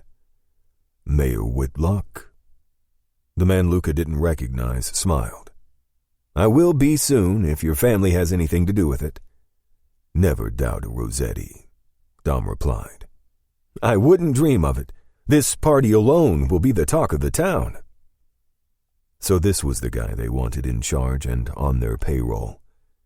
Now that Luca was getting a closer look, Whitlock didn't seem so dignified after all. Sure, he looked the part, but he was the same as everyone else in this world of theirs, just using each other to get what they wanted no matter the cost. He had no doubt that if he knew Luca was being held captive by the Rossettis, he would just laugh it off or ignore it. He wouldn't care at all. Fuck. Luca couldn't trust anybody. As the soon-to-be mayor walked off to greet more of his followers, Vincenzo turned his attention to Luca. "You clean up well, Luca. Enjoying yourself." Enjoying himself. Like he was a guest and not someone who was forced to be here. Vincenzo was delusional, and apparently the look on Luca's face told him just that, because he laughed. "Maybe some champagne will help." Vincenzo lifted 2 flutes from a passing waiter and handed one to Luca and the other to Dom. "I thought you said 250 attendees. This looks almost double that," Dom said. "Whitlock is gaining support. It would be a disservice to the campaign to turn them away." "Do we have the security for this?" Vincenzo reached out to squeeze Dom's shoulders. "Domenico, relax. I wouldn't compromise our safety. Every guest has been vetted. The entire family is here. They won't try anything, not tonight." Luca saw the muscle in Dom's jaw twitch and noticed how tightly wound every part of his body was. Dom hadn't even touched his champagne, so he definitely wasn't feeling as untroubled as his father. "Make your presence known. Show the boy off more to the people who need to see him. Then you can go." Dom nodded and handed Vincenzo his drink. Then he guided Luca back through the crowd. "You don't want to be here either, do you?" Luca said. He didn't expect Dom to answer. "No." Huh. So Dom was worried. And that worry meant they wouldn't be down here for much longer. Luca needed to make a move, and soon. Needing some courage wherever he could find it, he downed the champagne in one long gulp and set the empty glass on one of the high-top tables nearby. Dom raised a brow. "Thirsty?" Yeah." Luca was full-on sweating now, his nerves in overdrive as he looked down an empty hall behind Dom. There was a restroom sign and no line. Maybe, just maybe, that could be his chance. "Another?" Dom said. Yeah, I could use another. And a restroom." Dom scanned the room, and when he saw the same empty hall, he inclined his head for Luca to follow. Luca could feel himself shaking as Dom pushed open the bathroom door and checked inside. "All right, you got 5 minutes. Don't make me come in there and shake your dick for you." Luca barely heard the warning over the sound of blood rushing in his ears. The bathroom door shut, leaving him alone, and he didn't waste time checking the space for an exit, a window, an air vent, anything big enough for him to squeeze through. Fuck. Unless he wanted to flush himself down a toilet, there was no leaving the room except the door, which Dom would be guarding. Yes, he'd be guarding the door. So maybe if Luca just busted through it, he could catch Dom off guard and make a run for it.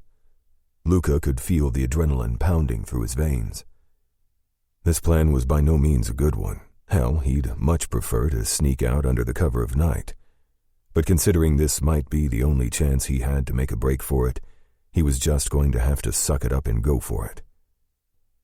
He checked the bathroom once more in the hopes of seeing something he might be able to use as a weapon. But there was nothing, and his time was running out. It was now or never. Luca backed up in the bathroom, wanting to give himself a running start, then took a deep breath and charged.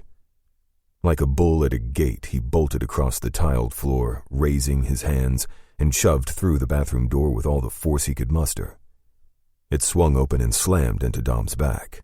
No doubt he'd been expecting Luca to walk out like a good little prisoner, and the shock had Dom stumbling, and Luca's moment of freedom in his grasp. He didn't even spare Dom a second glance as he took off down the hall as fast as his legs would carry him. A loud shout followed behind him, but the ringing in his ears drowned it out as Luca dodged and weaved his way past people looking at him with expressions of shock and confusion. Who is this person? Why is he running? All Luca wanted to do was scream, "I'm being held here against my will, someone save me!"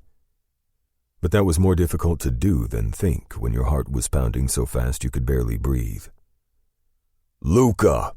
Dom's shout thundered up the hall just as Luca burst around a corner and into even more people. He scanned for a way out and just kept running. "Don't stop. Can't stop.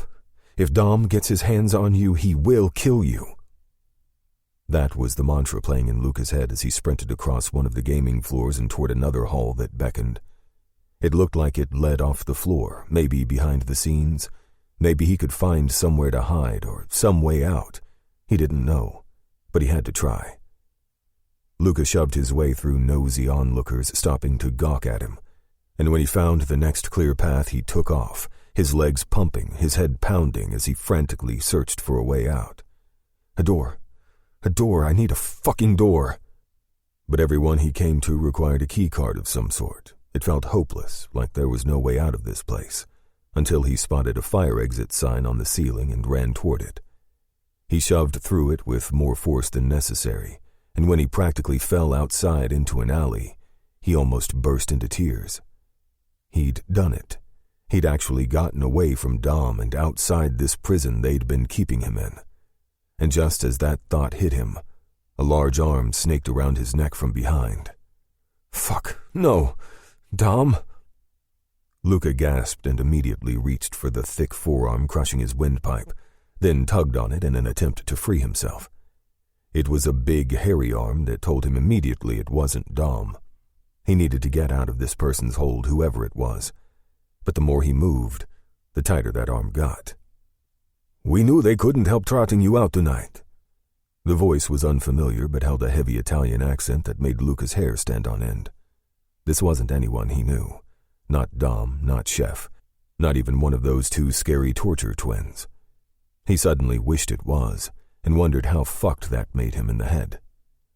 I don't know who you think I am, but you're exactly who I think you are." The thug grunted and tightened his arm. "And my boss is gonna be real happy to see." "Fuck!" A loud whacking sound cracked the air, causing the man to pitch forward and release Luca. He whirled around in time to see Dom with a plank of wood in his hand and Luca's assailant gripping his head.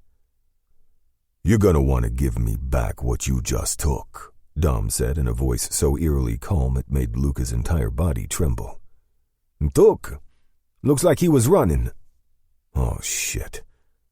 Dom's eyes flicked to Luca, and the expression there told him that that detail had not been overlooked. "That doesn't mean you can just take him," Dom said. "Now give him back." "Over my dead body." Dom tossed the wood to the ground, and quick as a flash replaced it with a gun. "I can work with that." Fuck. Luca slowly began to walk back a couple steps, not wanting to be anywhere near this, and bumped into, "Going somewhere, kid?" Chef. Luca froze as the man he'd once considered a decent guy flashed a maniacal grin and strolled by him. He had a knife in his hand. "I got this, Dom. Why don't you take Luca back inside and enjoy some refreshments?" Dom's jaw flexed. "Come." Knowing there was no way out, that his grab at freedom was now well and truly over, Luca lowered his eyes and did as he was told. He walked by Chef and the big guy, not even wanting to know what was going to happen there. Dom took a hold of his arm and hauled him toward the door he'd left propped open. And just as they stepped back inside their prison, he said by Luca's ear, "You're going to pay for that." Chapter 23. "Give my father the details," Dom said to Tony. "We're out." As the doors to the private elevator opened, Dom shoved Luca inside, and for once he didn't protest. Smart, given Dom's frame of mind at that moment. He couldn't believe the little fucker had tried to escape, or more importantly, that he'd almost succeeded. With a tight hand on his slippery prize, Dom punched the button for the penthouse and waited for the doors to shut. He was practically vibrating with his rage and fury, his irritation that this kid had gotten one up on him. "How dare you?" he snarled as the door closed. "Haven't I made it abundantly clear what would happen to you if you ever tried to run?" "Oh, you made it crystal clear," Luca spat. "If I run, I die. If I stay, I die. If I blink twice or breathe a little fucking loud, I die. So why the hell did you ever think I'd stay? Because you told me to?" For the second time tonight, Dom was caught off guard. Where was the scared, obedient kid he'd escorted downstairs tonight? The Luca who understood that if he stepped out of line, he'd end up back in the basement with Joe, or worse yet, at the bottom of the Hudson. Dom thought Luca was smarter than that, and that he'd been clear. It appeared he'd been wrong on both accounts. The elevator dinged at their level, and not trusting himself to speak, Dom dragged Luca out into the hall where Joe stood. When Luca spotted the big guy, some of that bravado from the elevator left him. "You need anything, Dom?" Dom said nothing, just aimed a stony glare in Joe's direction, and that seemed answer enough, because the big guy nodded and went back to staring at the wall.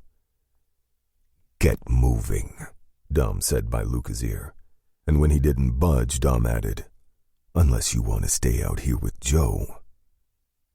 Luca walked toward the door of the penthouse like one would toward his execution, and with the stunt he'd pulled tonight, he might be if Dom's father didn't have other plans. When they reached the suite, Dom all but threw Luca inside, and the momentum must have caught him off guard, because he stumbled on the rug and fell. Dom marched in behind him and hit the button on his phone to engage the locks. Luca glared over his shoulder. "So now what? You going to beat me bloody?" "That's the least of what I want to do to you right now." Luca let out a humorless laugh as he got to his feet. "Great. Maybe we can get dueling pistols to make it fair, or lightsabers, swords. What's the weapon of choice tonight, huh?" "You think being a mouthy shit is going to help you?" "I have nothing to lose," Luca shouted, throwing his hands up. Dom went still, surprised that after everything that had just happened, Luca still had some fire left in him. "You're wrong," Dom said. "You have everything to lose. You think this is a fucking joke?" "No, I think this is a nightmare. What do you expect me to do?" "I expect you to do what I tell you to fucking do. If they'd succeeded, if they'd taken you, do you have any idea what you'd be walking into?" Luca scoffed. "So what? You saved me?" "Yes, I did." "Oh my God." Luca ran his hands over his face. "You're insane." "No, insanity is thinking you could survive as a fucking Fiore. Trust me, I'm doing you a favor." "Trust you? Trust you? I hate you." Dom grabbed hold of Luca's arm and hauled him in close. "Finally, the feeling's mutual." Luca's breath came out in hot, quick pants across Dom's lips, stirring a reaction inside him he didn't expect. His cock jerked, then his body took over any rational thought. The line between lust and hate was strong, and before he knew what he was doing, he dragged Luca forward and slammed their mouths together. The reaction was instantaneous, a spark igniting an explosion that left his head spinning. Holy fuck. He gripped his captive tighter, his hold unyielding even as Luca brought his hands up to Dom's chest. "Here it comes. Push me away. Tell me how wrong and fucked this all is." But Luca didn't do what Dom expected. Instead of breaking the kiss, he curled his fingers around Dom's jacket and pulled him in even closer. That was it. Whatever dam had been holding Dom back burst open, and he found himself pushing Luca back until he hit the wall of windows. Dom shoved his hips in and groaned when he felt Luca's erection. God damn, that was hot. With all reason shoved out the window and their bodies acting on instinct and pent-up frustration, Luca's cock was telling Dom more than words could. He ripped Luca's hands from his jacket and put them on the glass, then caged Luca in with his body. Interesting how the minute things turned sexual, Luca was more than fine with Dom being in control. And that dominance was a position Dom was thrilled to take on.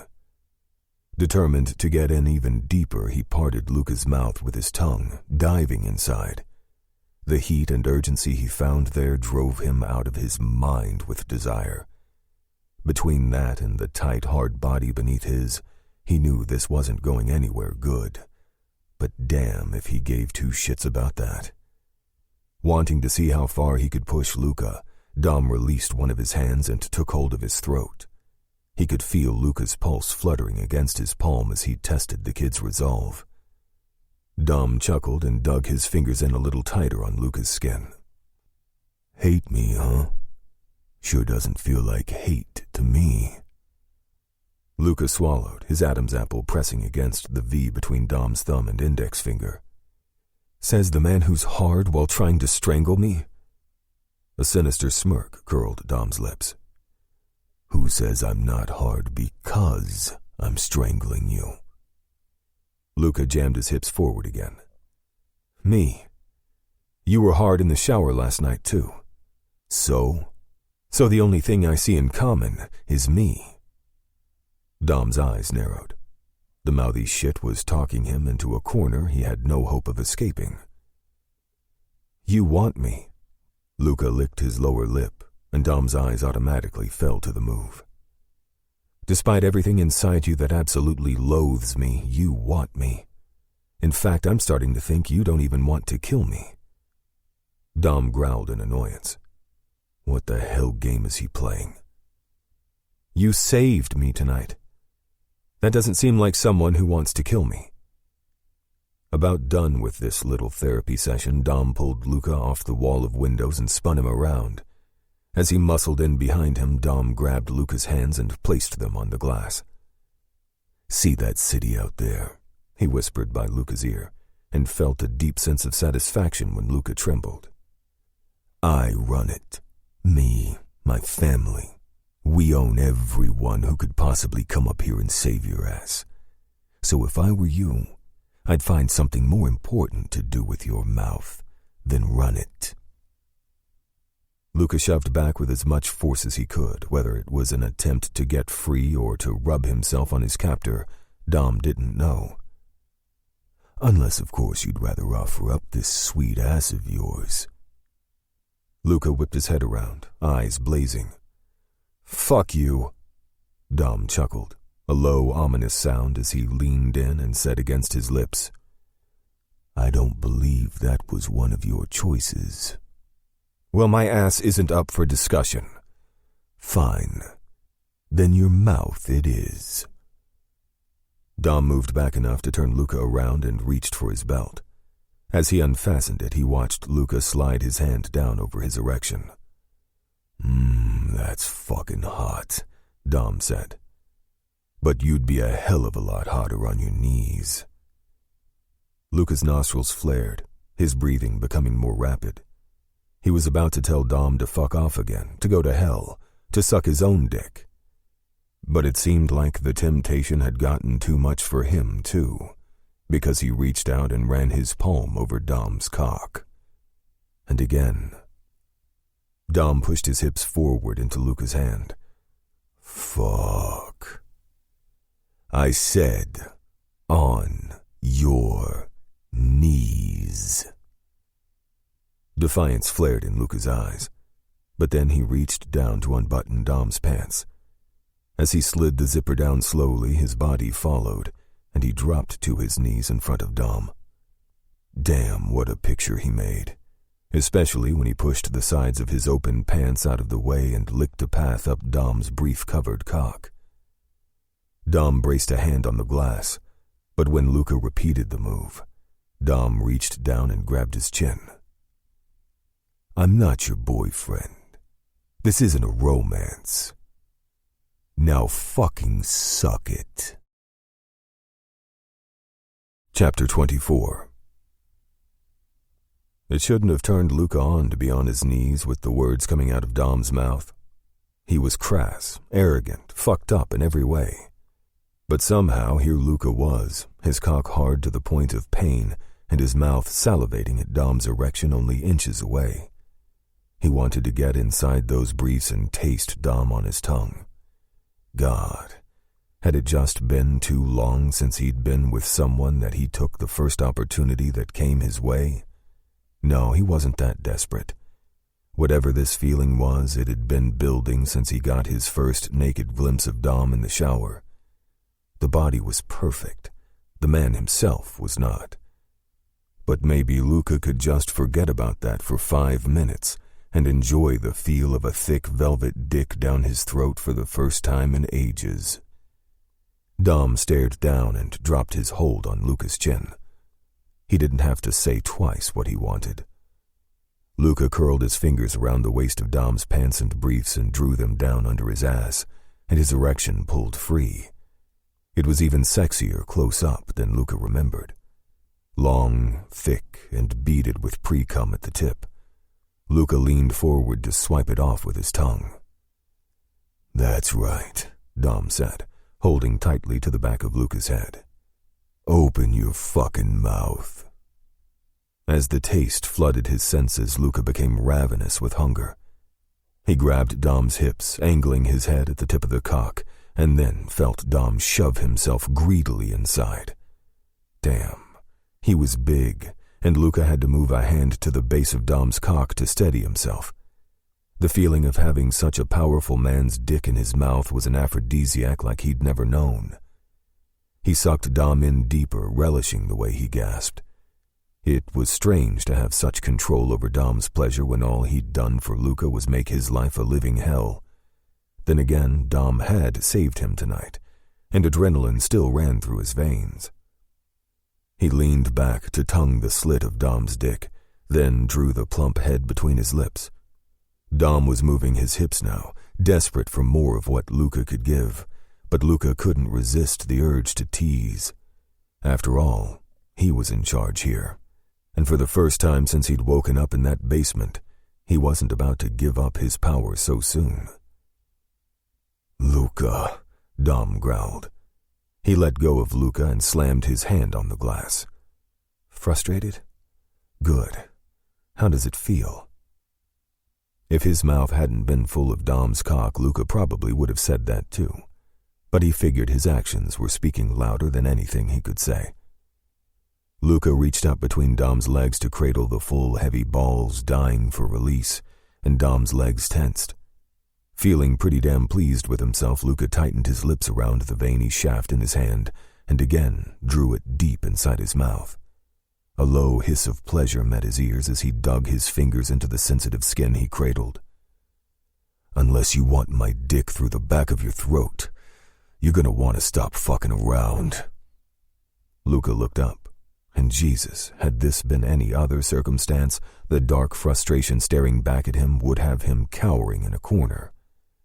Dom looked a hair's breadth away from wanting to either fuck Luca or kill him, and Luca wasn't sure which way this would all end. But he was here now. He'd done what he'd done, and he was just going to have to deal with the consequences. So if he was going to die, he might as well go out fighting. He twisted his grip and watched those eyes narrow. "You think you're really brave, don't you?" Dom said as his fingers turned white against the glass. Then he pulled Luca's hand away.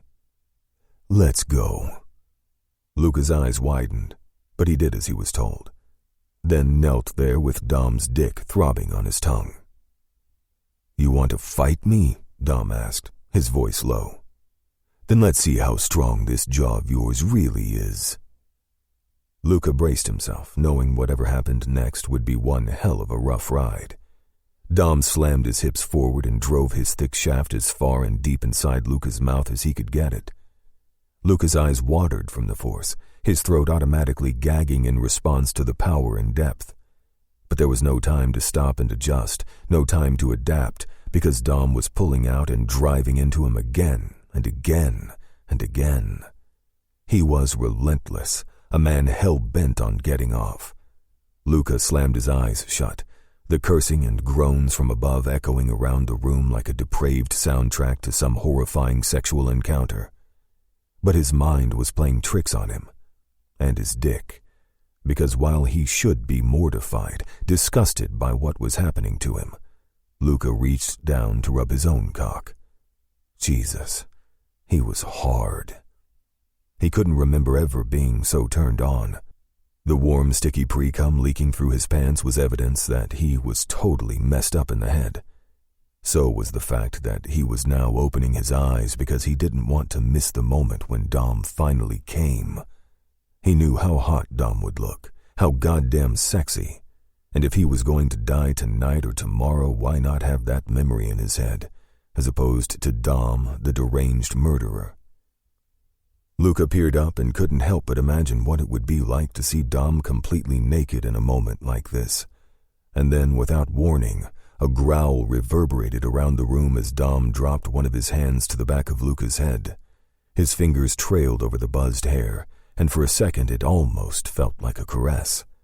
Then the fingers tightened, and Dom slammed his cock home for the final time. Luca choked on the impact when Dom held him in place, and after several hard, fast jabs into Luca's mouth, Dom began to shake. With a loud shout, he pulled his glistening dick free of Luca's mouth and began to jack himself off. Luca watched, spellbound by some fucked-up force, as Dom aimed that monster cock Luca's way and came in a hot spray of cum all over his face and neck. He'd been expecting to finish him off in his mouth, not on his face, and as he looked up at Dom, he knew he could see the surprise in his expression. Not that he cared. Dom scowled down at him as he stuffed himself back inside his pants. Then, without a word, he turned on his heel and made his way over to the bar cart, where he poured himself a drink, leaving Luca kneeling. It should have been one of the most degrading moments of his life. But as Luca stared at the terrifyingly beautiful man who just used him like one would a sex toy, he felt himself come inside his pants. Chapter 25. It was well after 3 a.m. when Dom's phone went off. Lucky for whoever was on the end of the line that he hadn't been able to sleep yet, or they would have gotten the same treatment he sent Luca away with. He brought the phone up to his ear. "What?" "There's been an incident," Chef said. "We're on our way up." When the line went dead, Dom forced himself out of bed and threw on his shirt and lounge pants. He took one look into Luca's room through the mirror, but he'd long since passed out and wasn't stirring a bit. Good. Whatever was going down wasn't anything that concerned him. Dom made it downstairs just as a knock sounded, and he checked the camera on his phone to make sure it was Chef before hitting unlock. He'd brought several others with him, Gino included, and Dom gestured to the dining table for everyone to take a seat. At some point, Chef had changed out of his tux, but the others still wore theirs, though they were in varying disheveled states. "What happened?" Dom said. "Shit went down after the event." Chef, casual as ever, threw his arm over the back of his chair. "Other than the alley?" "Oh, yeah. I guess they got the message when I sent him back in a keg barrel. Didn't like that much." "No one gives a fuck what they like. They had someone prowling in the goddamn alley. Were there more?" "If there were, Chef scared him off," Gino said. "Boss was ready to shut things down after what happened with Luca, but we got word they had a big meeting, so most of the fuckers were at the Fiore's. It wasn't gonna be a mass attack." "Then why do you all look like shit?" Dom asked. No one said anything for a long minute until Dom slammed a fist on the table. "What the fuck aren't you telling me?" Everyone looked at each other, avoiding Dom's eyes. "They got Raphael," Gino said quietly. Dom went still. It was so quiet he could practically hear each and every one of his crew's heartbeats as he rose to his feet. "What do you mean they got him?" he said. When Gino didn't want to continue, Chef sat forward. "We found his body at the shipyard. With a note." "Motherfuckers!" Dom said, shoving his seat back so hard that the chair smashed into the wall. "Where the fuck were you? Where was his backup? You know exactly where we were tonight. Here, Chef said calmly, spreading his hands. Boss's orders. God damn it, Dom paced, squeezing the bridge of his nose. He kicked the fallen chair out of his way, sending pieces of it flying across the room. And the shipment? The guns? Gino winced. Gone. All of them? Both containers. They were ready for them. It was over before Ralphie even got out of his car. Dom bit down so hard on his molars that he was surprised they didn't crack. Where's the note? All eyes widened as Dom walked back to the table and braced his hands on the surface. Well, the note, Gino. Where the fuck is it? Gino shifted in his seat, then pulled out a folded piece of paper. He glanced at Chef, who shrugged, and then leaned across the table, sliding the note over to Dom. The room fell silent as Dom picked up the paper and unfolded it, and the blood-stained parchment was a stark reminder of where the note had been found. He glanced around at the stoic faces of his men, before turning his attention back to the macabre message. You're a dead man, Rossetti. You can't hide up in Daddy's tower forever. We'll take back what belongs to us, and you and the rest of your family can go back to being nothing more than pretty wannabes. A red haze of hatred clouded Dom's vision as he read the message once, twice, and a third time just to be certain he was seeing the words right. Then he curled his hand into a fist and spun around to punch at the wall. The pain from the blow ricocheted up his arm in a way that satisfied his need for destruction, but it still wasn't enough. It wasn't enough to stand here and lash out at inanimate objects when one of their men, his men, had been shot down tonight because he'd had to stay locked up behind closed doors. The Furies knew how to provoke him, that was for sure. They knew he wouldn't want to be locked up any more than he'd want the reminder. But until his father gave the all-clear, that's what he was. Locked up, tethered, restricted. A sound by the fireplace caught his attention, and Dom whipped around, ready to attack. But when he saw Luca, he froze. He'd thought the kid was still asleep. It would have been better if he had been. But like all Furies, it seemed Luca was put on this earth to provoke Dom, and he was done playing at this we can coexist in this space shit. Luca was Dom's captive, everything he detested and his mortal enemy, and just because he'd had his dick shoved down Luca's throat earlier that night didn't mean the kid could just walk around this place as though he were on a goddamn vacation. With no one else around to take his anger out on, Dom stormed across the room to Luca. Chef said, "Dom, wait a second." But Dom wasn't in the mood to listen. Luca seemed to understand the volatile situation he'd just walked into and started to back up, but it was too late, and Dom was faster. Quick as a flash, he reached out and grabbed a handful of Luca's shirt, then he hauled him in and snarled in his face. "What the fuck do you think you're doing down here?" Luca's face paled as his eyes went wide as saucers. "I asked you a question." "Nothing. Sorry."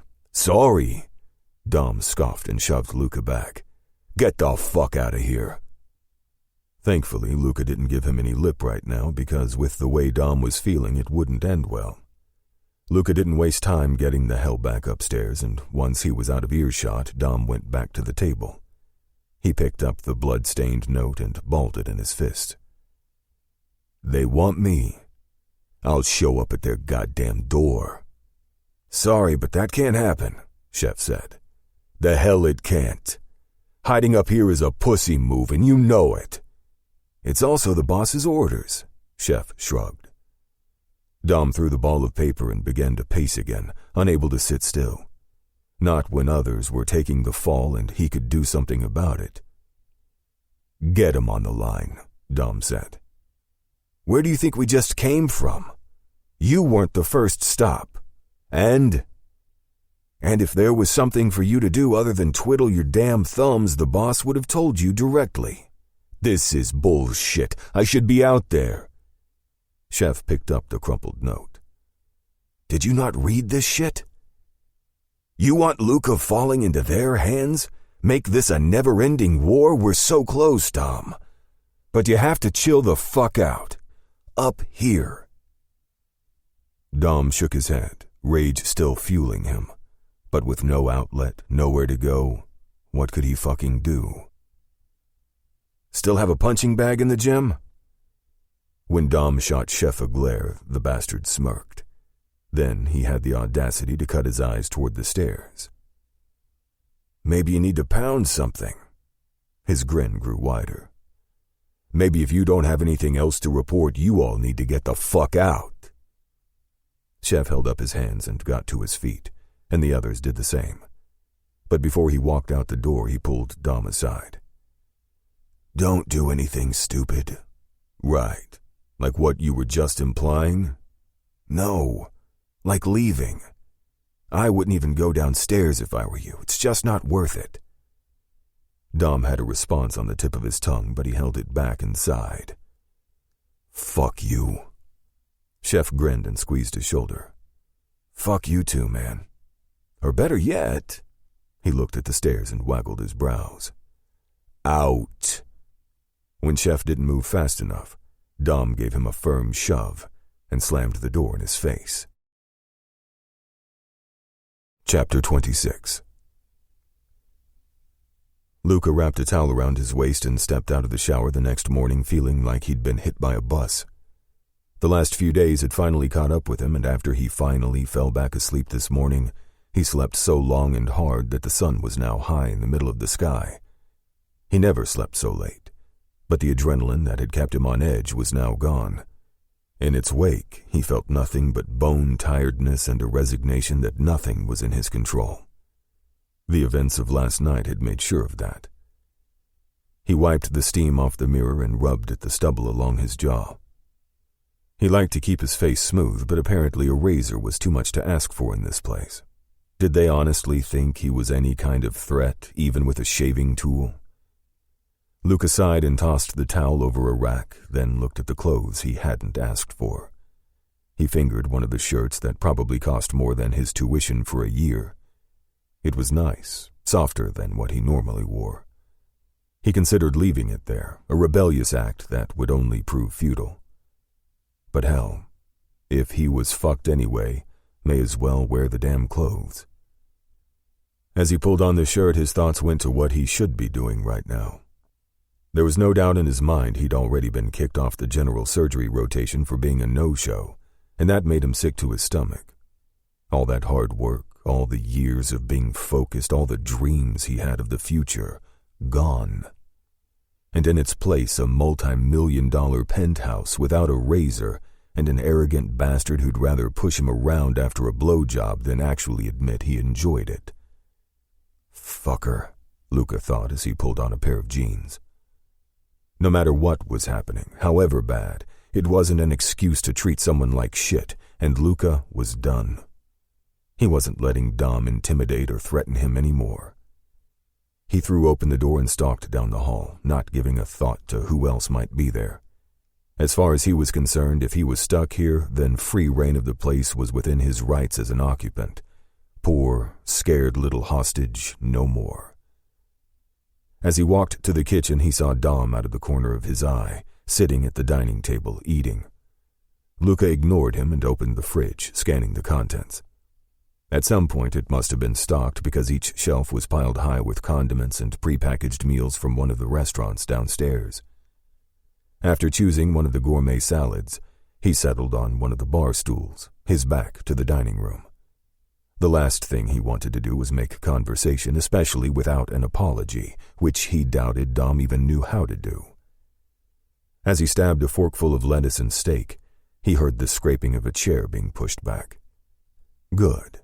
Maybe Dom was so put off by the sight of Luca that he'd go hide in his room for once. No such luck. Dom rounded the island, dropping his empty meal package into the trash before moving to the sink.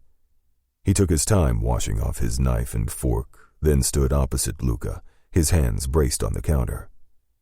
Luca felt the stare, but continued to pretend Dom didn't exist. His food was surprisingly delicious, and it was easy to focus on that.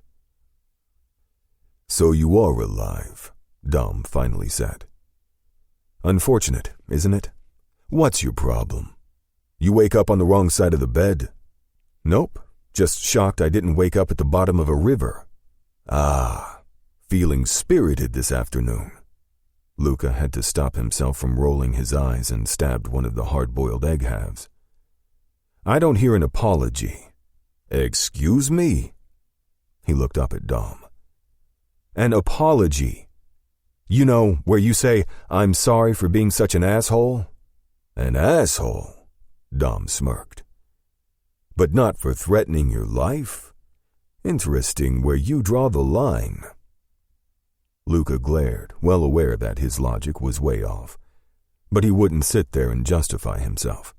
He was over being so meek, and if he was stuck in this godforsaken tower with this egomaniac, then he was going to make this just as uncomfortable for Dom. At least I know how to draw a line. You don't have any boundaries. You walk around as though life is yours to give and take. It is. Dom crossed his arms. Especially yours. Luca shook his head. Whatever. He stabbed into another piece of meat and chewed it with vigor. It was probably best he shut up now with the way he was feeling. Wishing that was me right now? Luca swallowed and eyed the arrogant ass. Why won't he just leave me alone? Definitely not. I had enough of you in my mouth last night. He thought he caught Dom's lips twitch. I meant the way you impaled the steak. Luca looked at the fork and thought of the conversation they'd had the other night. Unless you're going to go through my eye, don't even bother. Anything else would just excite me. You're seriously fucked up, you know that, right? And you're seriously fucked. I know which one I'd prefer to be.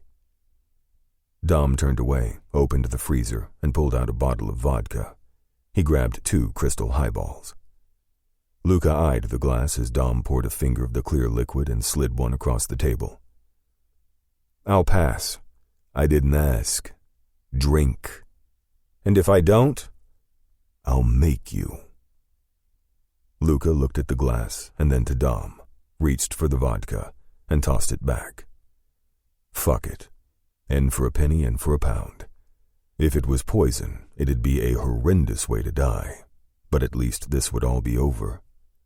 Luca coughed as the liquid burned down his throat, and Dom poured him a second.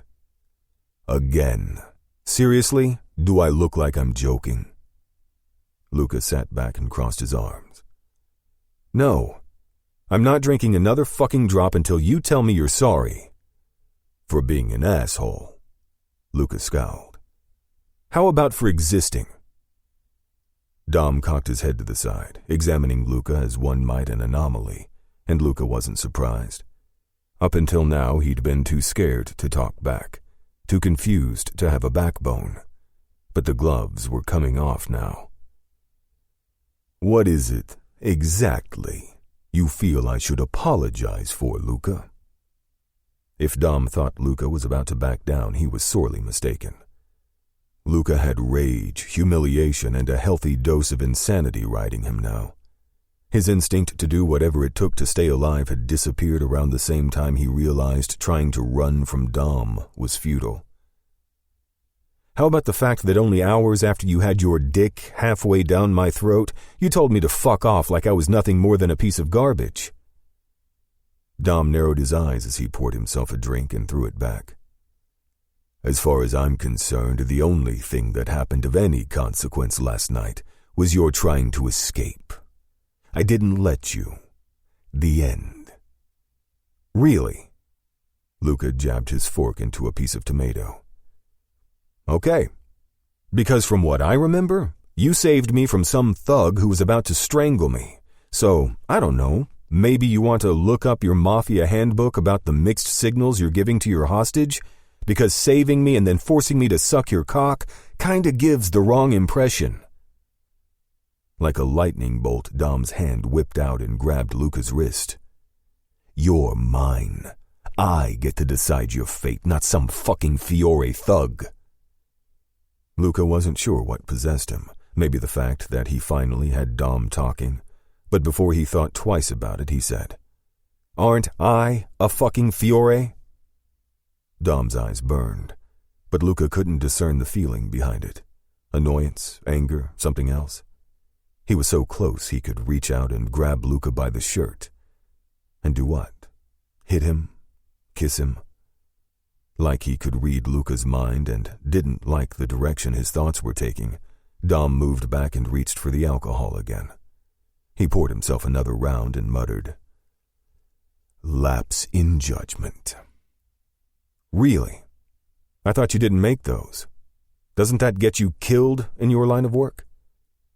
Dom slammed the bottle on the counter so hard that Luca was surprised it didn't break. "Hey, smartass, cut the shit. Or what? Or I'll cut out that tongue you think is so fucking talented." He pushed Luca's glass forward. "Drink." Clearly, Luca was pushing Dom's buttons, and something inside him felt pretty fucking proud he could do that. He picked up the glass and held it to his lips. "You getting me drunk for a reason?" Dom refilled his own glass. "Why? Have something better to do?" Good point. Without a TV or any entertainment for a distraction, all Luca was left with were his thoughts. Numbing them with vodka wasn't a terrible idea. Hell, it might even make Dom bearable. He downed the contents in one long gulp, wincing at the taste. Wasn't the expensive shit supposed to be smoother? It all tasted the same to him. "If you tell me you need a fucking mixer, you can get the hell out." Luca narrowed his eyes and pushed his empty glass across the counter. Another. Chapter 27. "This place is like a castle in a cloud." Dom lifted his head from the back of the chair to see Luca lying flat on his back on the couch. "Such a fucking lightweight," he said, swirling the contents of his glass. "I thought you were a college boy." "What does that have to do with anything? College is one big excuse to party every night and make bad decisions." Luca lifted his head, a lopsided grin on his face. "Is that what you did?" "No," Dom said, looking away. Between school and the family business, there hadn't been time for messing around, not that he cared much. He'd been brought up with such an intense focus that it felt like his classmates were wasting their time when they could have been building empires. "Yeah, me either." Luca sat up and put a pillow behind his head. "Silas is always at a pub or out drinking someplace, but not me. I just stay in my room and study. Study, study, study, all the time. But look at you now. You're in a cloud." Dom's lips twitched as he took a sip. Day drinking had definitely been a good idea. He was already feeling more relaxed than he had in what felt like years, pushing everything out of control to the back of his mind as much as he could. What the hell else could he do? Defy his father's orders? That would only result in a harsher punishment than his current situation. No, he'd sit here and drink until he couldn't feel anything, and he'd make Luca do the same. Wouldn't do well to have him clear-headed, and it hadn't taken him much to get plastered off his ass. "Also, what do you have against TVs?" Luca said. "How can you have a great big place without a TV? We could be watching something instead of each other." "You don't like to watch me?" Dom grunted. "That's not how I remember it. You couldn't take your eyes off me in the shower." "You were naked. All the more reason to look away." Luca shrugged and stared out the window. "You did it to get a reaction out of me. To humiliate or degrade me, whatever. Guess that backfired on you, didn't it? You're hot, and I'm gay. Stupid, too, apparently. Get over it." Dom fell silent. Luca's casual statement had touched something that he usually kept buried in the far recesses of his being. Luca's freedom to just announce his sexual orientation was a liberty Dom had never been afforded for fear of repercussions. so to hear him talk so openly about it made Dom wary. What had he been thinking touching this kid? Or more importantly, letting Luca touch him? If anyone found out. If he told anyone. What? He'd have to kill Luca? Not like that wasn't already in the cards. Dom looked at the young man again, his eyes trailing over Luca's long legs, flat tight abs under one of the designer shirts he'd finally put on, and the strong jawline that seemed to be growing stronger and bolder the longer he was here. He was fucking gorgeous. There was no way to ignore that. And for the first time in his life, Dom felt a twinge of regret. What would it be like to be so open about who you were and what you wanted? It was something he'd never been able to show, not to anyone. In his world, his family, being gay was almost as bad as being a fiore. Being gay and lusting after a fiore, he might as well put a bullet through his head and end it now. Pissed off and restless, Dom got to his feet and began to pace. He'd thought drinking would bring him some relief, that it would numb the irritation at being locked up and let him forget for a minute who he was. Instead, it had magnified his one weakness. "You hate being trapped up here too, don't you?" Luca said. Dom walked over to the windows, opting for any view other than the one of his tempting cellmate, who was too drunk to know when to shut his mouth. "I'm not trapped. No. Unlike you, I can leave whenever I want. I'm here because my father wishes it. That's all." "Really? Because it sounded to me like someone wanted to kill you, and since you kind of want to do the same to me, logic dictates you're as trapped as I am. Plus, you have this whole trapped animal vibe going on. Tense, silent, moody." Dom glanced over his shoulder. "Guess we have something in common then." "I'm not tense or silent," Dom said. "You're the one who wanted me to drink. This is me drunk, chatty. Also, relaxed for the first time since you abducted me and told me I'm some long-lost heir to your arch-nemesis and I have to die." Dom's lips twitched. When Luca put it like that, it did all sound rather dire, didn't it? "I mean, really. I didn't even think Mafia families existed anymore. Other than in the movies. So what's your beef with each other anyway? World domination?" Any ease Dom had been feeling immediately dissipated. If there was one thing the Rossettis took more seriously than their oath to the family, it was the implementation of their plan of revenge on the Fiores. It had been years in the making. Those fuckers had done the unthinkable, and from that moment on, Vincenzo had been on a mission. He was going to bring down the reigning family, and after over a decade, the end was in sight. In fact, the end was sitting on Dom's fucking couch. But Dom wasn't about to go into all that, especially not with Luca. It's been a long time coming. Because it's a long story. Dom finished off the vodka in his glass and reached for the bottle. "Well, it's not like we have anything better to do. Tell me a story." "Sure. It's called None of Your Fucking Business." Luca frowned. "That's not a good story. Too short, not enough details." "You're not getting any details." "Oh, right." He dropped his voice to an exaggerated whisper. "I'm the enemy." "That's one reason? There's more than one?" When Dom cocked his head, Luca sat up and moved down to the edge of the couch to get closer. "Is it too scary?" A flash of a memory crossed Dom's mind, stabbing him in the heart. Yes. Even blitzed, Luca seemed to realize there were things too deep and painful to say, and thankfully dropped it. A long silence fell between them, Dom quietly sipping his drink, and Luca staring out the window. For a minute, Dom thought Luca was falling asleep, but he jumped up suddenly and held his empty glass out to Dom.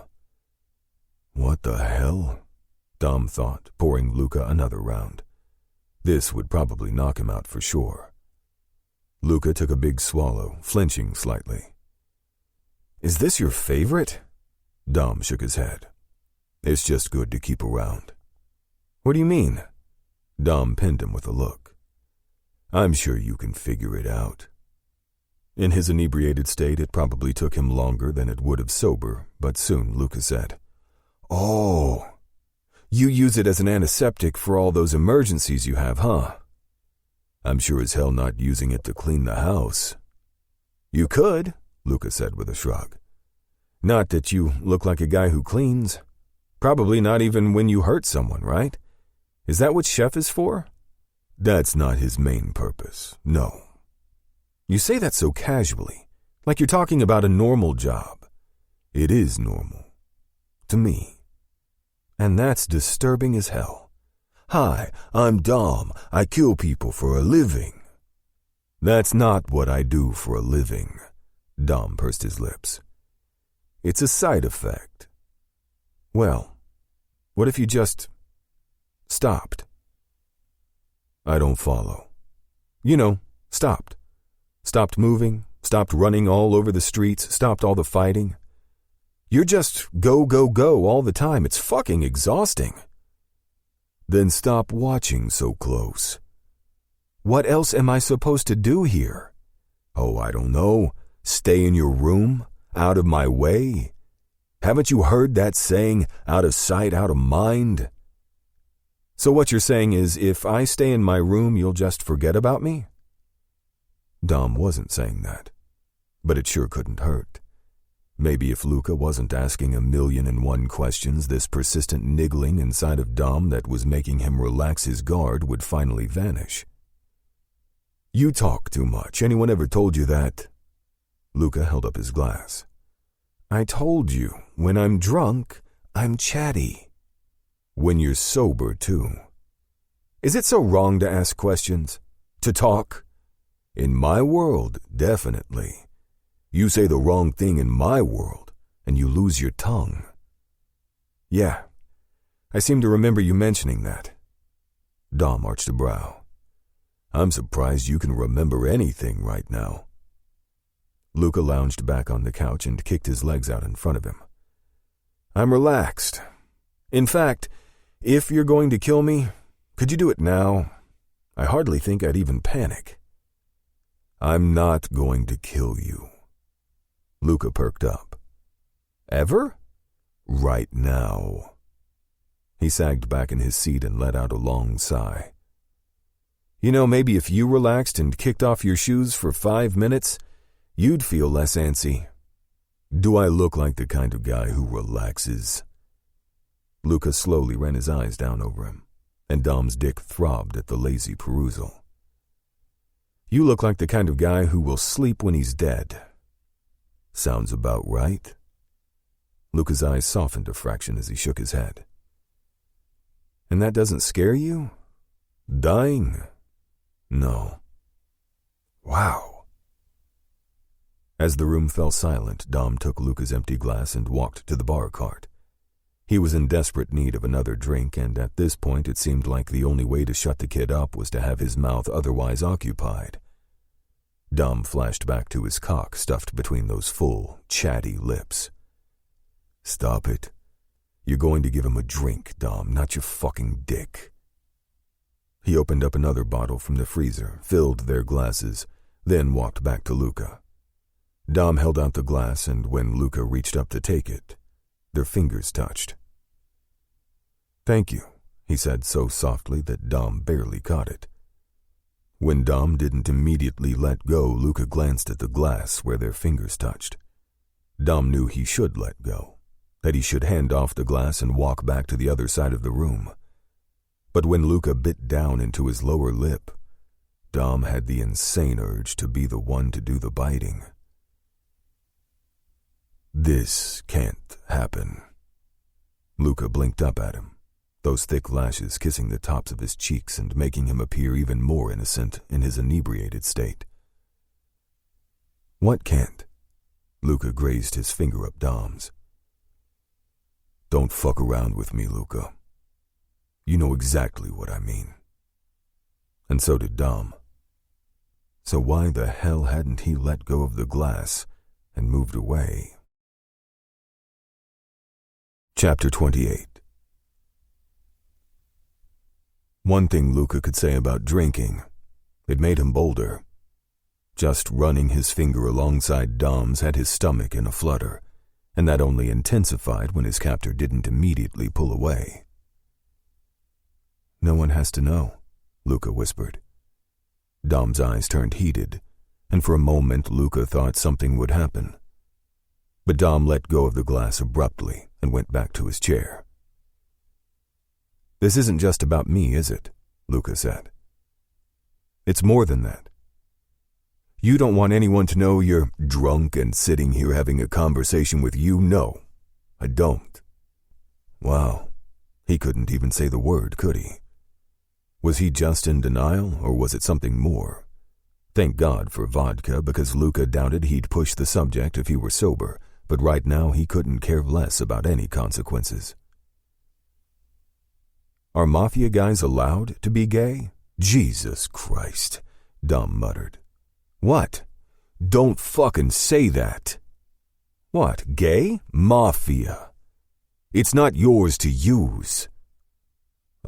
Wasn't that just stating the obvious? Mafia, mob, La Cosa Nostra, crazy kill freaks. Luca would have to come back to that one.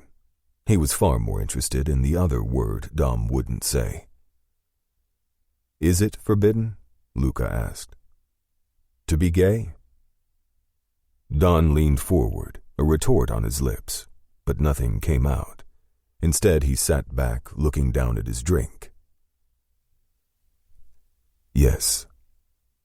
Even if it's you, especially if it's me." "Why?" Dom sighed and looked up. "Why do you think? I'm the heir." "Right. You'll be the boss someday, and if anyone has a problem with you being gay, you can just get rid of them." "So the entire Rossetti family?" Dom smirked. "Your daddy would be proud of that train of thought." Luca flinched. "Don't say that." "What, the truth? Fiore would love nothing more than for all Rossettis to be wiped off the face of the planet. Isn't that what you were just suggesting I do?" "You know it's not. All I'm saying is, why couldn't you change things? Make an example of one and, I don't know, put the fear of God in the rest of them." "'Cause life isn't a fucking fairy tale, that's why. So you just get to be miserable. That's a long, lonely life you have ahead of you there. Or not so long in my line of work. Depends if you're good at it or not." Luca's eyes dropped to the wounded arm he'd doctored twice, and then back to Dom. "You seem to be pretty good at making narrow escapes." "I have to be." Dom raised his glass and took a long swallow. "Because you're the heir? Wow. You catch on quick. And because they expect you to produce the next heir. I'm seeing why you got into medical school." Luca rolled his eyes. "Okay, so that's kind of obvious, but you don't exactly strike me as the get married and have babies type." "Why not? Because I let you suck my dick? All men want to see themselves in their offspring. What makes you think I'm any different?" The caustic tone told Luca he'd struck a nerve. This was the first time he was getting somewhere with this guy, and despite what Dom said, he didn't want kids. He didn't want the picture-perfect family with a picket fence, and that made Luca want to keep pushing. "What makes you different is you'd rather come on me than anywhere near a woman. Jesus. Vodka does this?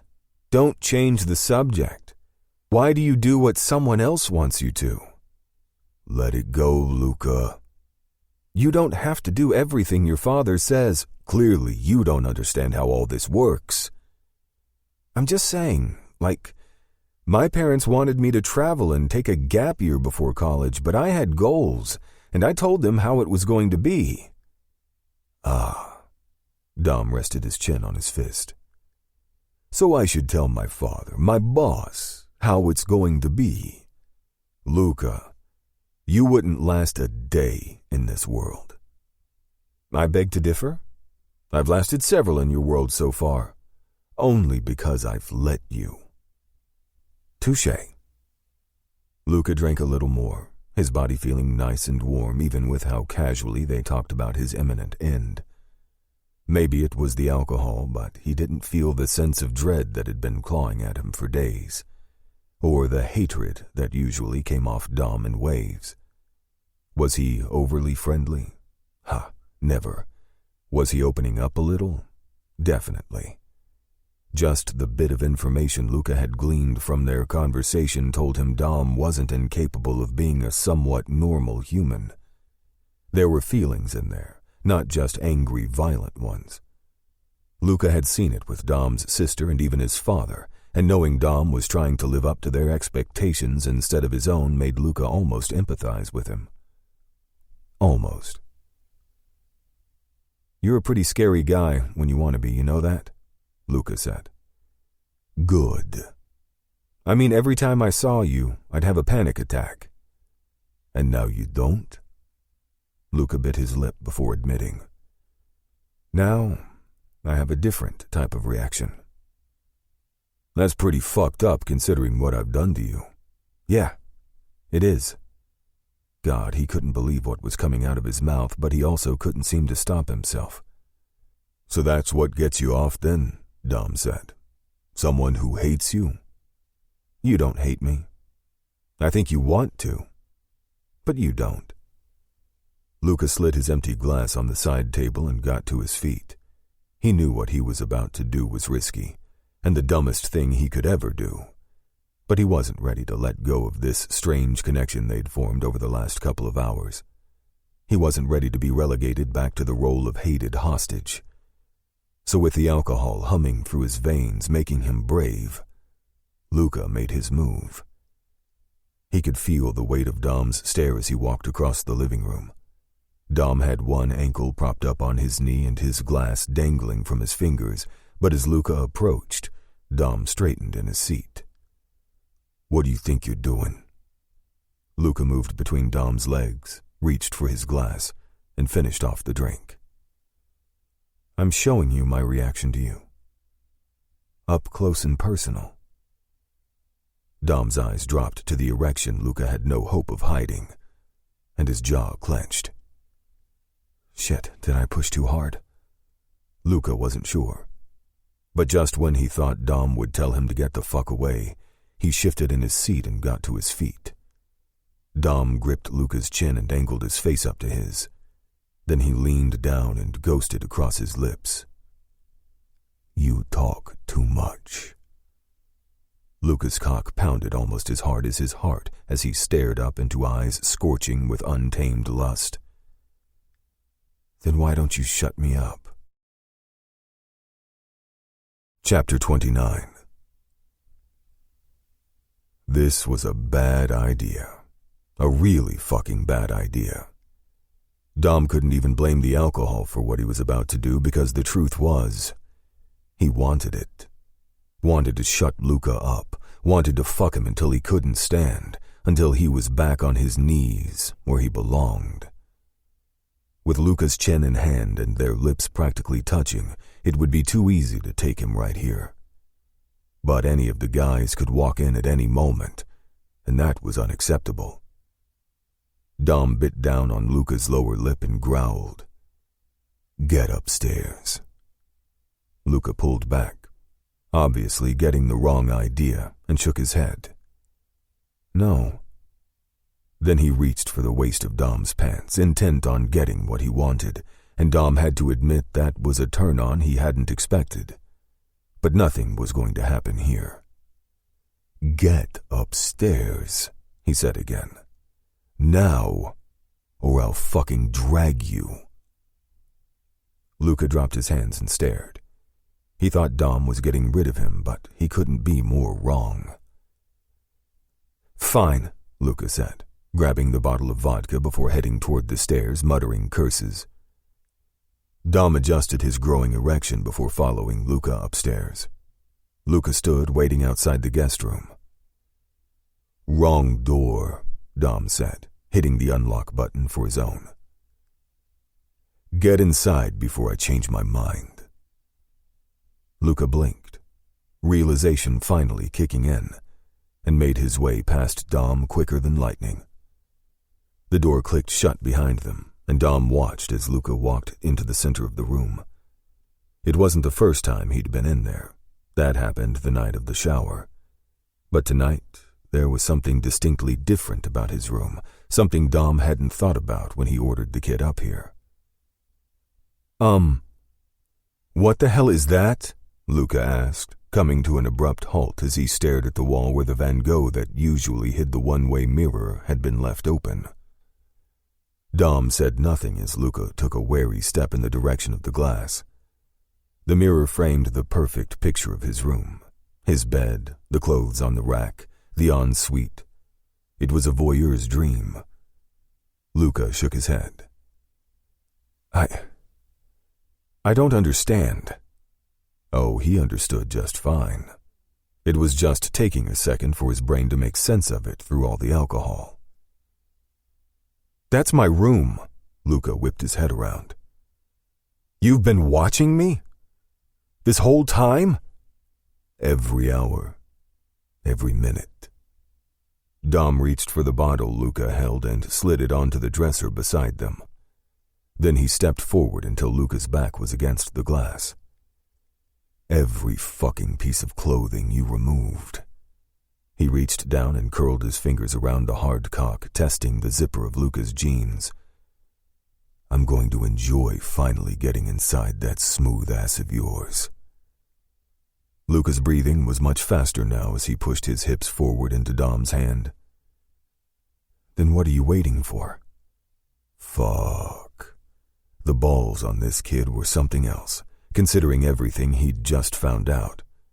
But when he reached down and pressed Dom's hand even tighter against his erection, it was clear Luca was beyond thinking about anything other than getting what he wanted. Dom shoved the hand away and flicked open the button of Luca's jeans. "I didn't tell you that you could touch." Luca's eyes blazed with rebellion. "You want this? You play by my rules." Dom slipped his hand into Luca's briefs and curled his fingers around the shaft. "That means you do what I want, when I want. You don't question me. You comply." He tightened his grip and Luca gasped. "Do I make myself clear?" Luca gritted his teeth and nodded. "Good." Dom swiped his thumb over the sticky head of Luca's dick and released him, then brought his hand to his mouth and sucked it clean. "I'm gonna hurt you so good you're going to beg me to never stop." Luca's pupils dilated and his cheeks flushed. Dom scraped his teeth along Luca's jawline to his ear. "Now, turn the fuck around." Luca didn't hesitate to push off the wall and turn to face the mirror. "Put your hands on the glass," Dom said as he stepped back and took in the picture in front of him. Luca had a remarkable body, in and out of clothes, and as Dom drank in the broad shoulders and built-toned arms, he reached down to palm his throbbing cock. He was going to enjoy the hell out of this. He hadn't had his dick in something this young and tight in a long time. Dom moved in behind Luca and placed a palm on his back between his shoulder blades. Luca arched into the touch as Dom smoothed his hand up to where his shoulders met his neck and squeezed, then, without warning, gave Luca a shove, but he didn't budge. "Very good," Dom said, and trailed his fingers down Luca's spine to the hem of his shirt. "You're gonna want to brace yourself for what I'm about to do to you." He slipped his fingers into Luca's jeans and briefs and tugged them down, and Luca bit into his lower lip and canted that perfect ass back against Dom's pants.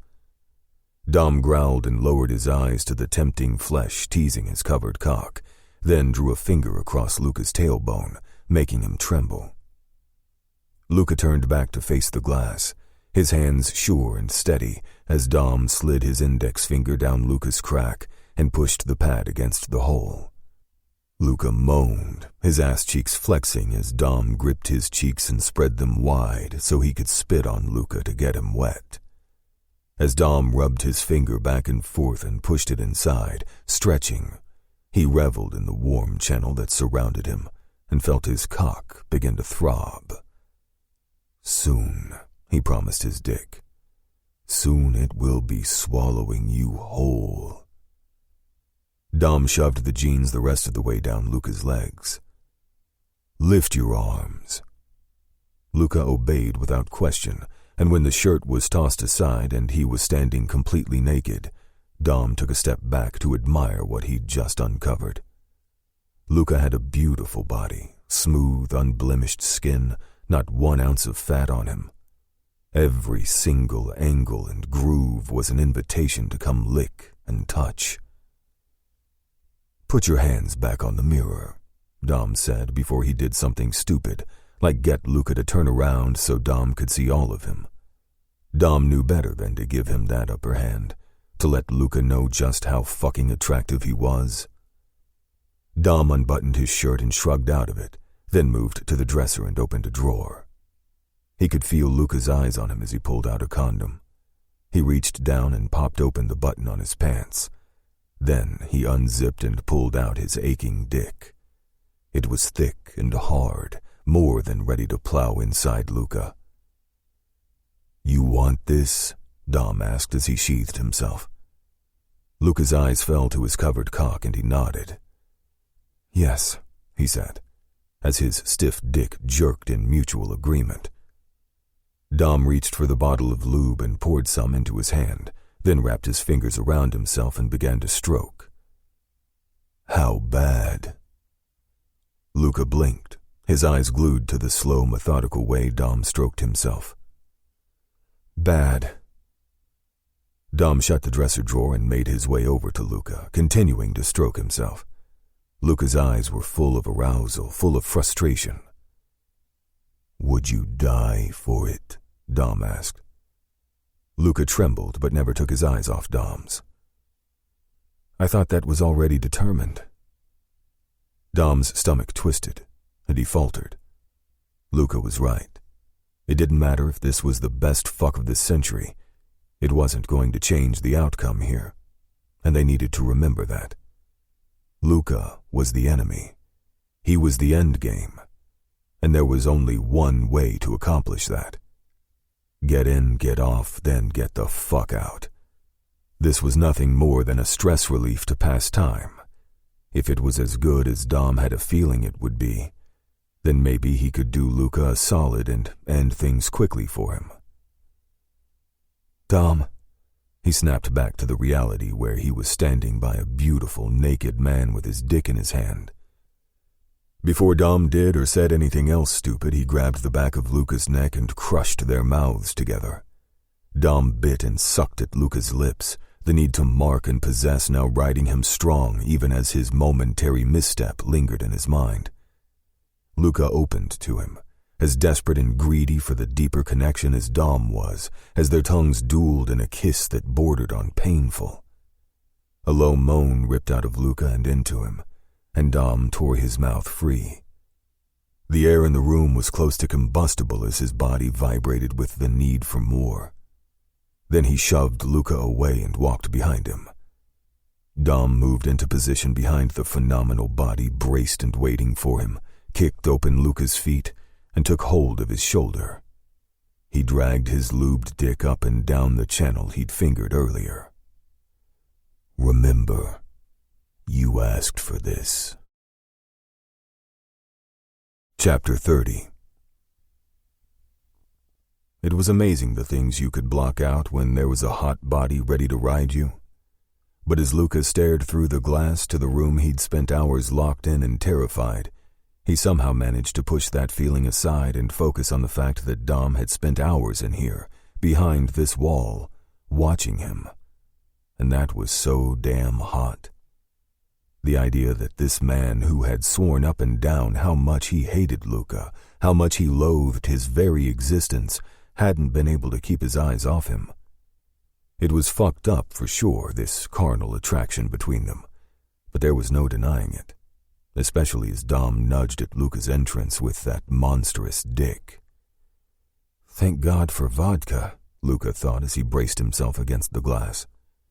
He'd never been so horny in his life, but on the flip side, he'd never taken a man so well endowed either.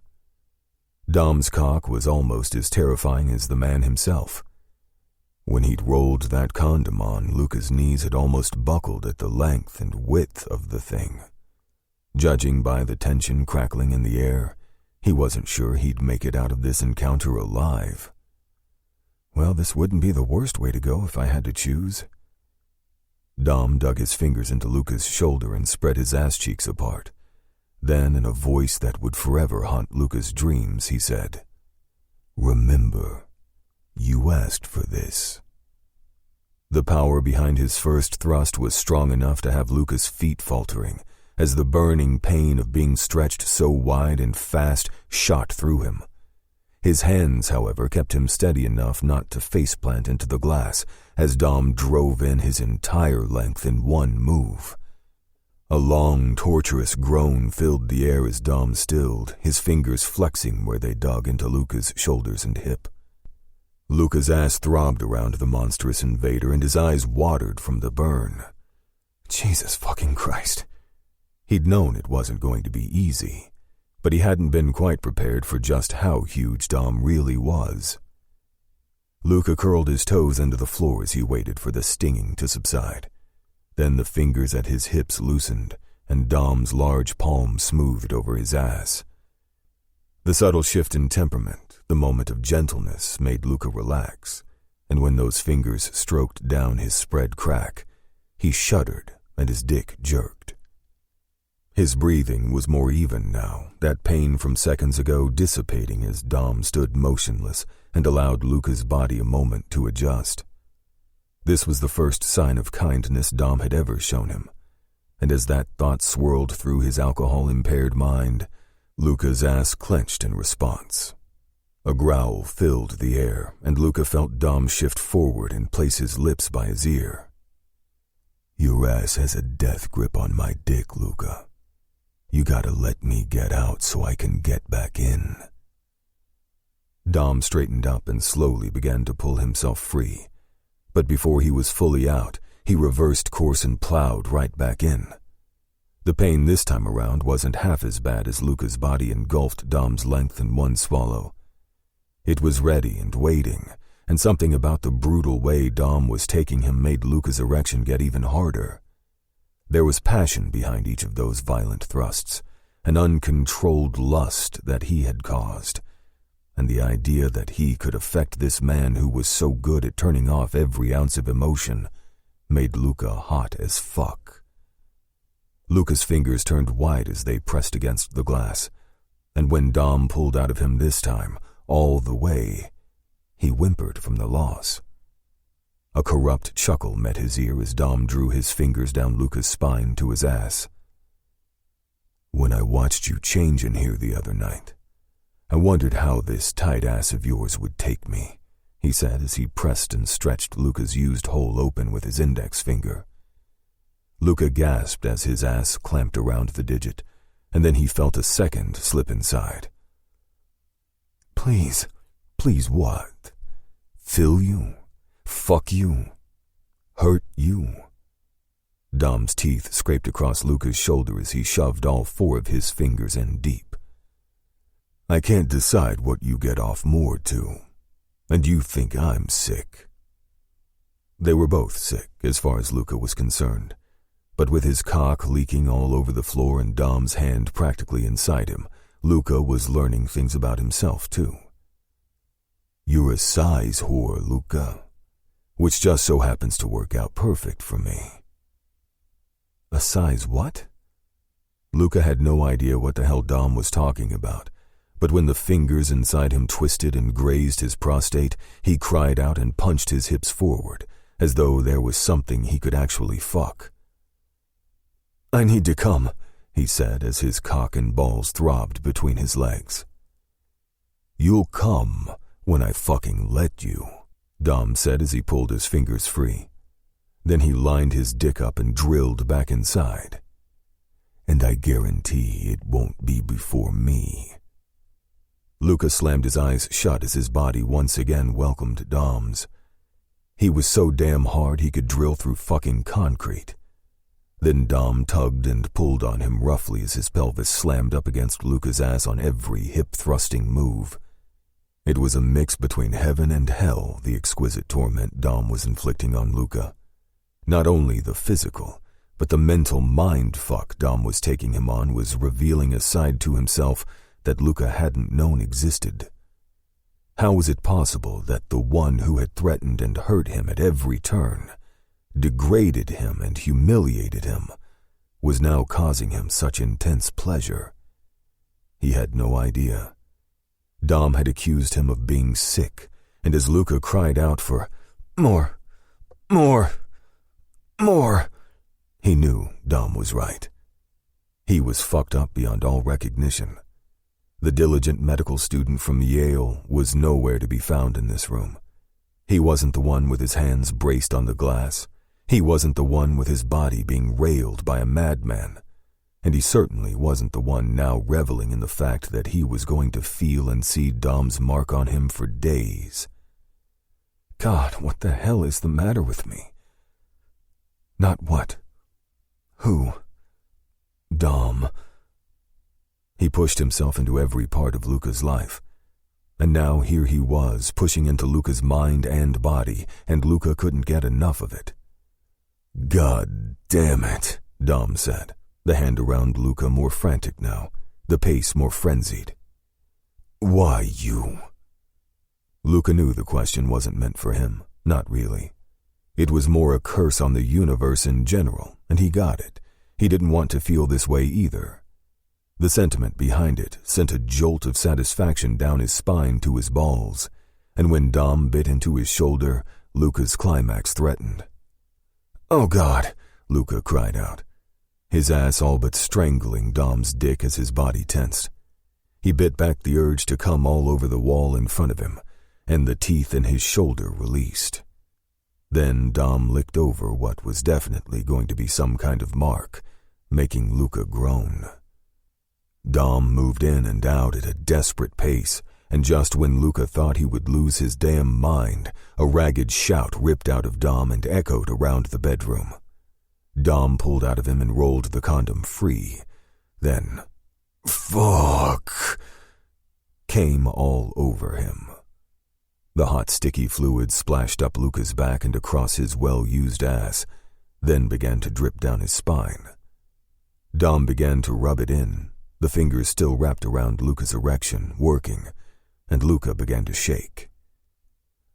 Mine, Dom muttered to himself, and Luca's cock jerked. Mine to do what the fuck I want with. The words weren't meant for Luca. They weren't even nice. They most certainly shouldn't have been the thing that finally triggered his release. But hearing Dom claim him after such a ruthless coupling had Luca's orgasm slamming into him like a sledgehammer. His release was a physical and emotional encounter unlike anything he'd ever experienced before, spraying from his body in a torrent of pent-up arousal. Before he had time to think about what would happen next, Dom hauled him away from the glass and spun him around, then backed him up until his cum-covered ass and back hit the wet wall, and Dom crushed their mouths together. It was the first time Luca had had Dom's naked front against his, and as that strong, volatile body held his in place, Dom shoved inside Luca's mouth as though he were angry over everything they'd just done. Or maybe he was just angry he wanted to do it again. Judging by his hardening dick, he certainly wanted that. But then he wrenched his mouth free and took a step back. His fierce eyes were full of possessive ownership, and under any other circumstance, that look would have thrilled and excited Luca.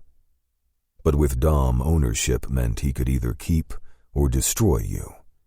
And according to Dom, there was only one outcome possible when it came to Luca. His body felt used and abused in the best way possible, and he had no doubt he looked a well-fucked mess. But Luca didn't dare move a muscle until he knew which way Dom wanted this to play out. Dom licked at his swollen lips, his gaze roving down over Luca. But just as he was about to speak, a phone began to sound in the otherwise silent room. Like he'd just seen a ghost, Dom paled, the flush from his arousal and exertions replaced by a grayish hue, as he snatched up his pants and pulled his phone out. Luca swallowed, but remained where he was as Dom looked at the phone and let out a string of curses. Then he bent down, picked up Luca's jeans and tossed them over. "Get dressed." Luca caught the jeans and stared at Dom. Get dressed? He was covered in. "Now!" Dom barked, and began to march around the room, picking up the rest of the clothes and tossing them at Luca. He had no idea who was at the other end of that phone, but Dom was in a panic, so Luca wasn't about to stop and ask questions. Well, not until he had his pants on at least. Chapter 31. Fuck me. Dom threw on his pants and looked around for wherever the hell his shirt had gone. He found it in a crumpled heap on the floor and snatched it up. "What's going on?" "Trouble, that's what," Dom replied. "Get dressed." "What kind of—" "Oh, Dom!" his sister called out to him from somewhere in the penthouse. "Who's that?" Luca asked. Dom pulled on his shirt and then ran a hand through his hair. Fuck. What was Katerina doing here? There was no way his father knew about this little visit, because he'd never allow it after what happened. "It's my sister. Get dressed." Like his ass was on fire, Luca did as he was told, throwing on his clothes and following Dom to the door. Thank God they'd had the sense to come upstairs. Katerina knew about Dom's under-the-radar sexual escapades, but this was different. He never slept with the enemy. "Stay up here," Dom said, throwing open the door. "And don't—" He choked on his words as he stepped into the hallway. Katerina stood at the top of the stairs, her arms crossed, and it was too late to shove Luca back inside his room. Her mouth curled up in a simpering smile. "Well, well, well. Seems I've come to visit at a good time." "Not at all," Dom said. As he continued down the hall, he looked over his shoulder and inclined his head for Luca to go to his room. "Luca, right?" Katerina said. "Don't you know it's rude to hide upstairs when there are guests?" She waved her hand. "Come on. Unlike this one, I don't bite." With a flip of her long dark hair, she practically skipped down the stairs, no doubt thrilled about the newest development. Any chance she could get to be involved in Dom's private life she took. Probably because she was so cut off from any business dealings, which was the way both Dom and his father preferred it. She needed to stay out of sight, to stay safe, which meant this unexpected little visit wasn't a smart move on her part. "She's not involved in any of this," Dom said under his breath, just loud enough for Luca to hear. "Watch what you say. Better yet, don't say anything at all."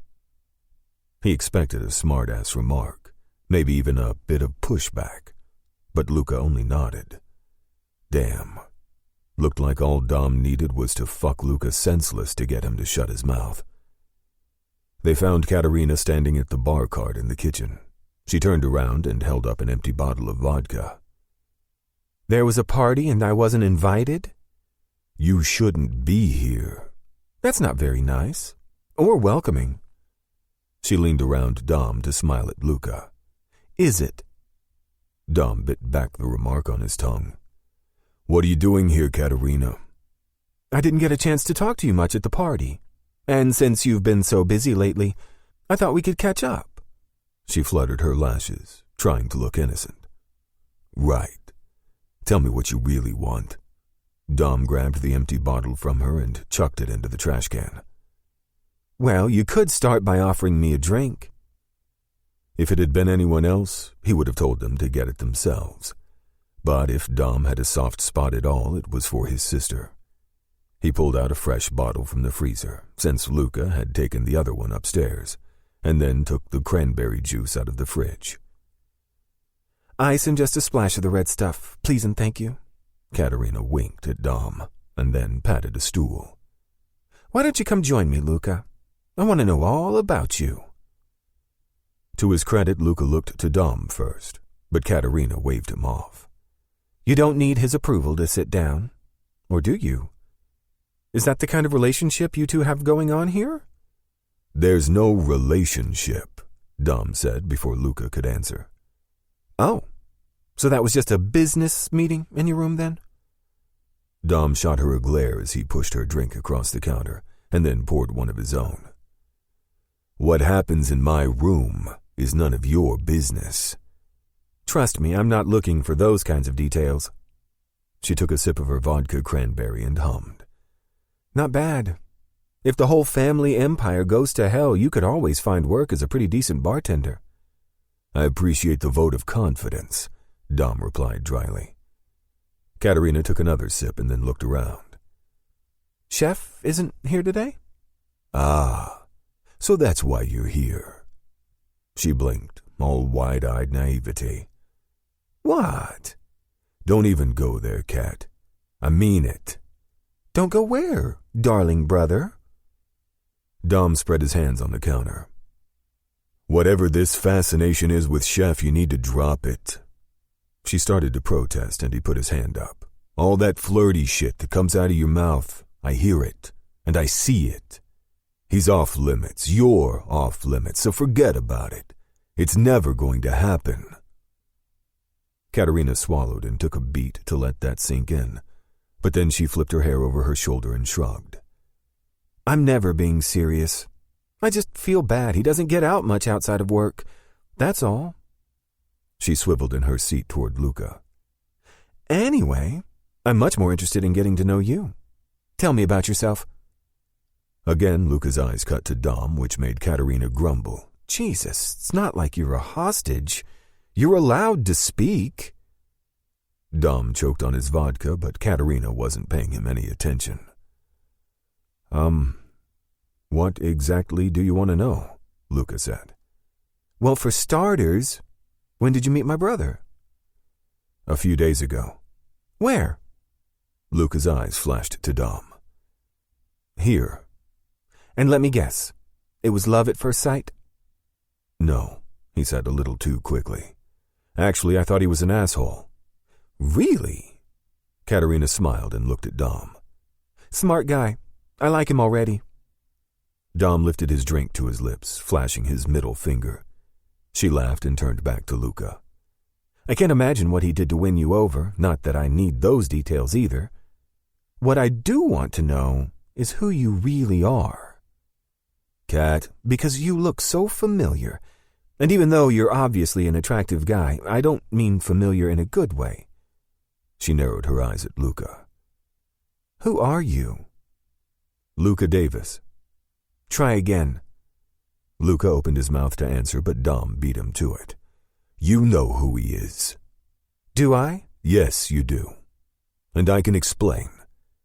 You can explain why he's lying about his name and why you're screwing around with someone who looks like a Fiore? Really? She stood up and spread her hands out, mimicking Dom. And don't tell me he doesn't, Dom. I have eyes. He looks just like her. I'm not denying anything.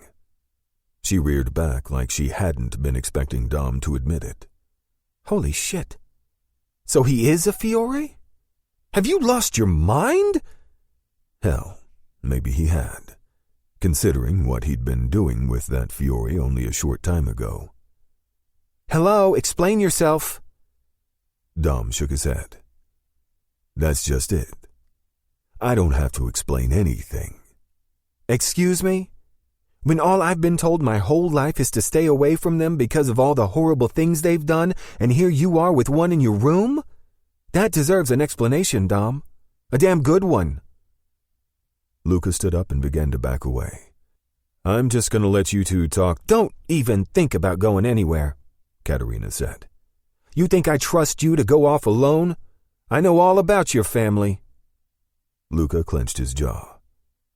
They're not my family. What are you talking about? I don't know them, he said. Any of them. I've seen a photo. I know I look like the mom. But I've never met them. I don't even know their names. Katerina whirled to Dom. What is he talking about? I'm not even from here, Luca continued. I go to med school in Connecticut. I get straight A's. I have a normal family who doesn't shoot up a city full of people. Whatever this rivalry is, I'm not a part of it. I don't want to be. Dom slammed his glass on the counter. You don't have a choice. What do you mean he doesn't have a choice? Katerina asked. It means this conversation has gone far enough. You know enough. No more questions. No, I don't agree to those terms. You all keep me hidden in the dark like I'm a breakable woman who can't possibly understand anything. Something's going on here, and I deserve to know what it is. No. Katerina growled and turned toward Luca. Tell me why you don't have a choice. Why are you here? Dom rounded the island and took Katerina by the elbow. You need to leave. Stop telling me what to do. Let him speak. He doesn't have anything to tell you. She jerked herself free of his hold. Why can't he tell me that? What did you do, Dom? God, his sister was going to frustrate him to an early death. He could feel it. But before Dom could escort her out, Luca quietly spoke up. He took me. Both Dom and Katerina went still, and she shook her head as though she hadn't heard right. What? That's it. Enough. Dom took hold of her arm again, and she wasn't able to get out of his grasp as he hauled her out of the kitchen. He only let go, blocking her view of Luca once they were at the front door. What the fuck, Dom? What does he mean you took him? Did Father tell you to? Kat, and if he did, why were you both coming out of your bedroom looking like you'd just been up to no good? For the love of God, what are you doing? None of your business, she scoffed. Always the same line, isn't it? None of my business. Has it ever occurred to you it might be more dangerous to keep me out of the loop? How do I protect myself if I don't know what's going on? We will protect you. Always. At the worry in her eyes, Dom felt his frustration ease. Look, who brought you here? I brought myself. Christ, Kat. He ran a hand over his face, wanting to fucking scream. You're not supposed to leave the house without an escort. It's not my fault he can't keep up with a Bentley. Fucking hell. Dom would be dealing with that piece of shit soon. He unlocked the door and whistled for Tony, then pointed at the burly guard.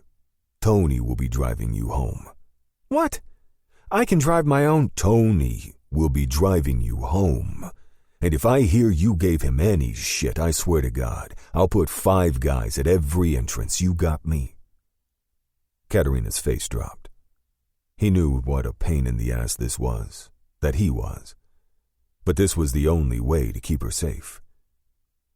There are things happening that I know you don't understand and that I can't tell you. But please trust me when I say it's not safe for you to be out on your own. Promise me you won't do this again. She didn't look happy at all, but she nodded. Okay. But promise me you're being safe too. Always, he lied. Another case of what she didn't know couldn't hurt her. Would she even be able to look at him if she knew even half of what he'd done? No, and that was why she could never find out. And one of the many reasons she needed to stay far the hell away from Chef. Chapter 32. Once again, Luca had fucked up. That much was obvious as Dom walked back into the room with a scowl on his face, but Luca couldn't bring himself to care. It wasn't his fault that the Rossetti family dynamics meant shielding Katerina from what was really going on. All he'd done was tell the truth, and if Dom didn't want her to hear it, that wasn't Luca's problem. She was such a spitfire that maybe, just maybe, it would occur to her to help Luca get out of there. Then again, she didn't seem to have much freedom to do whatever she wanted either. Couldn't help yourself, Dom said, leaning his hip against the island. Could you? No. She's more perceptive than you give her credit for. Dom lifted his glass and downed the rest of his drink.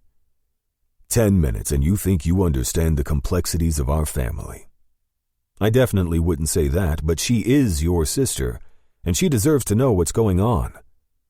It's none of my business, I know. Message received. Luca got to his feet and stalked out of the kitchen and into the living room. The sky had darkened considerably while they'd been upstairs, thick, angry clouds threatening an imminent downpour. It matched his sudden change in mood.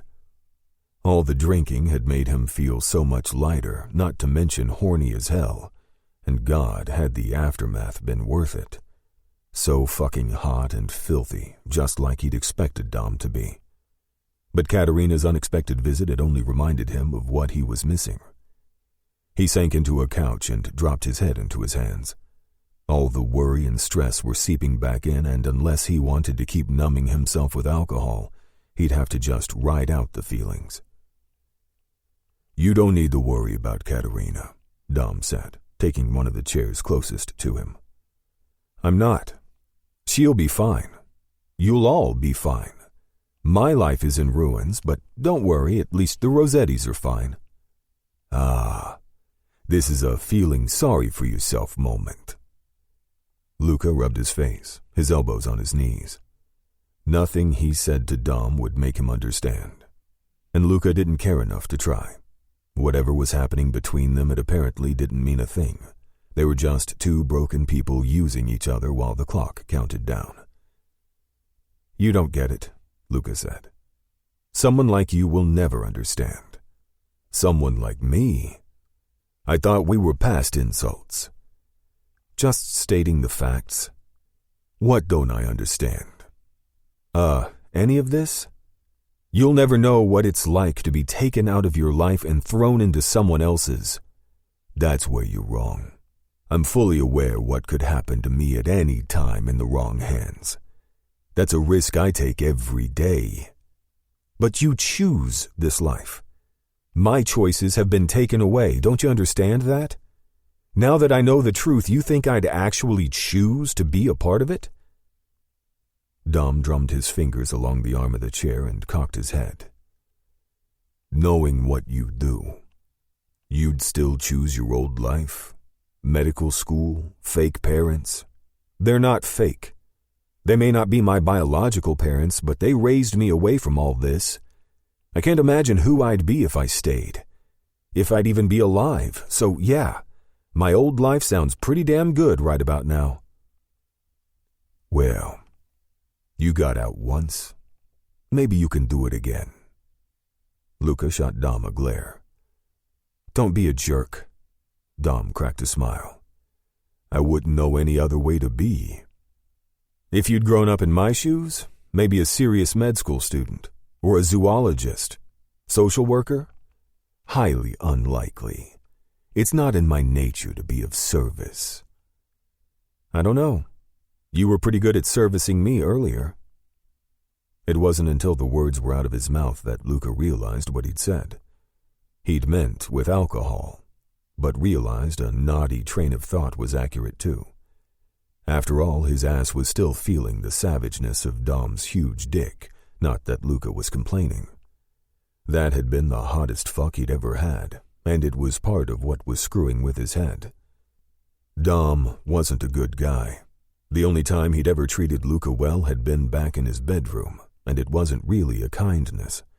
Still, Dom was sexy, there was no denying that. Even now, back in all black, looking every bit like the devil he was, there was an indisputable air of mystery and temptation that couldn't help drawing someone in. A man like Dom always got what he wanted, and twice now, he'd wanted Luca. You blushing. Luca felt the heat in his face intensify. No, I'm not. You are. Why? It's probably just from all the drinks. Or maybe you're thinking of the way I fucked you. Luca opened his mouth to refute that, but it was no use. He could try to deny it all he wanted, but Dom saw right through him. Yes, you liked that. Not a question. A statement from a man confident enough to know his power in the bedroom. I think I made it pretty obvious I liked it. You did. Rarely had Luca seen Dom without a permanent scowl, but in that moment he could have sworn there was a hint of a smile. And maybe there was still a little liquid courage left inside Luca because he added, "And did you enjoy it?" God, why had he asked that? If Dom said no, Luca would rather die right then and there. "I enjoyed it too fucking much. So don't make me regret it." Holy shit. Dom had actually admitted something that made him vulnerable. It wasn't at all what Luca had expected, but it made him feel really fucking good, like floating outside of his body good. His emotions went to every extreme when it came to Dom, and that made all of this so confusing. There were so many layers to him that contradicted each other, and with every little bit Luca learned, he could see the cracks in the armor. Was Dom a vicious psychopath? Yes. Was that all he was? Luca didn't think so. And then there was what Dom said upstairs, and whether it was just something that came out in the heat of the moment, or something he hadn't meant for Luca to know, Luca wasn't sure. But it was niggling in the back of his mind. "I do have a question," Luca said, bracing himself. "There was something you said earlier, about being yours. That's not a question. I mean, why did you say it?" "What do you mean, yours?" Dom dropped his hand to the arm of the chair and stroked the soft leather. "I would think that's obvious. You're mine until I decide otherwise." "Otherwise" meaning when I'm no longer breathing? Your words, not mine. With a grunt of frustration, Luca threw himself back against the couch cushion. "I don't understand you. Yes, I get it, there's this badass side to you, but how does this work? How do you compartmentalize these things? I'm a human being, you know me, you've been inside me now. How do you just decide those things don't matter anymore?" "I do what I have to in order to ensure two things: my family's safety and our place in this world. I won't apologize for who I am, Luca. This is the life I chose, and if anyone gets in the way of that, I'll clear the path in whatever way I need to." Luca fell silent. Around and around they went, the same argument, the same outcome, never changing, never compromising. If Dom didn't see that Luca wasn't a threat by now, nothing Luca did or said would change that. He let his head drop back and closed his eyes. "At least you got to choose," he said softly, the fight going out of him for the time being. "Even if I get out of here, I'm screwed." "Why?" "You can't just not show up for days on end and expect to still have a spot at Yale. Especially not without a good reason." "Kidnapping isn't a good reason?" He could hear the amusement in Dom's voice, but it wasn't funny. All that work, all gone. The sting of tears pricked his eyes, and before he could stop it, one escaped. God, please let Dom not have seen that, he thought, wiping it away. But if Dom did, he didn't say anything. Luca could hear him shift in the chair and then begin to tap on his phone, and just like that, conversation over. It didn't matter to Dom what happened to Luca.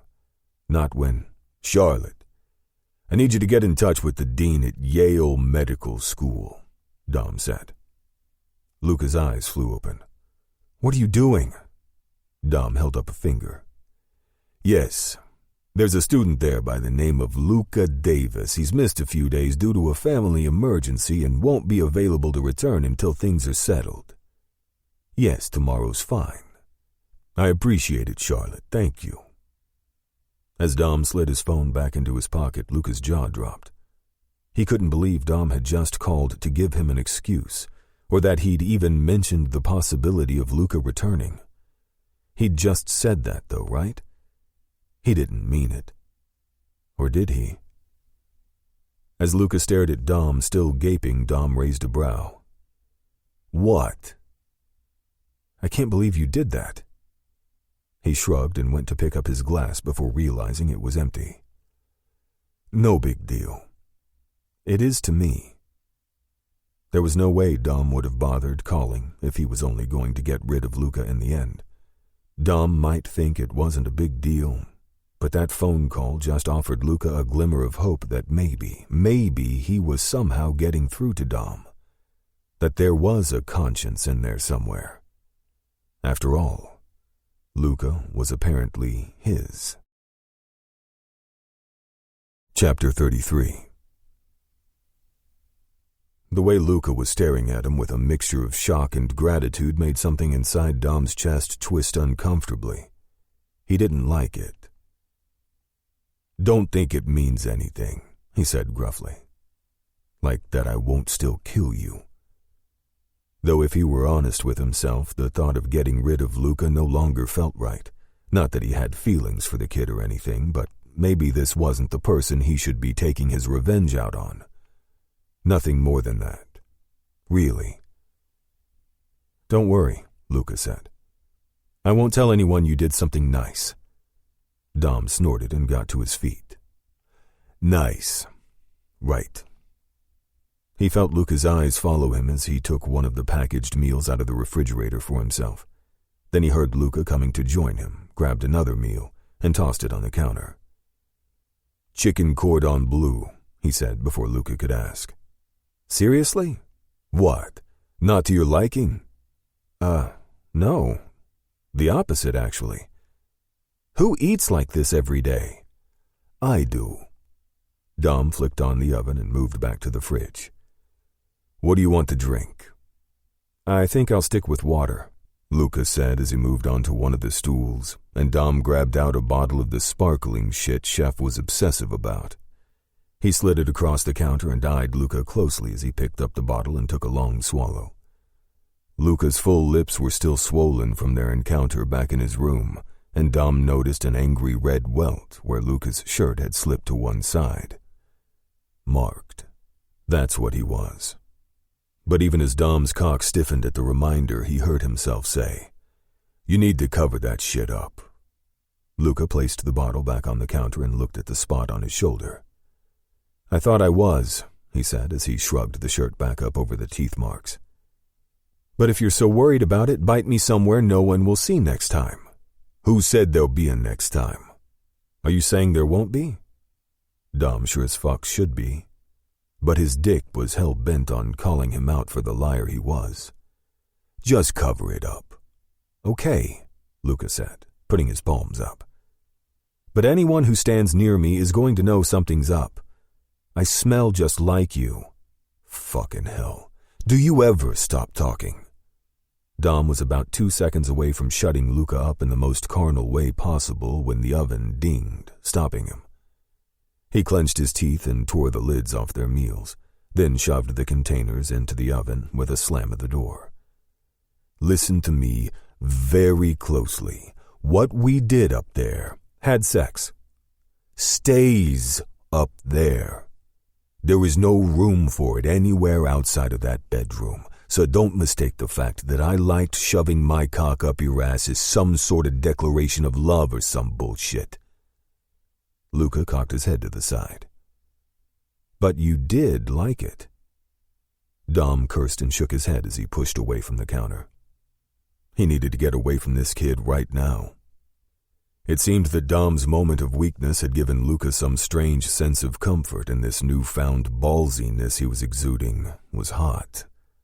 Pissed off at himself and his lack of willpower, Dom stormed back into the living room. The last thing he needed to feel toward Luca was sympathy. Hell, he shouldn't be feeling anything at all. Luca was a fucking fiore.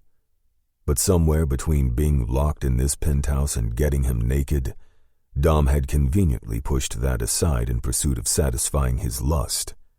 Not to mention he'd had a fair amount of frustration and irritation riding him over being sidelined in the first place. Taking Luca had been a way to gain some sort of control over the situation, and making him come until he almost passed out on the floor had been an arrogant stroke to Dom's ego. But now he was caught between a rock and a hard place. The hard place being his overeager cock. Dom stopped by a window overlooking Times Square and wondered how many more days he'd be trapped up here in a prison of his father's making. These last couple had felt like an eternity, and with this added temptation, the long, monotonous hours were going to be excruciating. If the Fioris would just acknowledge they'd been eclipsed and go back to their fucking side of town, this could all be over with. But those slimy assholes kept slithering out of the damn shadows. He didn't know how long he stood there staring out over the city, his city, until Luca called out that the food was ready. Dom turned to head to the kitchen, but Luca was sitting at the dining room table, both meals already plated. Damn. Had Dom been so out of it, he hadn't even noticed what was going on behind him? He really needed to get some food in his system to soak up the copious amounts of vodka he'd downed today. The table had been set, so Dom was sitting at the head and Luca was off to the right. It was a sign of deference Dom hadn't expected from someone determined to push him at every turn. They were quiet as they dug into the meal, both of them long overdue for some sustenance. Hell, it might have been the longest Luca had ever been silent, and Dom was about to make a smart-ass comment to that effect when his phone rang. He answered immediately. "Father, are you safe?" Vincenzo's voice was urgent, and it sent Dom's heart rate spiking. "Yes, why?" "They went after Caterina." Dom's blood went cold. "She's fine," his father said. "Thank God Tony was with her and had the sense to come here, but it was a close one. Too close." God damn it, Cat. She shouldn't have risked coming over, but thank fuck Dom had had the sense to send someone with her. "They're riled up, Dom. They've tried to get through Midas security several times since the event. I didn't think they'd be that stupid, but it's not safe for you to stay there anymore. You or the boy." "Shit." Dom pushed back from the table and got to his feet. "Your compound is secure. I've got everyone on the clock. It's safe. But getting here might be another story. They were on Caterina as soon as she left." "Don't worry about that. The underground parking is secure for us to get to, and I'll have Joe for backup once we leave." "I want you through that door within the hour, Dom." "Yes, sir." Dom pocketed the phone and turned to Luca. "We have to leave. Go grab a spare set of clothes. Now." For once, Luca didn't question him, shooting up out of his chair like his ass was on fire.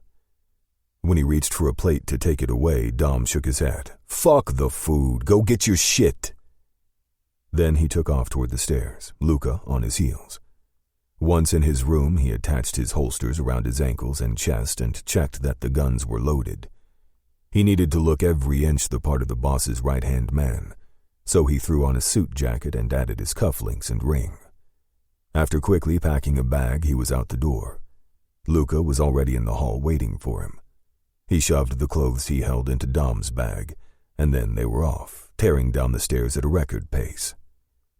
"Are you going to tell me what's going on?" Luca said. "No time. Just stay close and do what I say. Do you understand?" "I understand." "Good. Now stay quiet." As Dom unlocked the front door, adrenaline pumped through his veins. Only two things on his mind: to get them the hell out of there, and to stay alive. Chapter 34. Dom let out a low whistle through the crack of the door. When Joe came around the corner alone, Dom opened the door wide. "You two going somewhere?" Joe asked, eyeing the bag Luca shouldered. "Cat and Tony were attacked. Boss ordered everyone to get to the compound, but we're going to have trouble waiting for us once we get outside. You're on backup." "Shit, on it."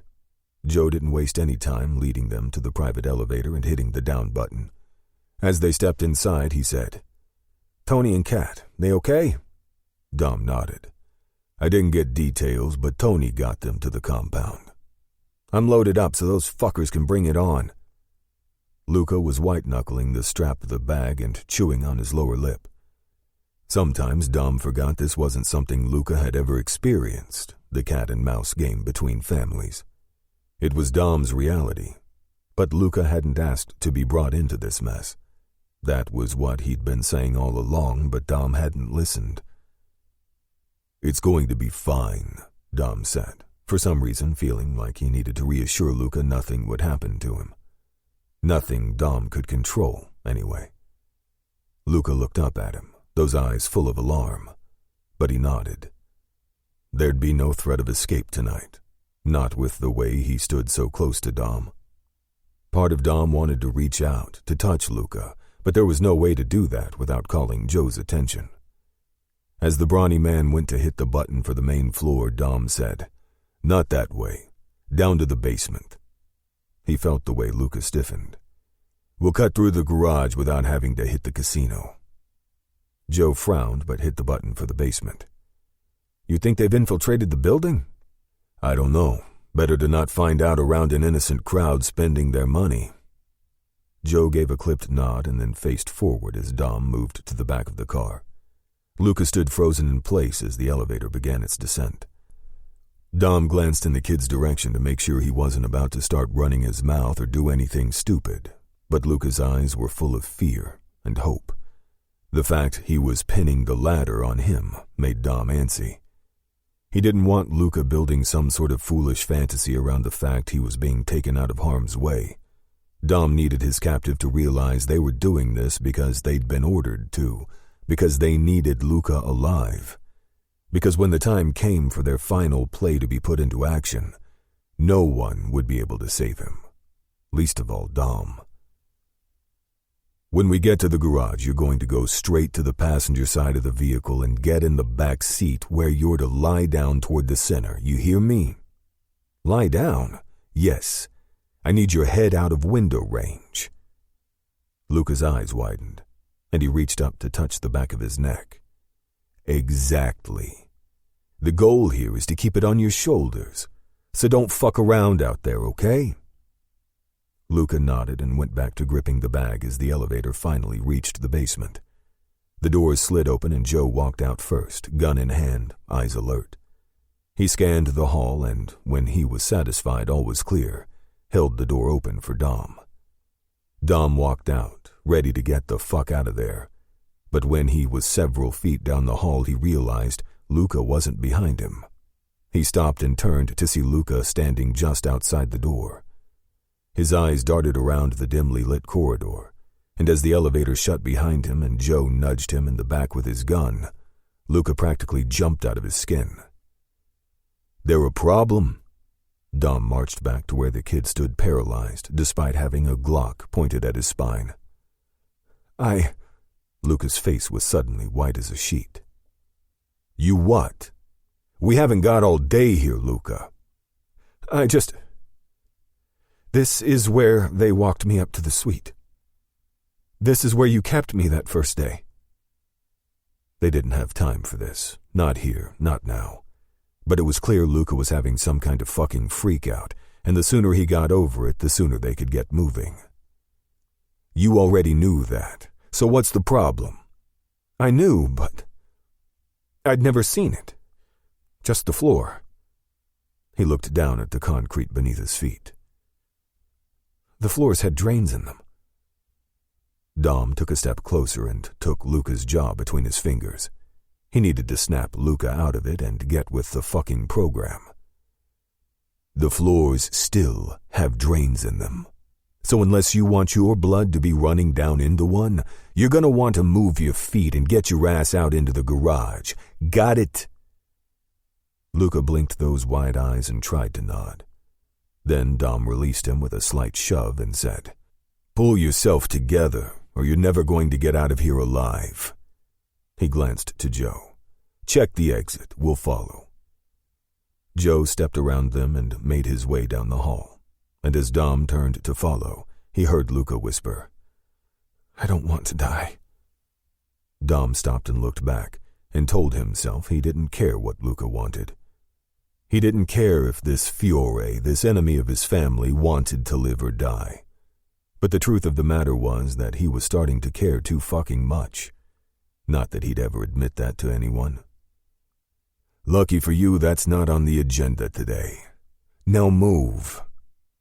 Done with the chit-chat, Dom led Luca through the maze of the basement's halls until he saw Joe standing in the open exit door. He was scanning the lot, his gun pointed and ready for any sign of danger. Without turning around, Joe said, "We taking the Porsche?" "No, the Escalade." Dom's poor car had been shot to shit during the last outing. Time to use something with a lot more protection and a lot fewer bullet holes. The garage was pretty empty tonight, surprising considering it was one of the most popular nights at the casino, but most people preferred to park closer to the entrance and steered clear of the lower lots. This afforded Dom's crew more privacy for their comings and disposals, and tonight, their getaway. Joe headed out first and Dom and Luca followed closely behind. As they booked it across the empty spots, Dom almost wished the floor was packed. At least that way they'd have something to hide behind. Instead, he felt like sitting ducks on a fucking pond, all out in the open for anyone to see. Their footsteps echoed in the cavernous space. The Escalade wasn't too much farther now, and once they were inside, they'd be home free. That thing had been tricked out to withstand a hail of bullets, but that didn't mean Dom wanted to test the strength of the glass with Luca's head as a target. Dom's heart pounded in time to the fall of his feet, and as he pointed to the back door of the Escalade, Joe hit the locks and the lights lit up the dark space. "Get in the back and lie down," Dom barked at Luca, and that was when he heard it. The unmistakable sound of a revving engine and tires squealing on concrete hit his ears. Dom's feet froze and the hair on the back of his neck prickled as a black Suburban skidded around the corner and up the ramp toward them. "Motherfucker!" "Incoming!" Dom shouted as the Suburban barreled closer at an incredible velocity. This thing was souped up beyond the norm. Dom raised his gun, aiming for the driver, but as he let off several rounds, the car kept coming. Joe stepped out from the back of their SUV on the driver's side, his gun raised, but it was too late. The car was on them, and the front door of the Suburban was flung open wide and a rain of hellfire was sent their way. "Get back!" Joe shouted over the pop-pop-pops, and Dom felt a hand grab his shoulder and haul him around behind the driver's side of the Escalade. He counted 5 guys climbing out of the Suburban, weapons in hand. They were severely outmatched and outgunned, which meant they were 100% fucked. Dom's eyes flicked to the back seat of the Escalade where Luca was lying down, but in between his climbing in and getting down low, the door had been left wide. God damn it. This could not be happening. This could not be fucking happening. But as another round of heavy gunfire lit up the parking garage like a fireworks display, Dom saw one of the men race toward the back seat. "They're going for the kid," Dom said, and grabbed out his second gun. There was no way he could let the Fiores get their hands on Luca. No fucking way. But as he went to step out and unleash on the assholes, Joe shoved him back and went instead. With his guns raised, Joe let loose a barrage of bullets at the fuckers behind the doors of the Suburban, and Dom followed after him for cover. He'd just made it around the back of the Escalade when he saw one of the Fiore swine reach inside and take hold of Luca's legs. "Let me go!" Luca kicked and fought against his assailant, but the asshole had a good grip and a gun, so Luca didn't stand much of a chance. He was hauled out of the car where a gun was aimed at his temple. "They've fucking got him. We've got to stop them," Dom called out to Joe, who was now walking back, his ammunition depleted, as the fucker with Luca dragged him to the back of the Suburban. "Move!" Dom yelled, pushing Joe out of the way. "Dom, no! Luca!"